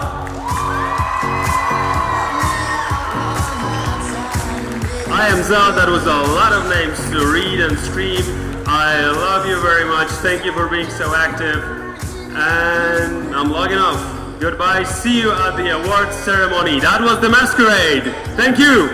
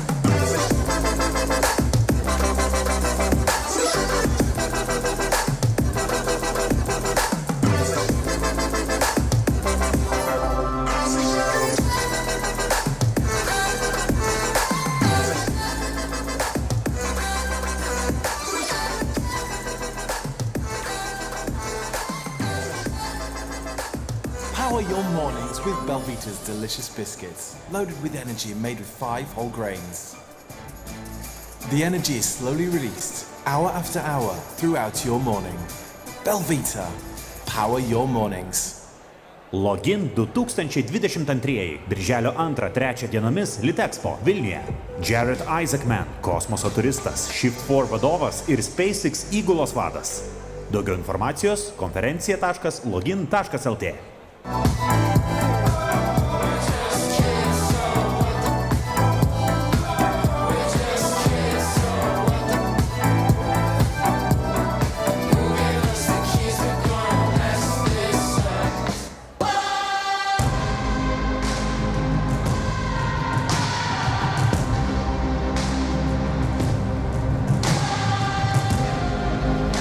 So, this is the young lady. You're being super dramatic right now. You think that this keeps your family safe? I had nothing to do with it. Don't you feel that nice? The guilt. I just want my daughter back alive.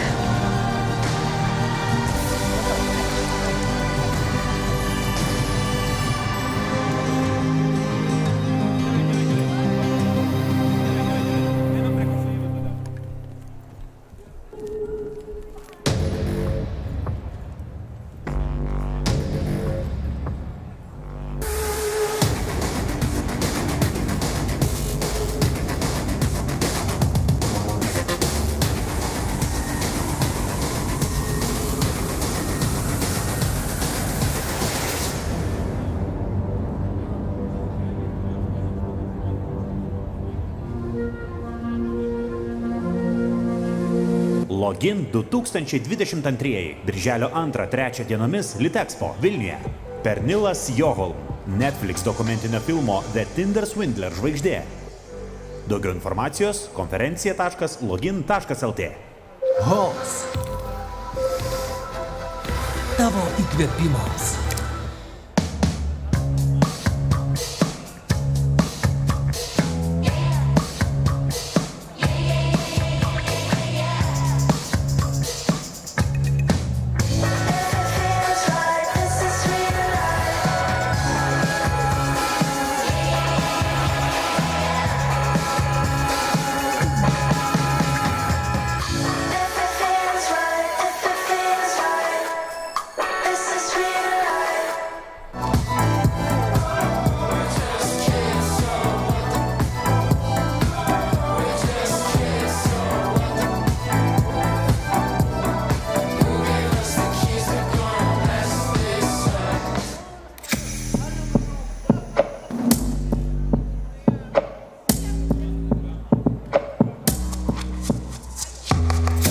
Kurti, eksperimentuoti, imti medžiagas į savo rankas ir paversti jas sprendimais. Kartu atrasti, bandyti, kurti ateitį.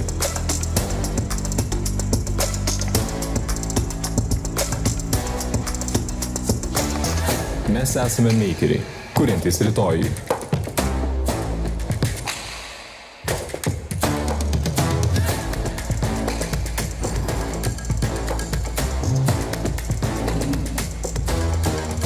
Ateities studijas technologijų universitete Vilnius Tech.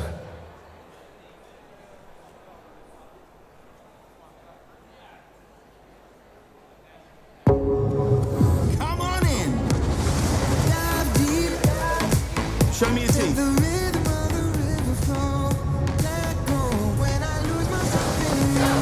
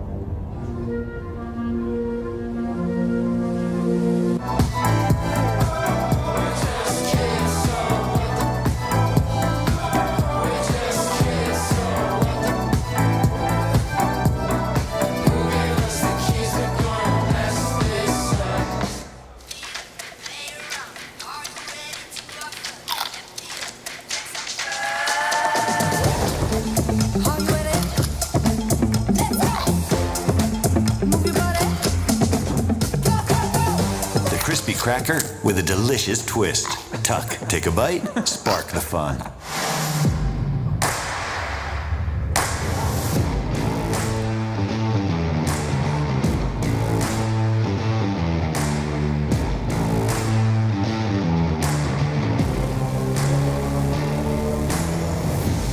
Tell me your names again. I'm Venus. I'm Serena.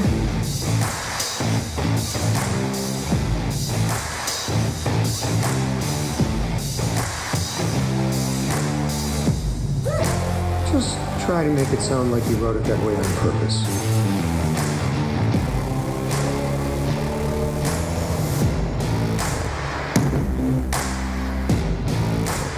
Būtum žinojęs, kaip viskas baigsis. Būtum padėjęs. Būčiau.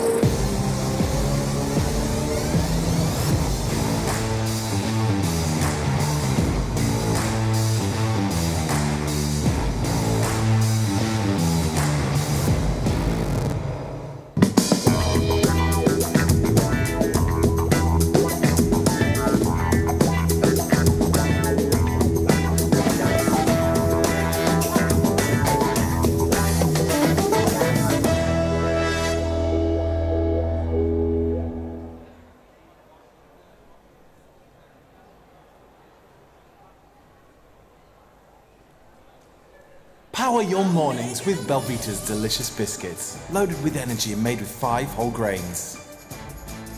The energy is slowly released, hour after hour, throughout your morning. Belvita, power your mornings. Halls. Tavo įkvėpimas. Get more anime in every way with the new Crunchyroll Premium. Be a fan for unlimited ad-free anime just minutes after Japan. Upgrade to Mega Fan for offline viewing. And 4-screen access. And save even more with the annual plan. Crunchyroll Premium. Start your free 14-day trial at crunchyroll.com/welcome.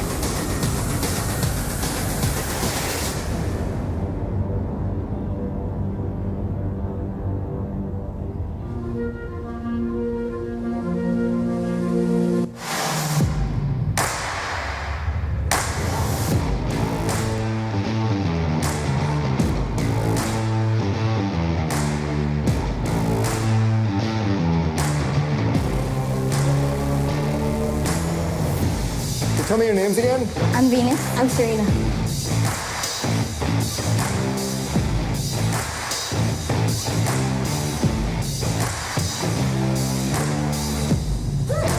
Just try to make it sound like you wrote it that way on purpose.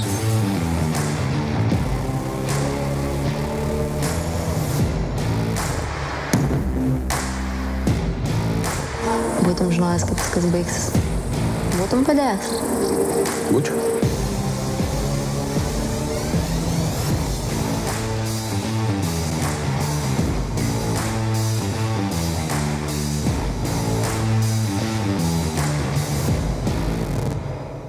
Halls. Tavo įkvėpimas. Login 2022. Birželio 2-3 dienomis Litexpo Vilniuje. David Coulthard, Formulės 1 legendinis lenktynininkas. Daugiau informacijos konferencija.login.lt.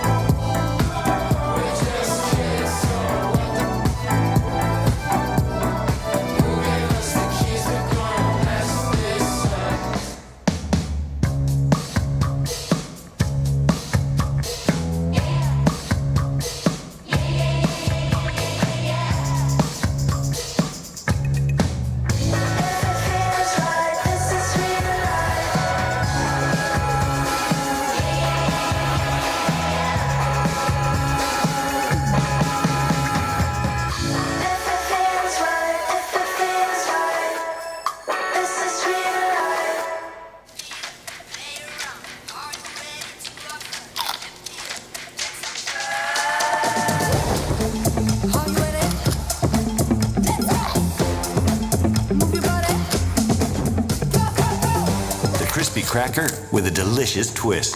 Tuck, take a bite, spark the fun. Halls. Tavo įkvėpimas. Come on in. Dive deep. Show me your teeth. The rhythm of the river flow. Let go when I lose myself in you.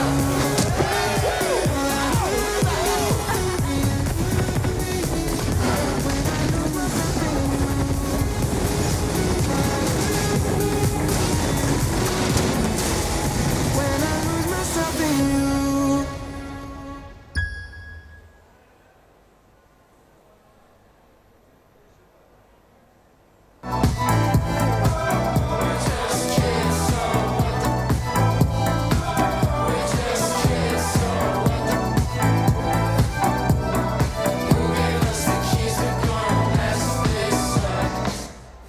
Get more anime in every way with the new Crunchyroll Premium. Be a fan for unlimited ad-free anime just minutes after Japan. Upgrade to Mega Fan for offline viewing. And 4-screen access. And save even more with the annual plan. Crunchyroll Premium. Start your free 14-day trial at crunchyroll.com/welcome. Login 2022 Birželio 2-3 dienomis Litexpo Vilniuje. Kūrybiškumo ir reklamos guru Tomas Ramanauskas. Daugiau informacijos konferencija.login.lt.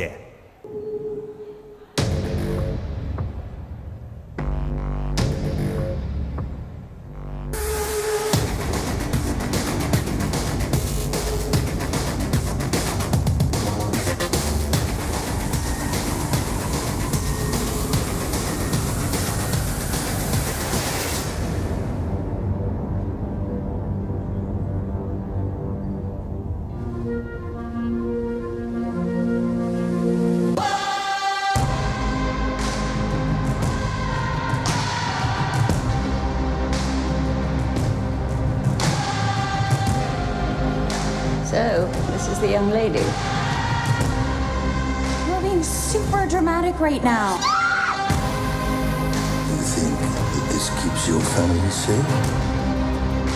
I had nothing to do with it. Don't you feel that, Max? The guilt?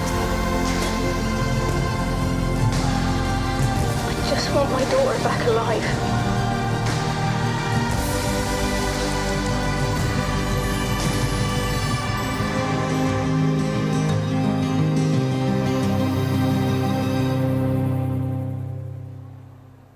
Halls.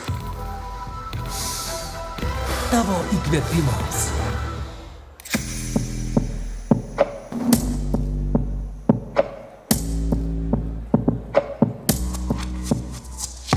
Drąsa kurti, eksperimentuoti, imti medžiagas į savo rankas ir paversti jas sprendimais.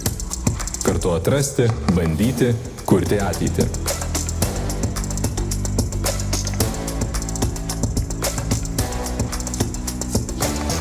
Mes esame makeriai, kuriantys rytojui.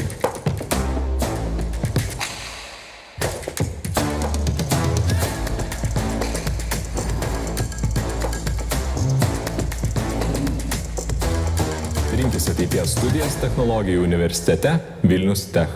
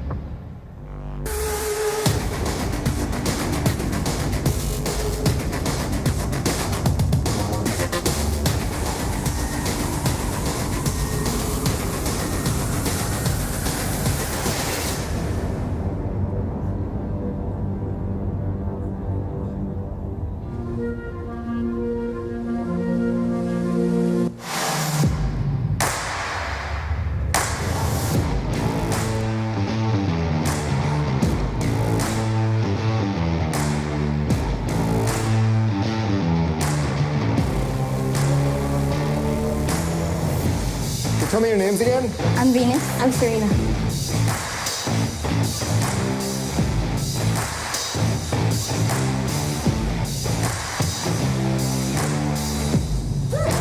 Just try to make it sound like you wrote it that way on purpose.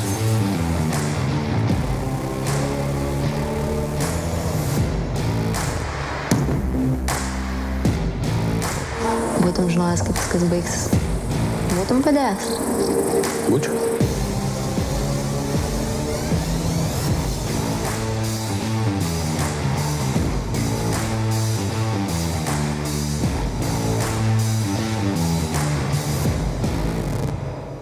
Halls. Tavo įkvėpimas.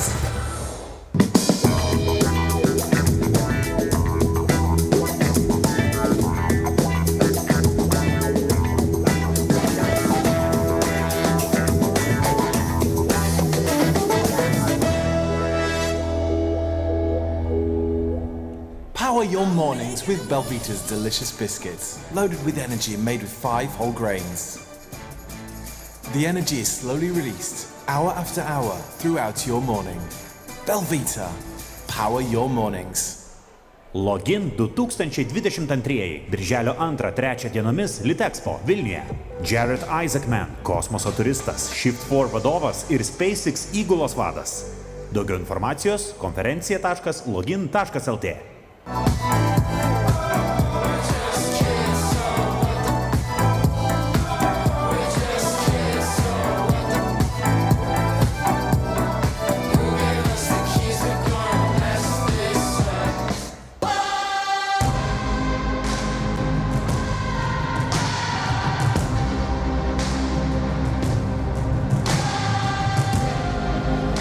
So, this is the young lady. You're being super dramatic right now. You think that this keeps your family safe? I had nothing to do with it. Don't you feel that, Max? The guilt? I just want my daughter back alive.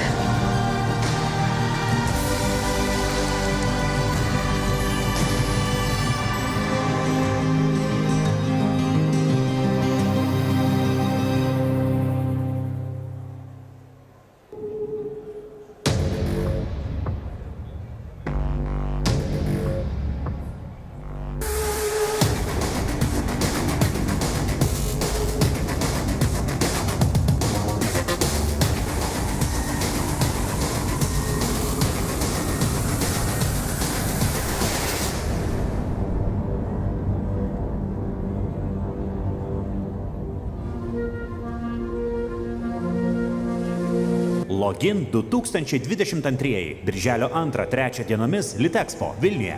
Pernilas Joholm, Netflix dokumentinio filmo The Tinder Swindler žvaigždė. Daugiau informacijos konferencija.login.lt. Halls. Tavo įkvėpimas.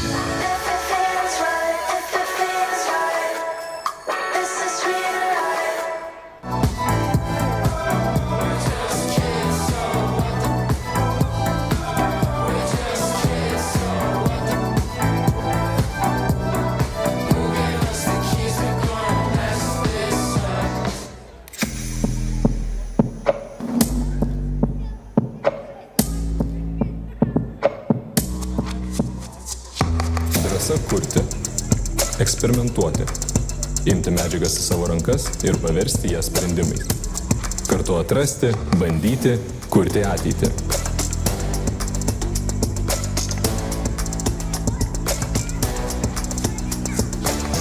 Mes esame makeriai, kuriantys rytojui.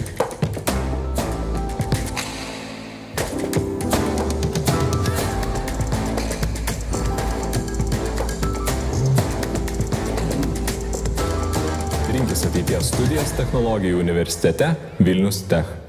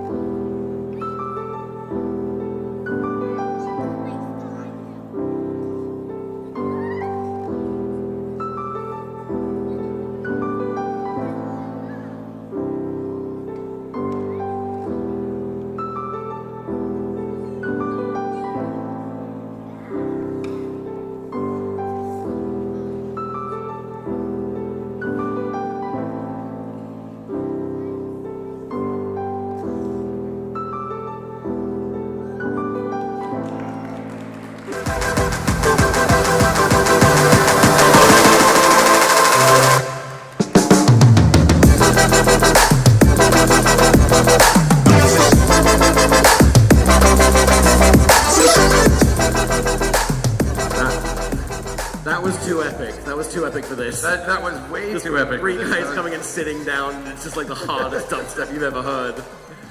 That was a heck of an introduction. Hi, welcome. Absolutely, give it up for these guys. Have you guys all had a chance to go by their booths and check out their products? I think that was for you. That was for you. That was for me. Yeah. Okay. Yeah, you got to be more specific. When you got 3 guys like this up here, you got to be way more specific. So,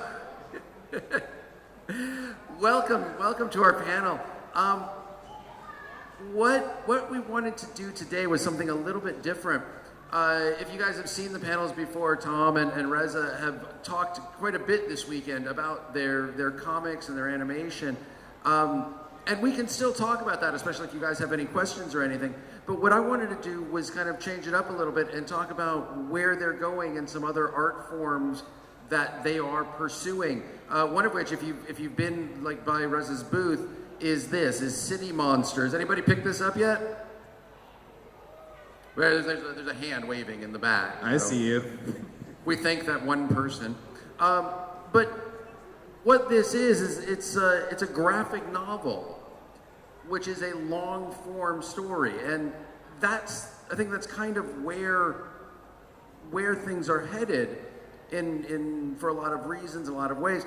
And I think these two gentlemen here are moving their artwork and their storytelling into some of these longer form productions or in other medias altogether. Do you guys want to kind of talk about a little bit of what you're doing or where you want to go, and then we can kind of guide the discussion from there?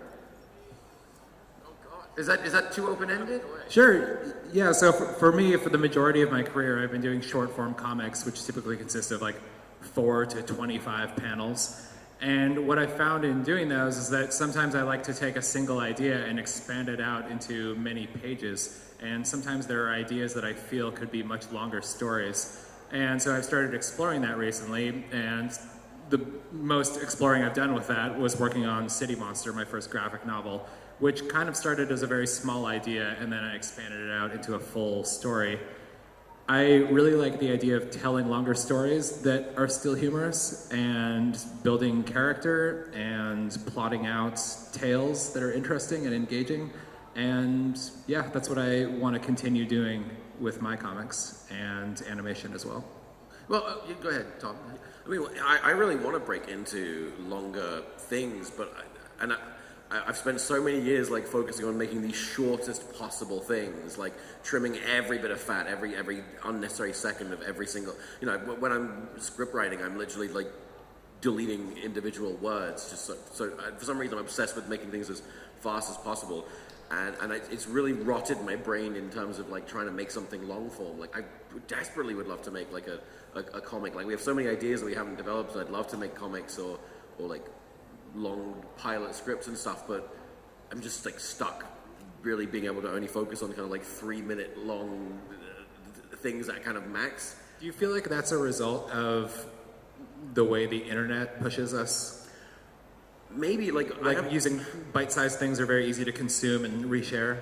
I think I also just may have brain rot, or at least some severe attention issue. I remember 8 years ago being at VidCon, and I was in the audience for another creators panel, and I was just like, "Oh, do you feel like your work on doing like short YouTube videos has impacted your ability to make longer scripts?" And they was like, "No, what?"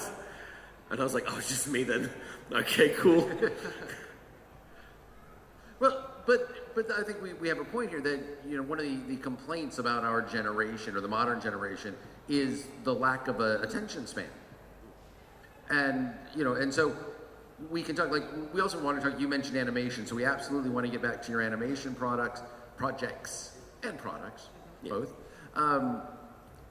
But this idea too, because I know, Tomska, you want to branch out into more sketch things to get away from the animation stuff, which is going to require not trimming as much but there's a different format there, right? And I guess that's really what we're talking about, not necessarily just longer, but branching out into different formats. and structural approaches to comedy, right? Because both of you are approaching it with comedic intent, right? As Reza points out, he wants to do a longer form, but is still funny, still humorous. So how do you guys approach humor? How do you make things funny? I mean, I talked about this a bit on my panel yesterday, but I realized a long time ago that any joke can be told in any duration of time. You know, a joke, the concept that creates a joke, the thing that's funny, pretty much universally can be told in 3 seconds. But it can also be stretched out to an hour and a half. You can have a whole movie that builds up to sort of one climactic punchline, you know. And so that's just always been my approach. Is first you find the joke, and then you figure out the core of what makes it funny, and then you just decide how long of a format you want to tell it across. And, yeah.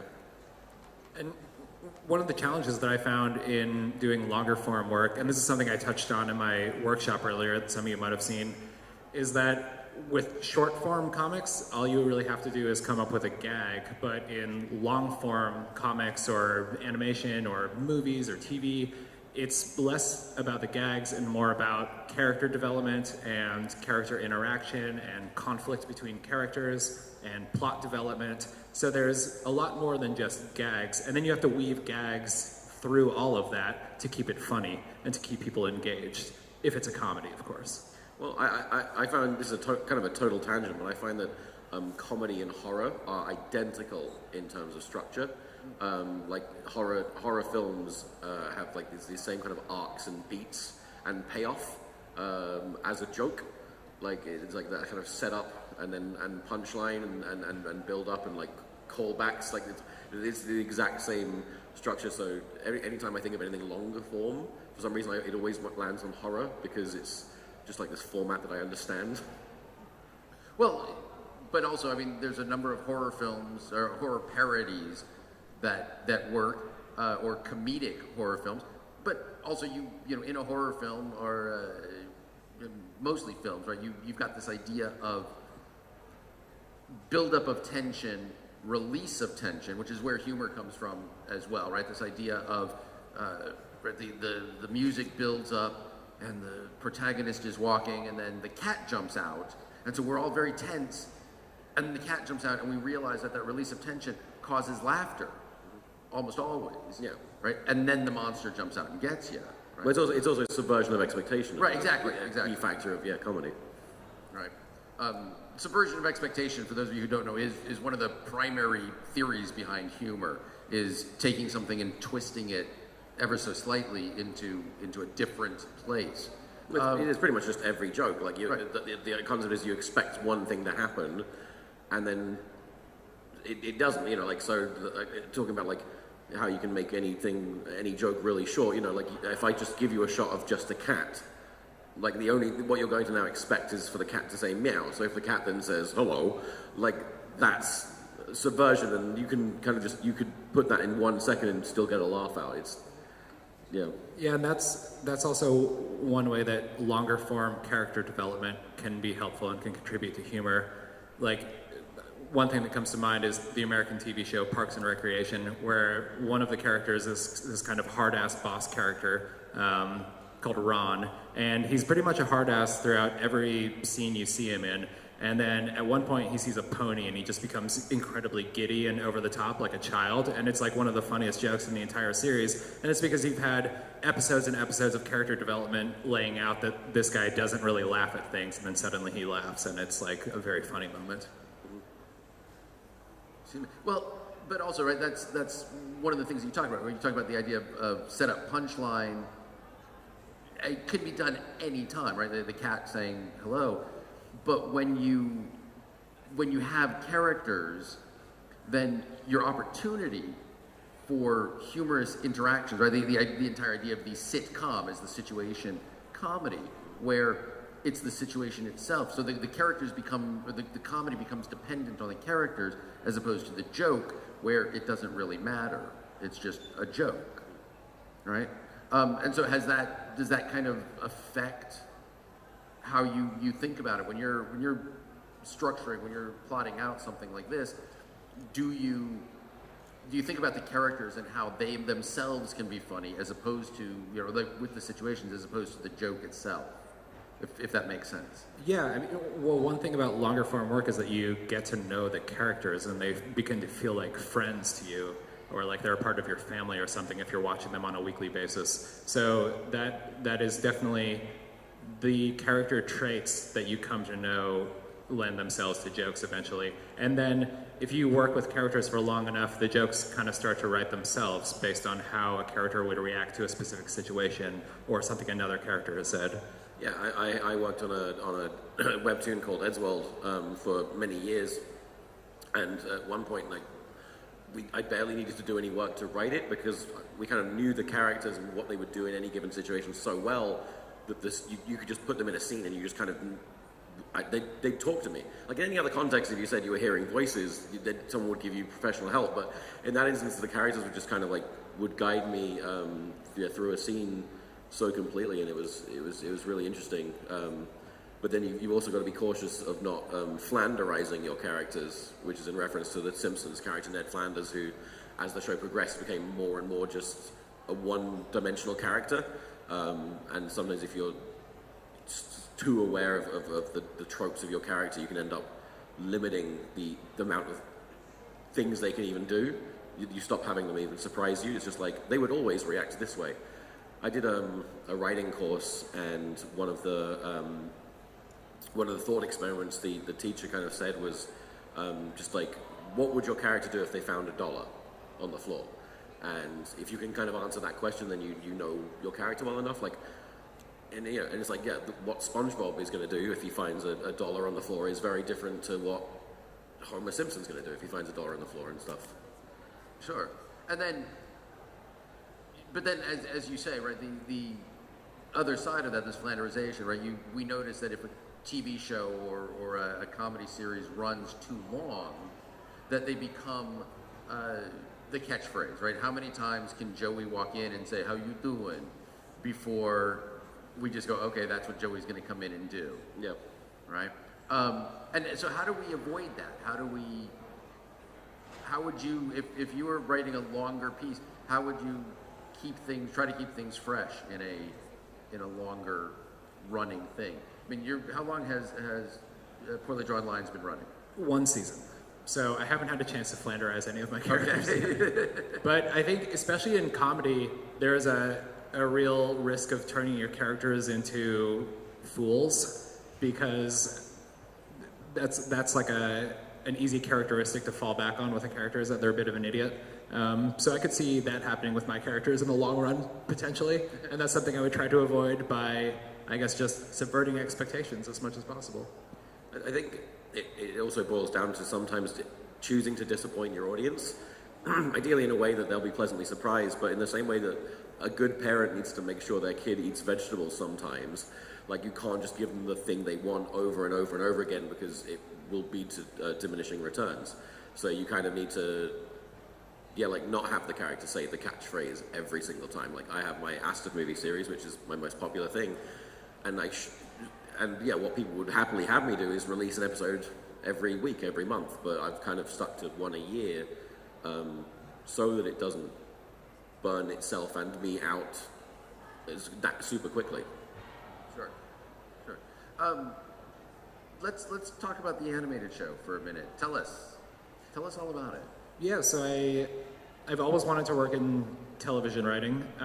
When I initially got into drawing comics, it was basically as a way to practice for television writing. And I finally had the opportunity to develop my comic series, Poorly Drawn Lines, into a short animated series for FX, which is an American network.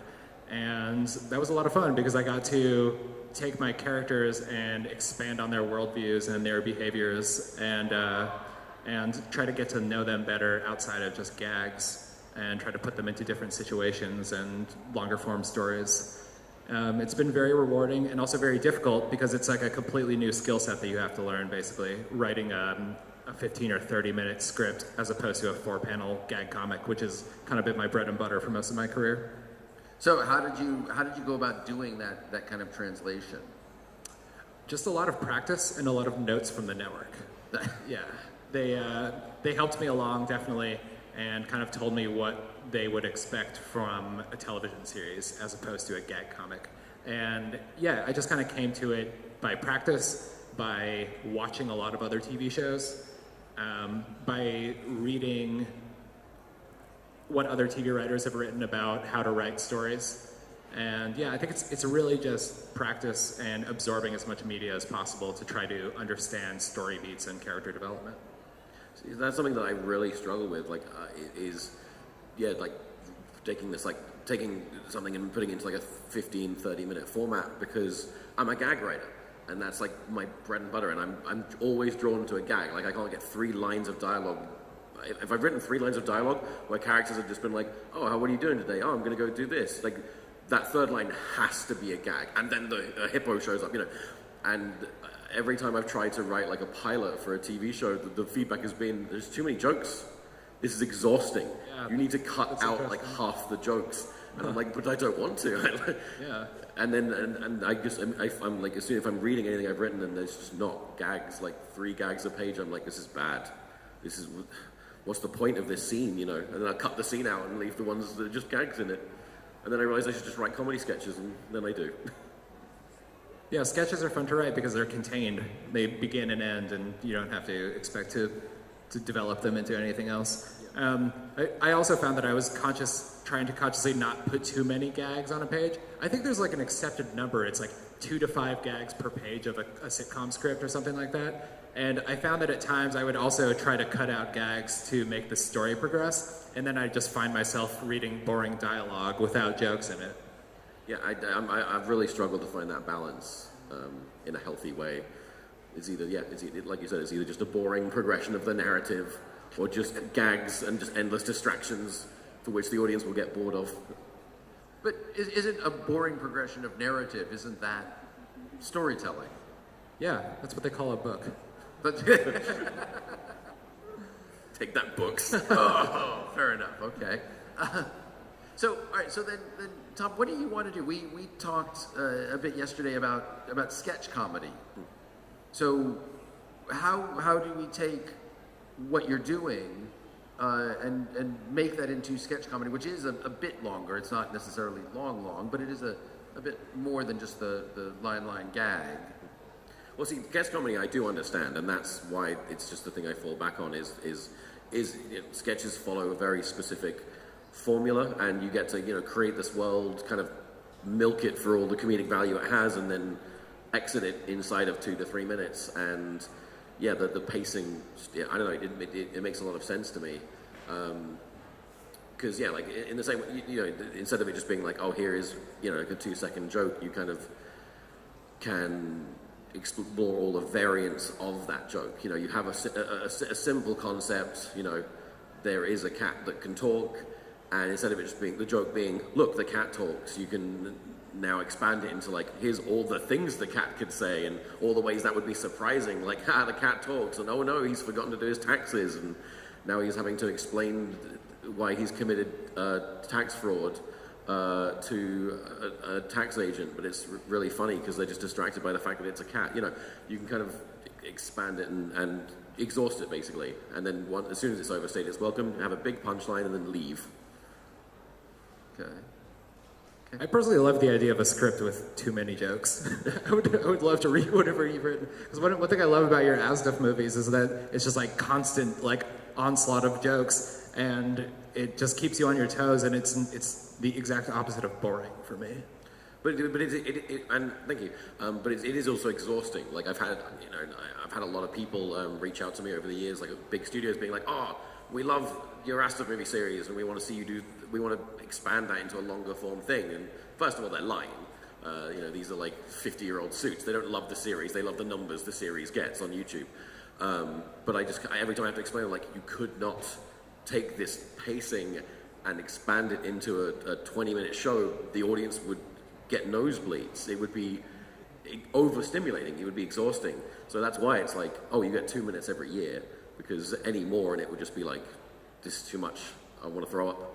Let me off this ride. Like a roller coaster. You get on a roller coaster and it's really fun for like that first minute, and then that last minute you're like, okay, I'm actually quite done now. Oh God, can we get off? Well, what about something like Robot Chicken? What about something like Robot Chicken? But I mean, they're doing a half-hour show, but it's 15 minutes, I guess, right? Yeah. Yeah, the quarter hour. But it's very quick. Gag. Yeah, but it's like a mixed format of like parodies, sketches, individual gags. They have a lot to lean on. But yeah, like Robot Chicken is a good example. But even so, it's still like you're still sitting with the scenes for a good 20-30 seconds, right? Yeah, there aren't a lot of shows like that. One that comes to mind is actually my series was a part of a much larger anthology series called Cake, which was kind of formatted like that. It would be like 15 minutes of my show and then like a 2-minute sketch, another 3-minute sketch to kind of fill the rest of the time. And I thought that was a pretty clever way to make a show, and it also helped to showcase a lot of artists. But yeah, there hasn't really been anything quite like Robot Chicken since Robot Chicken. And I don't know why. Yeah, I didn't even realize that Astaf movie was doing Robot Chicken with the static, because I was just the whole like here's a quick gag and then some static. That's Robot Chicken. That's what that's from. I didn't know that when I did it. I was ripping off people who were ripping off Robot Chicken. I was like doing the laser collection, basically, but the laser collection was just copying Robot Chicken, which was funny. But half of what makes Robot Chicken work is, again, we come back to the idea of character, is with their parody, we know the characters that they're playing with. And so we understand the characters, and when they do things that are outside of those characters, that's where the humor comes from, I think. Mm-hmm. Yeah, I mean, it's because Robot Chicken does a lot of parody work, so it's this doesn't mean to be critical, but it's kind of like cheating comedically in a way, not in a bad way, but it's just like, because you can take a character the audience already knows and they already have all these expectations about, so you don't have to build any character, you don't have to do any development, it's like, here's Batman, and immediately the audience goes like, oh, I know what Batman's gonna do, and then you have Batman ride a little bicycle, and it's like, haha, Batman wouldn't do that, and that's the whole joke. Right. Whereas if you just started a sketch with a guy riding a little bicycle, you'd be like, okay, why do I care about this? So I think it is quite hard to, it's definitely more difficult to create your own characters and universe and then still make people laugh with them. Yeah, absolutely. And we had talked a little bit yesterday about we're getting back to the idea of attention span and how the different creative processes for something like YouTube as opposed to regular television or stage or other things like that. Is there anything that you want to talk about? Yeah, because that's something we were talking about yesterday. Yeah. YouTube, making content for YouTube is so radically different to, I think, any other medium. Well, no, making content for the internet is very different to any other medium because you have a very active audience. And what I mean by that is they're very ready to click or swipe away if you're failing to hold their attention. Whereas, like, say, on TV, if you're doing a comedy sketch or a comedy show, you can steadily build up to a joke. Whereas I find on the internet, not only do you need to be like, joke, so that people's attention is held, but you also need to bombard it with so much comedy that they feel the need to rewatch it and share it. Whereas, if it's just like one gag that steadily builds up and has a punchline, people will either get bored midway through and click off, or they'll just go, funny, and then move on. Whereas something like, the intent with something like Astaf movie and the benefits of something like Robot Chicken is that they're hitting you with so many jokes that you'll miss jokes because you'll be laughing at the previous joke, and then you'll rewatch it again and you'll share it, and it has more of an opportunity to become mimetic. Yeah, and so Reza, same thing with you. I mean, you're used to doing your 4-panel on the internet, and so somebody can okay, great, we see it, we read it, maybe we hit the share button, but then you come out with City Monster, and this is a nice. I mean, this isn't online or is it? No, it's not. So this isn't online. I mean, this is a physical book that somebody's going to have to seek out and then sit and read through it. And again, I mean, does that, when you're writing that, the fact that it's going to be a physical book and not an online presence, does that change your attitude towards the creative process with it?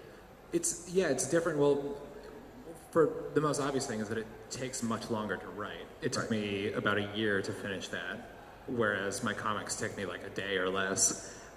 But the other big consideration is that when I put stuff online, I know that it's going to be seen by hundreds of thousands of people. When I put stuff in a book, I know it's going to be seen by a much smaller number of people because somebody has to go buy a physical book, and fewer people actually buy physical things than read things on Instagram. So I kind of have to like prepare myself to know that it's not going to be as widely seen as anything that I put up on the internet. And in a way, it almost makes me want to hold back my best material for the internet. But I also have to be aware that, you know, the book content has to be really good. Sure, and you know, if we go with Thompson's idea too of rereadability, that the gags, like on the internet, a cartoon comes out, a comic comes out, and in a couple of days another one's going to come out, and that one's going to be funny, and then the next one's going to be funny, and if this one isn't funny, it's okay, the one coming next will be funny. But with something like this, you want it to be funny more than just one readable time. If you know what I'm saying. That's a really interesting point, because it's like it's been etched in stone or something when it's in a book. Yeah. And it's final and it's done and it has a beginning and an end. Whereas with the comics, it's like an ever-evolving kind of organic beast that just continues to grow. And in a book, it's like you put all your thoughts down, you close it, and it's done. And so you want people to be able to come back to it and reread it and find something relatable or heartwarming in the story that will bring them back again, or have them recommend it to other people. Right. And on the internet, it's almost like content kind of dies very quickly and people forget about it very quickly. So I often find myself reposting my old comics because I don't want them to die, because I care about them and I've put so much into them. But in a book, it's kind of longer lasting just by virtue of the format. I mean, something like Poorly Drawn Lines, like the goal, I think, for you isn't rereadability; it's just reliability. You want the audience to go more often than not. I enjoy these comics, and therefore I will read every time you post. So they're not necessarily going back and reading them over and over again. They're just showing up every time. Yeah. And a gag isn't as funny the second time you read it, you know, because you know what to expect. Yeah. So which unless of course it gets memed, it gets turned into a meme. Right. Like, is that something you've had like? Sorry, I'm taking over. No. Is that something that you've had like much experience with, where you like your comic getting taken and becoming a format? Yeah, I honestly consciously try not to make formatable comics because I don't really enjoy that. But I've had a few that have lent themselves to that and have become memeified, and people cut out the text and put in their own text and reuse it over and over again. And it kind of takes on a life of its own, which is cool. It's a cool part of the internet. Because for me, that's the gold standard. Like, I want to create something that can become a meme. Like, and I'm not very good at doing it intentionally. Like, there are jokes I put in Aston Move where I'm like, this is gonna become a meme format for sure, dude. And it just doesn't. Like, I did one in my most recent one, and where it was like, there's like a baby drawing something, and the guy picks up a piece of paper and is like, oh my god, you're an idiot. Because the baby can't write anything, he's just a baby. But like, I was really like, that's gonna become a meme format. People are gonna show what the baby's drawing, and it's gonna be like, they could put in like political opinions or something. No one cares. Totally full. It's so unpredictable what gets picked up and becomes a meme. The internet's very fickle in that way.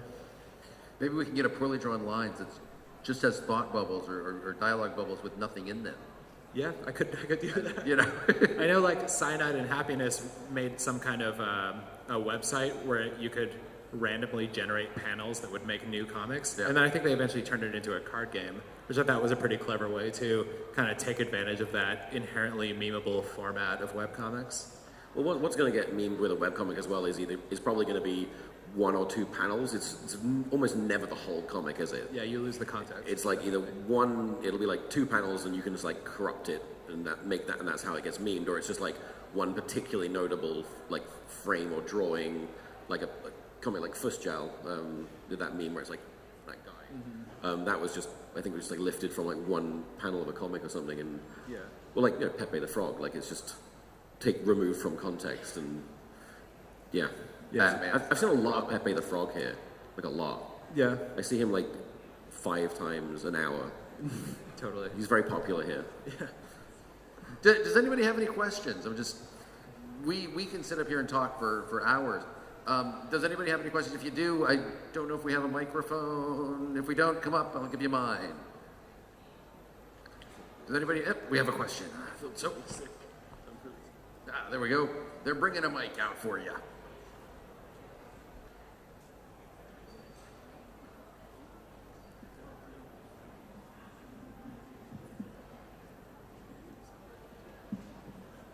All right, you guys are both not only animators but also comedians. And do you stay up to date? Like, do you watch other comedians to get influenced? And if you don't, what other things you do that would make you stay relevant?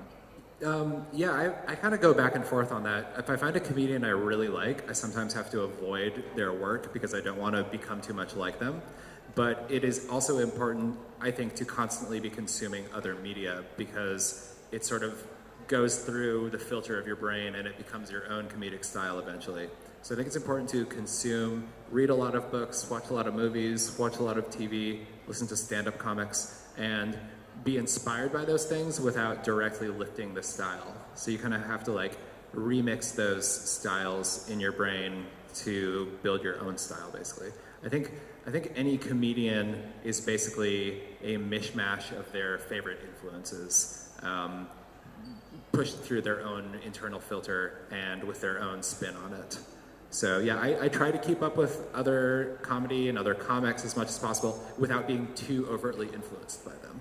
Because I want to like maintain my own originality and create stuff organically that I feel like comes out of my brain, but nothing is created in a vacuum. Everything has influences. I mean, I think I'd just say that again, but worse. So, yeah, but yeah. And one more question. You already expressed your opinion that shorter amounts of media get more coverage and people like it more, but do you like it more personally, the shorter jokes, or would you like, for example, Reza, do you like to write a book? And Tomska, do you like to make, for example, your vlogs with friends? They're like 20 minutes. Which one would you rather do? The longer ones or the shorter ones? I would like to do longer things more, because I do really struggle with it. I mean, I kind of want to get away from the short things because I've done so many of them for so long. But I do worry that it's the reason why I can't do anything long form now is because I'm just so used to doing it short form. But yeah, I would very much like to write a book, a comic, a TV show, but brain go brr. Well, another thing is that I think both of us are at a point in our careers where we make our money off of those short form things and like we make our living off of that. And so even if we want to do longer form stuff, we have to also constantly be putting out the short form stuff because that's like what pays the bills. I still love doing poorly drawn lines, and I hope to continue doing it for a very long time, but sometimes I almost feel chained to it. And like, it takes up so much of my time that I have to carve out a whole other block of time to work on other projects, which, yeah, it can be difficult. That's why like the most highly driven people tend to create the most stuff and be successful. It's because, you know, you have to do the thing that made you popular in the first place and then put in a lot of effort to work on something new and learn new skills at the same time. All right, thank you guys. Thank you. Any other questions? Brutal. No, here comes somebody.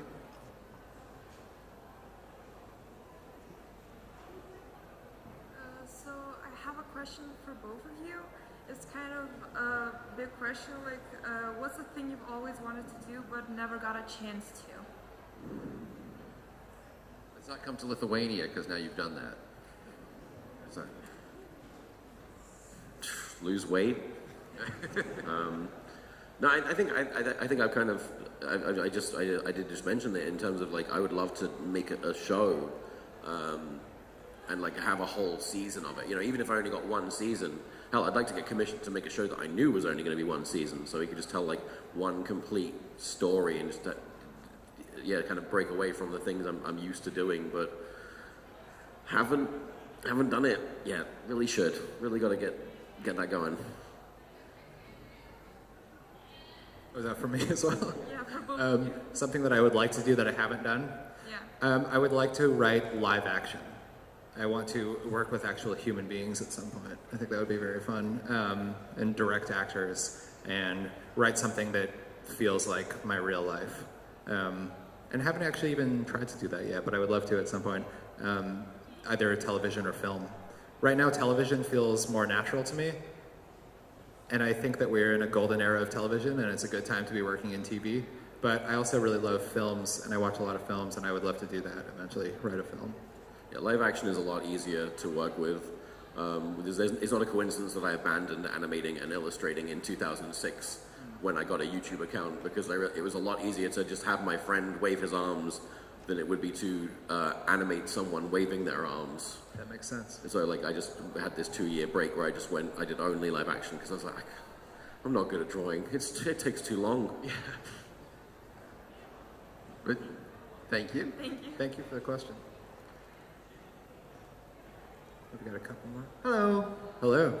Hello. So the Great shirt. Thanks.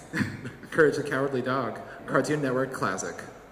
From the golden era of the mid-2000s? I think it was the 90s. The golden era. The late 90s? Yeah, late 90s. Yeah. It's the golden era of whenever you were 12 to 14 years old. Yes, exactly. When you consumed media uncritically and you actually enjoyed life. Yes. That's when all things, including music, were the best. Yeah, 90s Nickelodeon.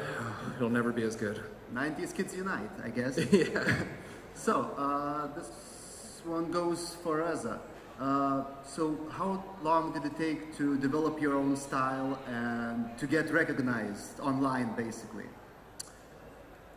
It probably took me about 4 or 5 years of doing comics before I developed something that would be recognizable as poorly drawn lines today.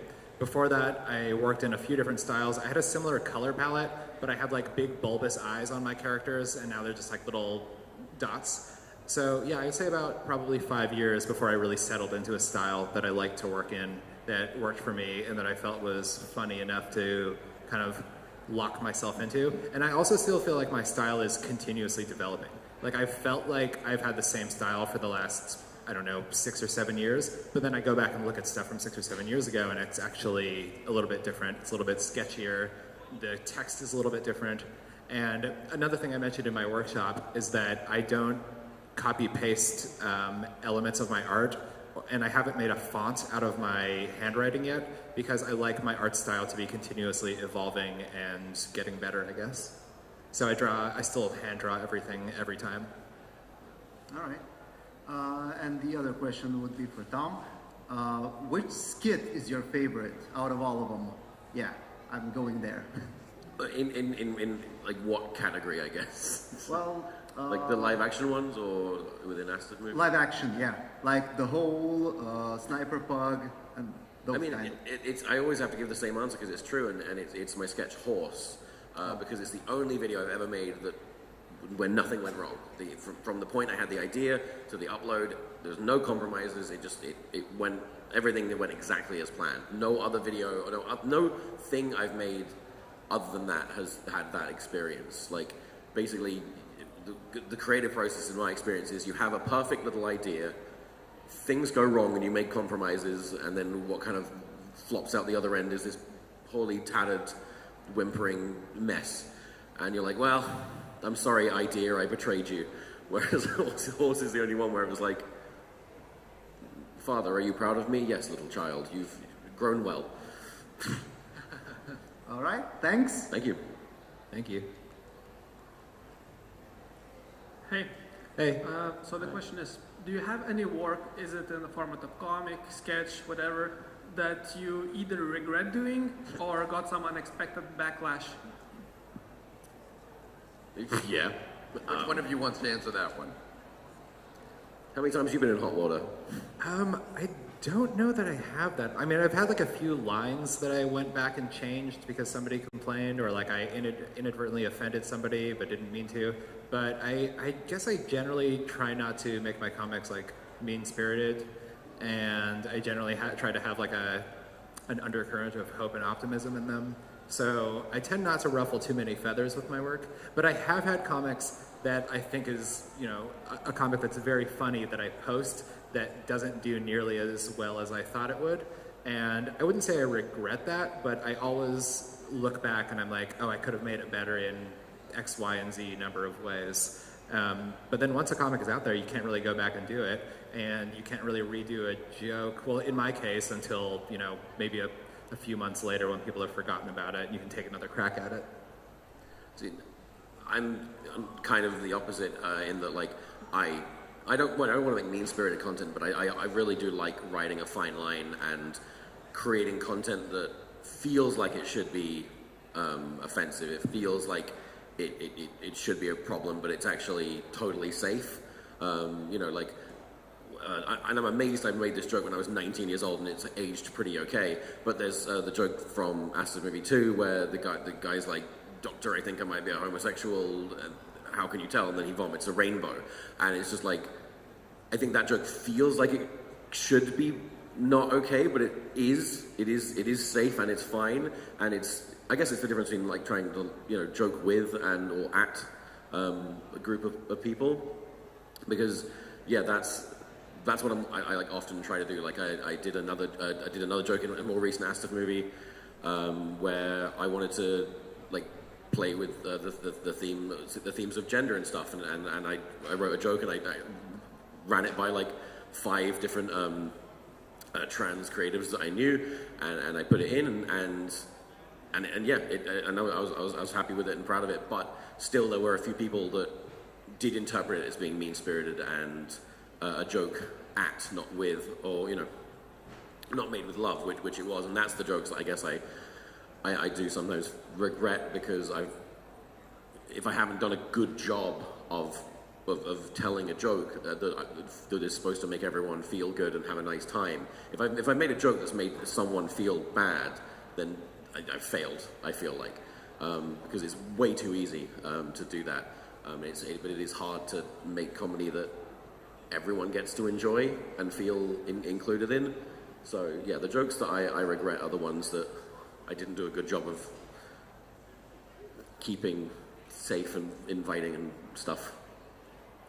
To follow on that, do you think it impacts your future work that you do after having such experiences? Well, it sounds like from what you described, you have only learned from those experiences and become a better writer. So, yep. Yeah, sounds like it impacts it positively. Yeah, I mean, I see a lot of comedians, especially older comedians, complain like, "Oh, you can't tell any joke these days. Everyone's so easily offensive," and I think that's absolutely crap. That's lazy. It's lazy. You definitely do. I definitely do have to take more considerations now, but like in a lot of creative things, it's just forcing me to think more about my work, and it leads to a better product. You know, it's called low-hanging fruit for a reason. It's easy to pick. It's you know, and everyone has already done it. So, but when you're trying to take considerations, it's like, oh, I want to tell this joke, but I know that's mean. So how can I make this joke better? And if you can't, like, there are jokes I come up with where it's like, nope, the best version of this joke, unfortunately, just is mean, so I just won't tell it. And that's, yeah, I just throw it away. Bye-bye. Mm-hmm. We're getting close to out of time, so we've got 3 more questions. We'll answer those, and then we'll wrap it up. So, a question for both of you. What's something you tend to disagree on with most of the people you talk to? So I can get the end of that question again? What's something you tend to disagree on with most of the people you talk to? Wow. You're wrong. I don't know that I hold any beliefs that are particularly fringe or controversial in a way that I would disagree with most people. Pineapple on pizza? It's fine. I love pineapple on pizza. It's just fine. I just don't get like JoJo's Bizarre Adventure. I don't get the appeal, man. How to lose a crowd at Comic-Con in 5 seconds. Like, that's it. There you go. See? Told you. Controversial opinion. It's ugly. It looks ugly. It upsets me.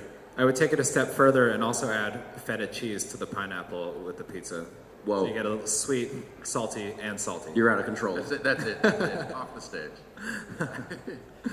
And anchovy. Thank you. Thank you. Hello. Hello. I wanted to ask, you have been creating content for quite a while now, and how did the comedy change throughout the year and internet community overall, and like, let's say, drawing community, in your opinion?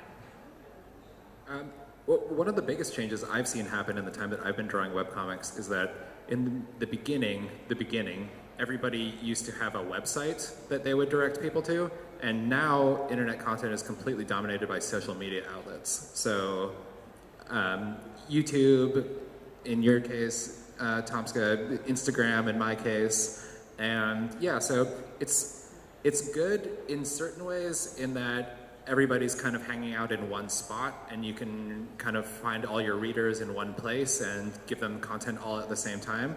But it's kind of sad in other ways because websites used to be these very interesting, unique pieces of the internet, like little pieces of internet real estate, and with cool designs and ways to interact with content, and those just don't really exist anymore, or they don't get as much attention. I'd say, like, in regards to the webcomic kind of community as well, like, I'd say it's definitely gotten like a lot nicer, right? Like, and a lot more inclusive. Like, that's a lot of the focus. I remember webcomics from the noughties, like, every comic was girl gamers are dumb, and stuff. Like, it was very mean-spirited, very exclusionary. It was usually two gamer boys being mean. Yeah, two gamer boys being mean, or someone just being violent to someone else. Whereas now, like, I think a lot more of the focus, and not just the focus, I mean, because obviously I'm sure those ones exist, but the things that you kind of see being shared around that do well are more often than not comics that are just kind of like pleasant and relatable, you know? Yeah, like the joke is more at the comics. expense of the writer now, whereas it used to very much be like, other people are stupid and dumb and I'm cool and epic, and now I think a lot of webcomics like, I'm anxious and lame, you know how it is, and that's, yeah, it's a much more inviting, I think, environment than what it was before. Yeah, I think that's right. Wholesome content is very hot right now. And I guess cringe as well, like in terms of like, as in like, I'm not saying it's cringe, I'm just saying like, cringe culture used to be such a massive, pervasive thing, where like everything was about laughing at the people who were different, and now I think Gen Z especially are doing such a good job of not indulging that notion of like picking on someone for being unashamedly themselves, and I think cringe culture is dying, and that's awesome because it means that people can be lame and passionate and sincere and not be punished for that in the public eye. Yeah. Thank you so much. I love your content. Thank you. Okay, one last question. So the question is for both of you. For this entire panel, you've been talking about how you are a part of a very niche community that has also turned into an industry, and with demand for changes in content and not being able to do everything you want to do in a more commercialized way, do you feel this impact things like your mental health or your view of yourself as an artist? Another thing I touched on in my workshop is the effect of instant feedback with the work I make. Like, within an hour, I know how well received a comic is based on the number of likes it has. And that can be both either an incredible rush or a very demoralizing experience. And I don't know that there's a way to really change it or fix it to make it better. I think it's almost just something we have to live with at this point. But yeah, I think that the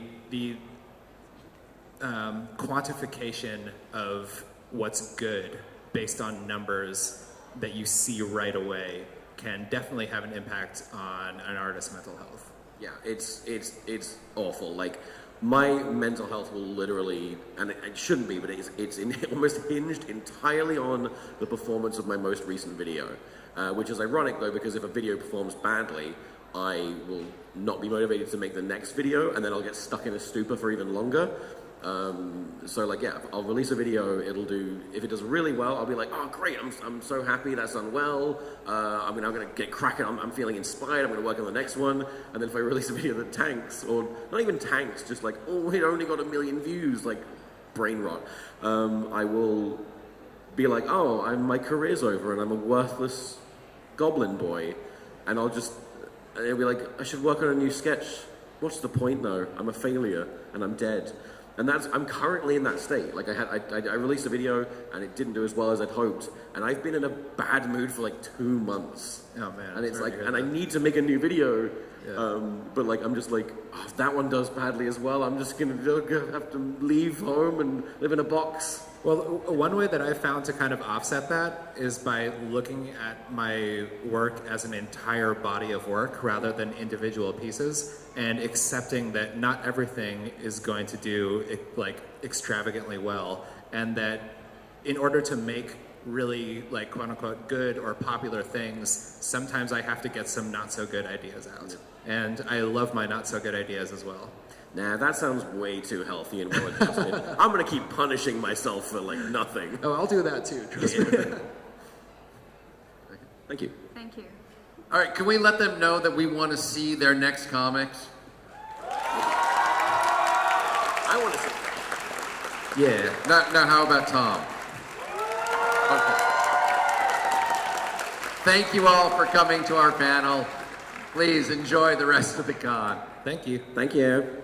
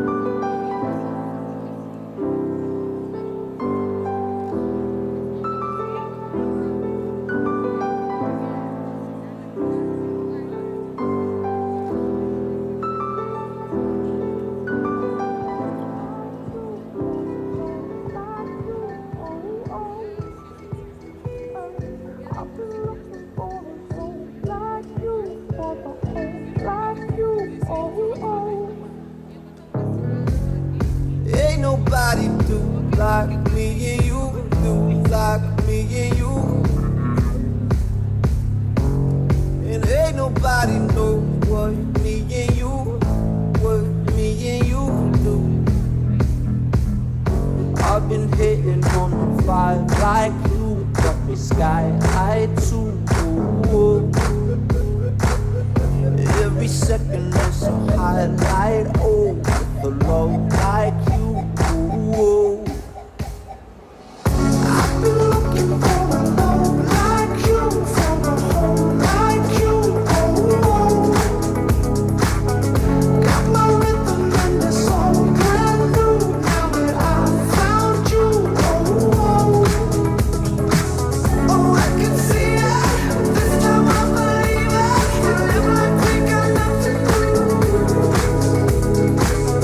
I've been looking for a love like you, for a home like you.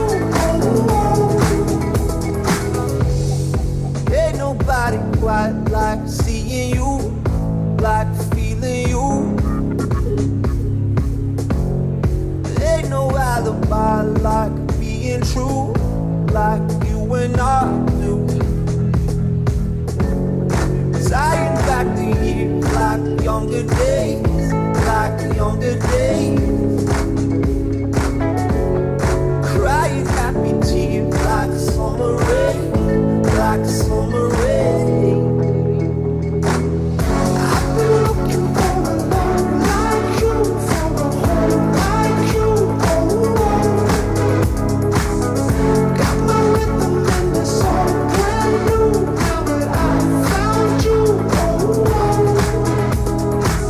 Oh, I can see it. This time I believe it. You live like we got nothing to do. I've been looking for a love like you, for a home like you. Don't let nobody talk about us. We know what we do. I went high and low a long time ago. These rivers run true. I've been looking for a love like you, for a home like you. Got my rhythm and it's all brand new now that I found you. Oh, I can see it. This time I believe it. You live like we got nothing to do. I've been looking for a love like you, for a home like you.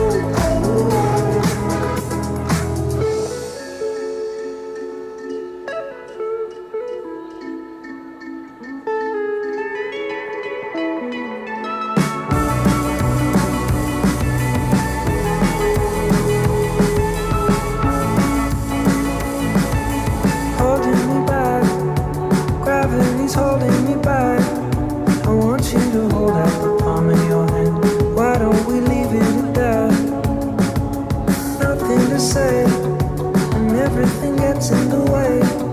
Seems you cannot be replaced, and I'm the one who'll stay. Oh, in this world, it's just us. You know it's not the same as it was. In this world, it's just us. You know it's not the same as it was. As it was. As it was. You know it's not the same. Answer the phone. Harry, you're no good alone. Why are you sitting at home on the floor? What kind of pills are you on? Ringing the bell, and nobody's coming to help. Your daddy lives by himself. He just wants to know that you're well. Oh, in this world, it's just us. You know it's not the same as it was. In this world, it's just us. You know it's not the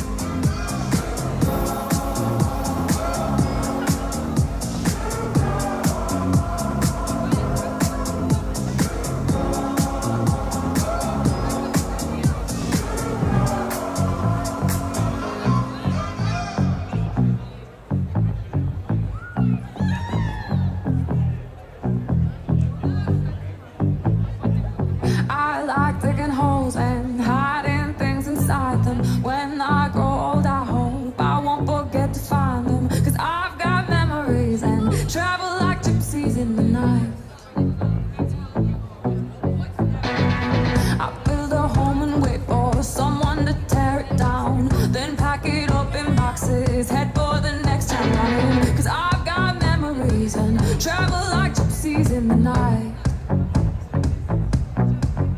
And 1,000 times I've seen this road, 1,000 times. I've got no roots, but my home was never on the ground. I've got no roots, but my home was never on the ground. I've got no roots.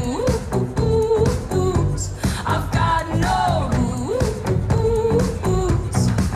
I've got no roots, but my home was never on the ground. I've got no roots, but my home was never on the ground. I've got no roots. I've got no roots. I like standing still, but that's just a wishful plan. Ask me where I come from, I'll say a different land. But I've got memories and travel like gypsies in the night. I count gates and numbers, then play the guessing game. It's just a place that changes, the rest is still the same. But I've got memories and travel like gypsies in the night. And 1,000 times I've seen this road, 1,000 times. I've got no roots, but my home was never on the ground. I've got no roots, but my home was never on the ground. I've got no roots. I've got no roots. I've got no roots, but my home was never on the ground. I've got no roots, but my home was never on the ground. I've got no roots. I've got no roots. I like digging holes, hiding things inside them. When I grow old, I won't forget to find them. I like digging holes, hiding things inside them. When I grow old, I won't forget to find them. I've got no roots.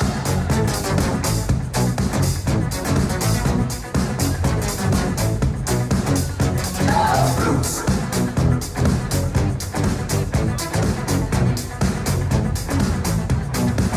I've got no roots, but my home was never on the ground. I've got no roots, but my home was never on the ground. I've got no roots. I've got no roots. I've got no roots, but my home was never on the ground. I've got no roots, but my home was never on the ground. I've got no roots. I've got no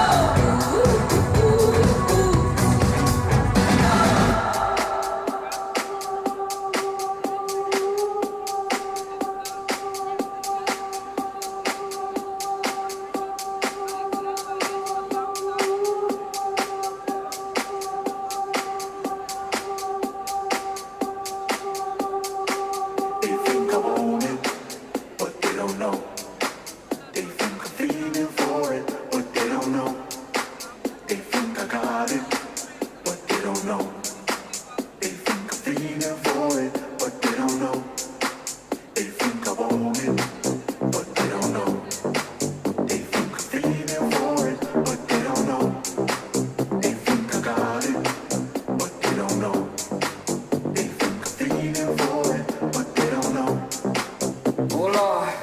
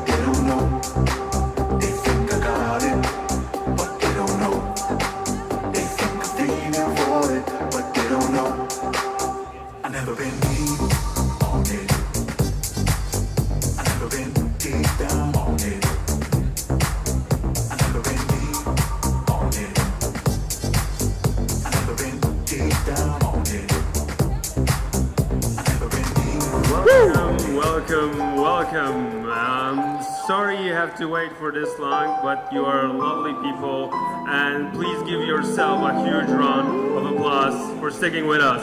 Woo! Yeah, it's over, like, it's 100 contestants in a regular cosplay competition, over 50 contestants in the Masquerade. So it's a lot of work. It was really heated discussion. Yeah, I'm really glad you're here because we need a lot of clapping for the winners. Woo! And before that, because I think that's only appropriate, if you waited this long, I can entertain you with a short story of my life. So, my name is Zel. I was born in a little village near the seaside, and no, it's not gonna be this. I'm sorry. Okay, so, my dear audience, Masquerade. Did you enjoy the Masquerade? For all the brave people who decided to participate and came up on stage during the Masquerade, we found out that you loved almost the most because he landed on a 3rd place. Please welcome on stage, Fury!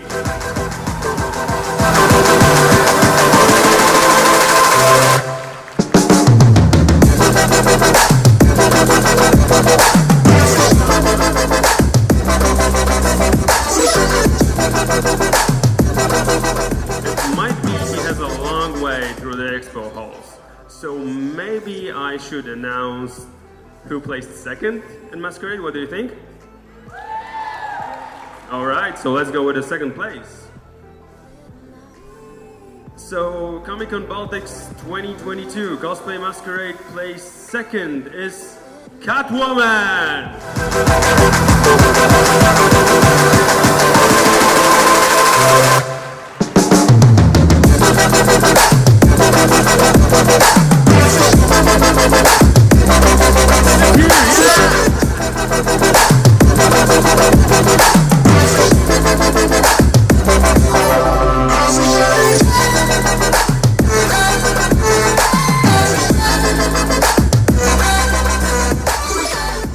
Alright, so first place, Masquerade, you're excited?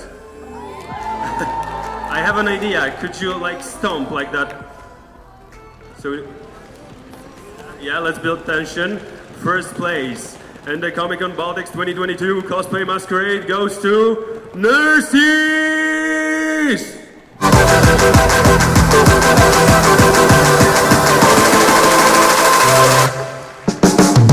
They're almost here, I'm sure. Alright. So that went well. But I'm really glad you're so active and clapping, and that's amazing. I'm glad you're excited. If you remember, nurses were the girls, I think the nurses, right? We have the 3rd place. Guy, 2nd, 3rd. Fury! Oh, Fury is here!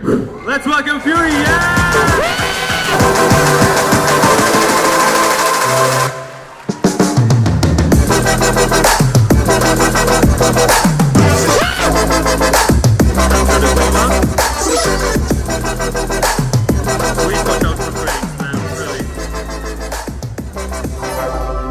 Okay. You're here. Great. Okay, guys. Nurses!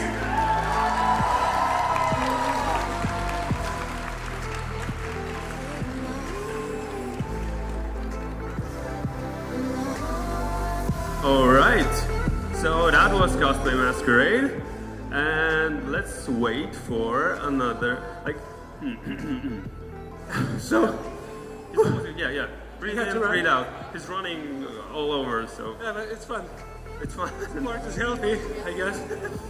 But the most important thing, that looking at these beautiful, amazing, awesome prizes, and we have to say thank you once again to all of our beautiful sponsors, who are Zenitech, Noxa, Sony, Nordic Cosplay Championship, Makeup Forever, Alienware, Cosplay Shop, Secret Lab, Filman, Genesis, Phantasmagoria, Artin, Del, and of course, Chaz.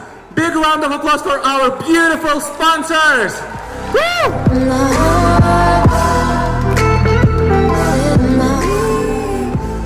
And I want to say personal, big thank you for people without whom this competition wouldn't exist. It's Migla and HEIST. Come on, girls on stage, you were amazing. You did an amazing job.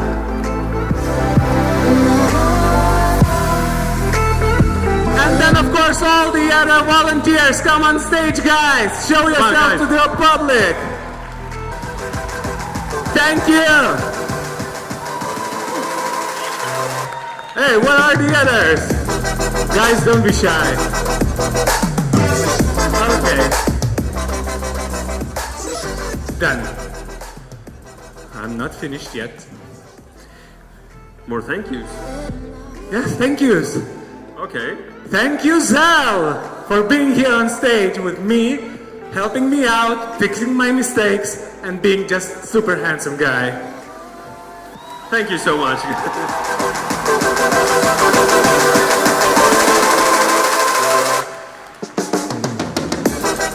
Thank you. And now, we want to have on stage our beautiful, amazing jury. Merry All-Nighter!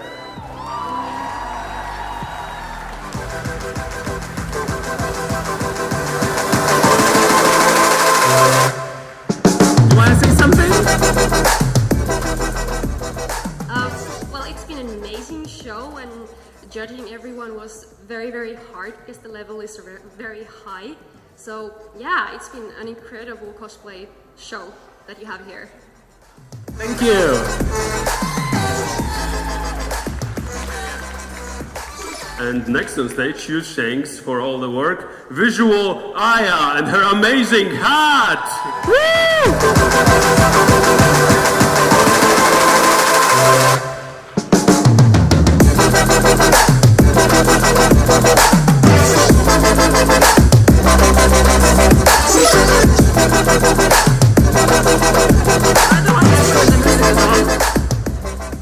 Should I say some words? Shouldn't.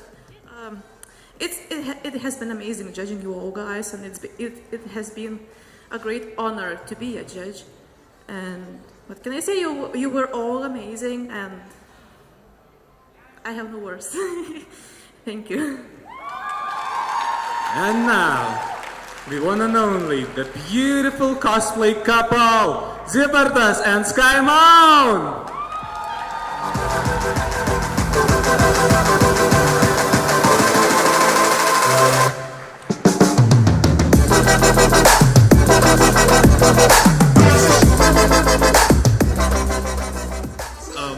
I have a lot of things to say, but I guess I'll limit myself to a sentence or two. I would really like to thank everyone that put on this amazing show, all the participants and all the organizers and sponsors. It was really cool to be a part of this awesome project.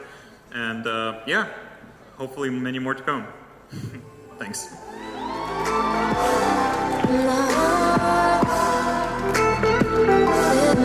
And last but not least, please, huge applause and huge thank you for Okido!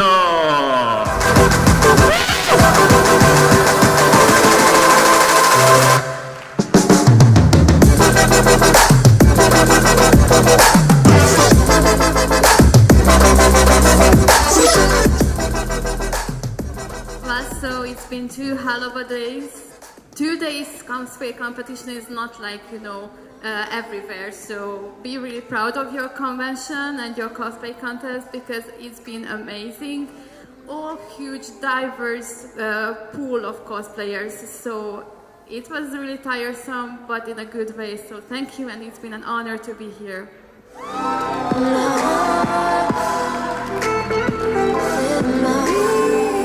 And dear judges, don't leave us, because I guess you have a little bit more talking to do, right, Karol? Yes, of course. Let's maybe start from the... Yes, thank you. So we are giving away our Judges' Choices Awards, and my choice was well put together in its simplicity, and they ended their skit with a bang. I chose Sono. Sono! Let's go!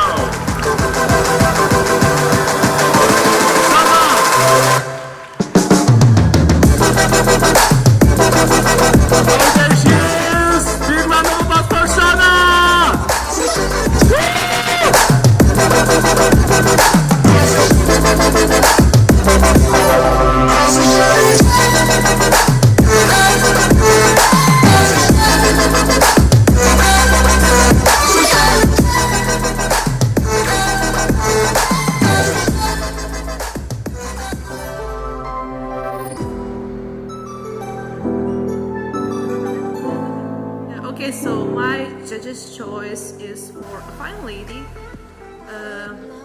who really wowed me with her craftsmanship and her tiny details that really mattered.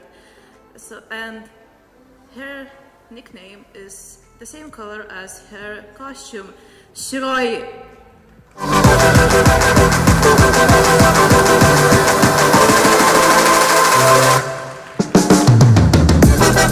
Shiroi on stage! She's almost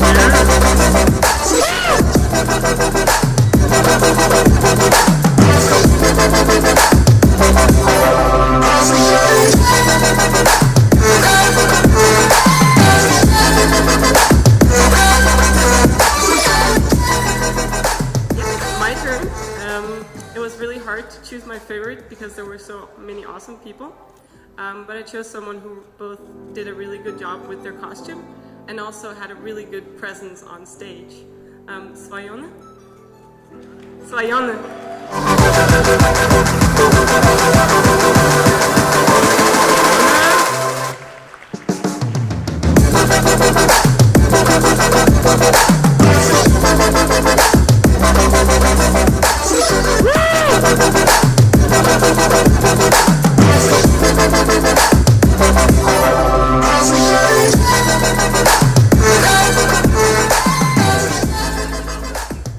So my Judges' Choices Award goes to, let me preface it a little bit.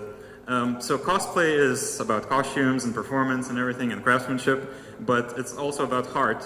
And look at us here, we're adults and we're all nervous on stage, and you know, even Carlos will admit that he might be nervous sometimes on stage. But it's those moments when all eyes on you and you do not blink that count, and that's why my Judges' Choice Award goes to the coolest cat in town, Project Kaio.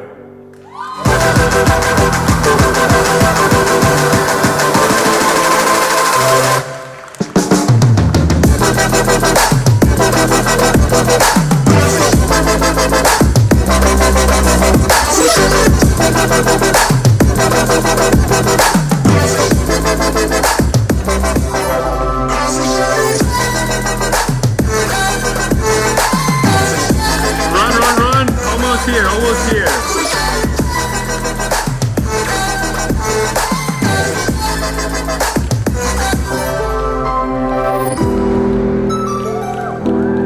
Keep it going, guys, come on.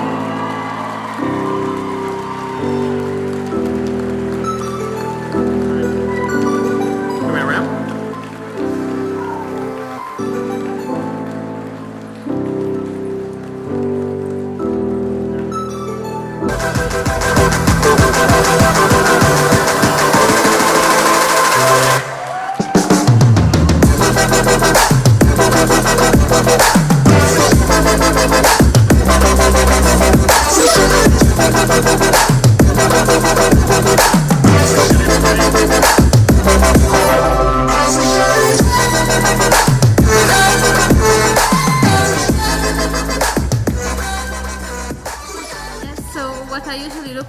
Cosplay is complexity, diverse techniques used, and resourceful solutions. And there was a cosplayer who basically blew my mind, and it was Yugoro, so my choice goes to her.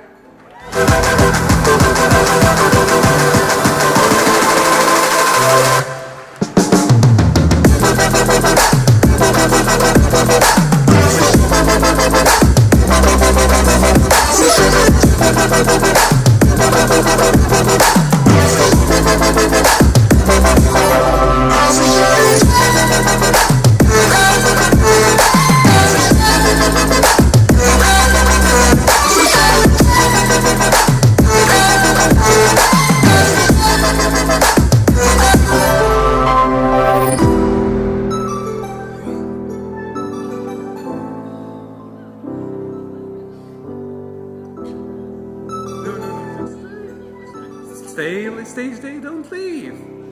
Don't run. Okay, So yeah, now, since we got some solo prizes, it's time for cos bands and groups. How do you feel about it? Do they deserve prize? Yeah, I think so. So, my dear audience, the third place in cos band category during Comic-Con Baltics 2022 cosplay contests.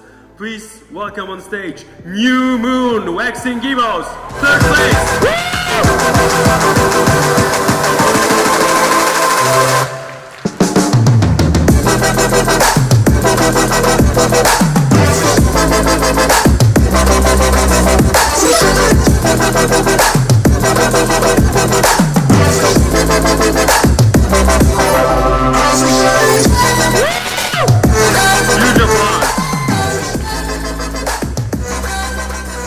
The second place in the cos band category goes to, drum roll, Silly Bandits!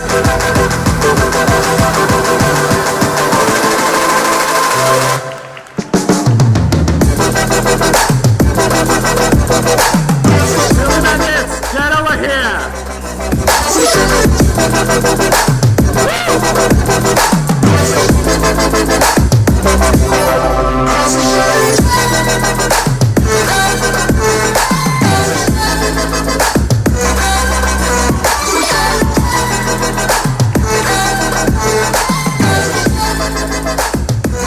Are you ready for first place? So the winner of Cosband category are Prepare for Trouble! Make it double!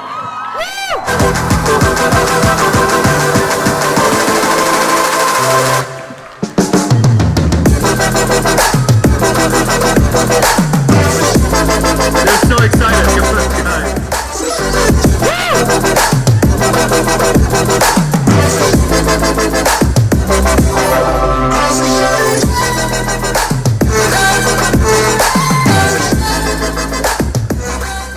Okay, now it's time for the original design or original character.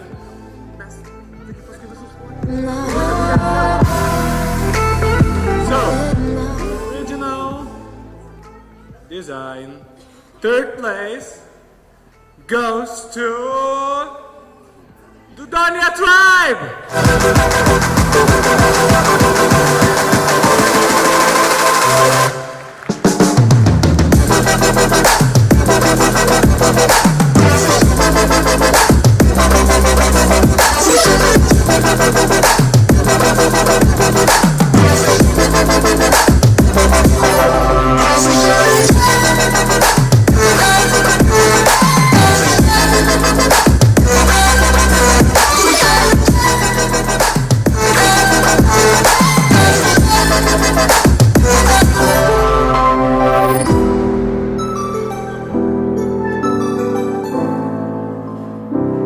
So the second place in the original design category, and this lovely thing right here, goes to Moni!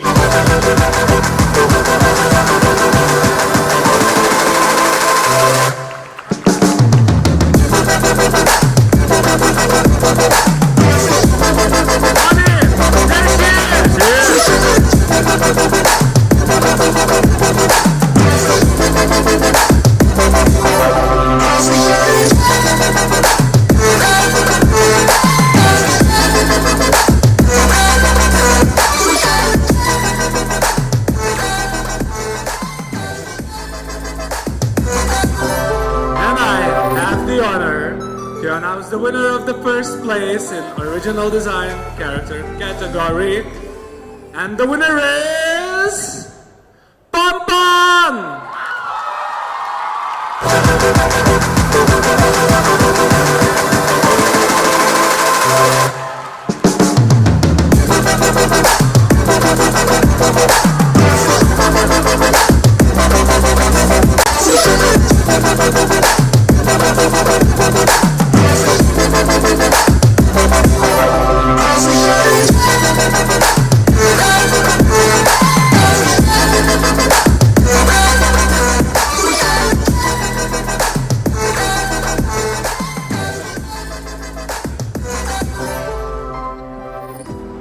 Back to work, right? Back to work.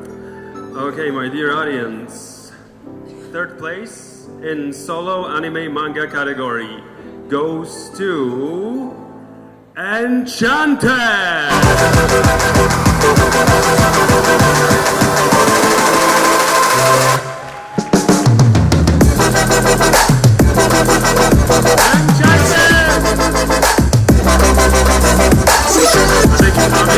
Running over there, yeah.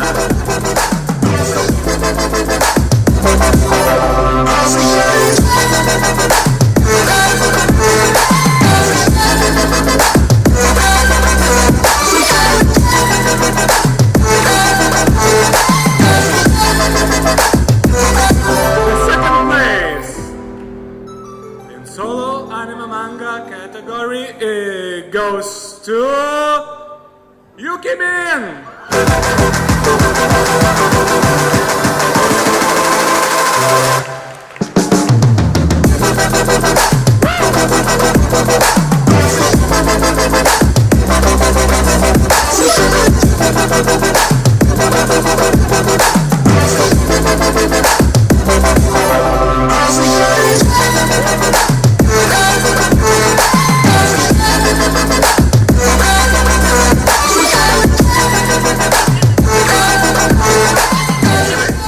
The first place in solo anime manga category, you know what?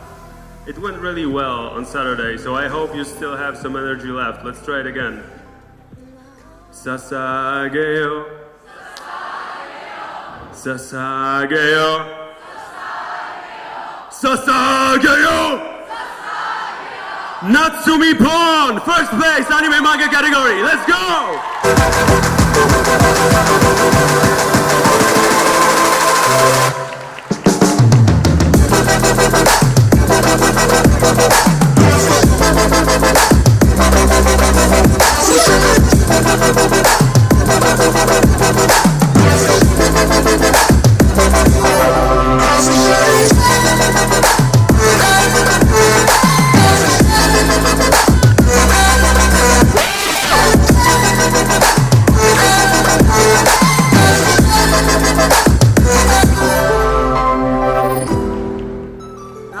Jump to solo video games category. And video games here, video games.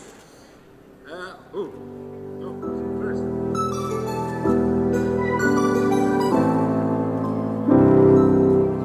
Found it.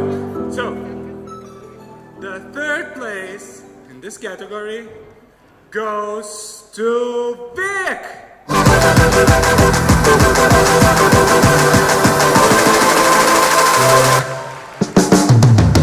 Keep running. Drop more cakes.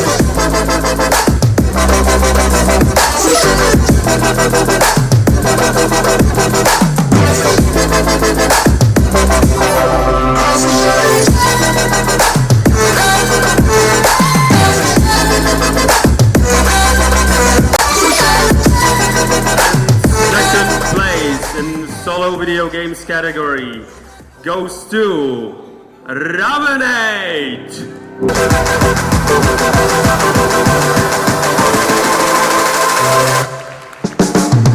Which side? This side.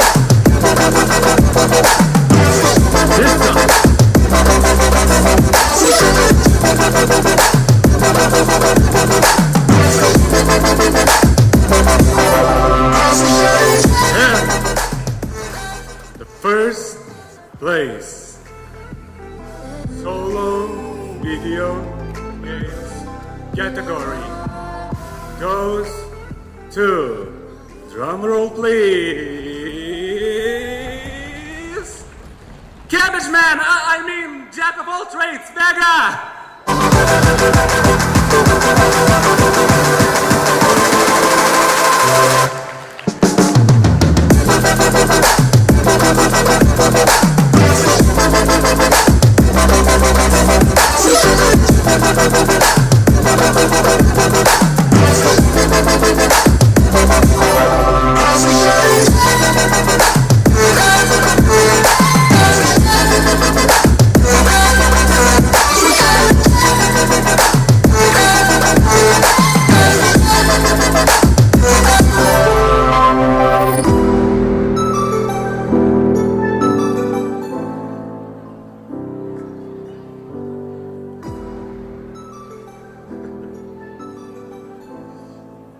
Okay, lovely audience.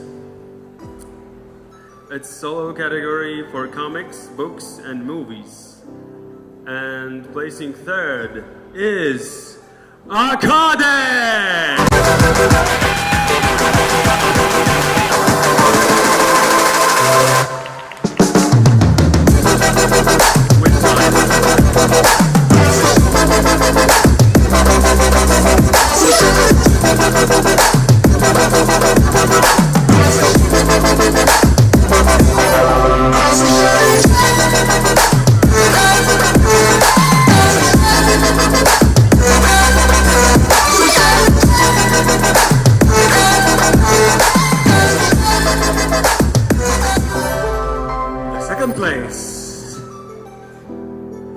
Solo video comic books movies category goes to all the single ladies, Demon!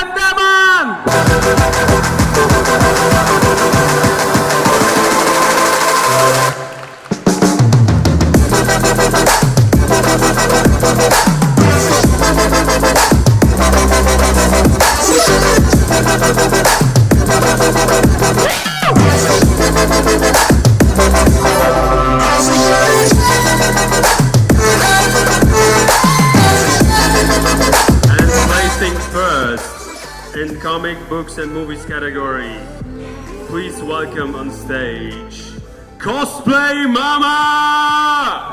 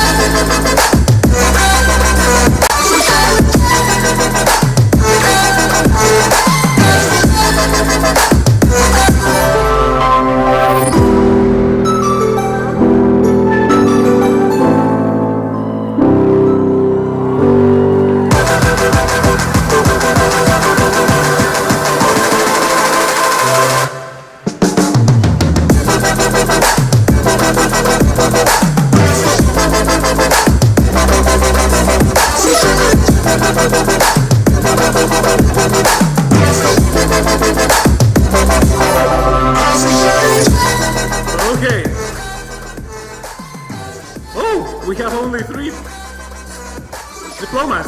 We're drawing near? Oh, okay. Okay. And so, now it's the award chosen by you guys. We were asking you to vote on Comic-Con Baltics app whole 2 days, again and again and again and again, and you voted. And the Audience Choice Award goes to New Moon Waxing Givers!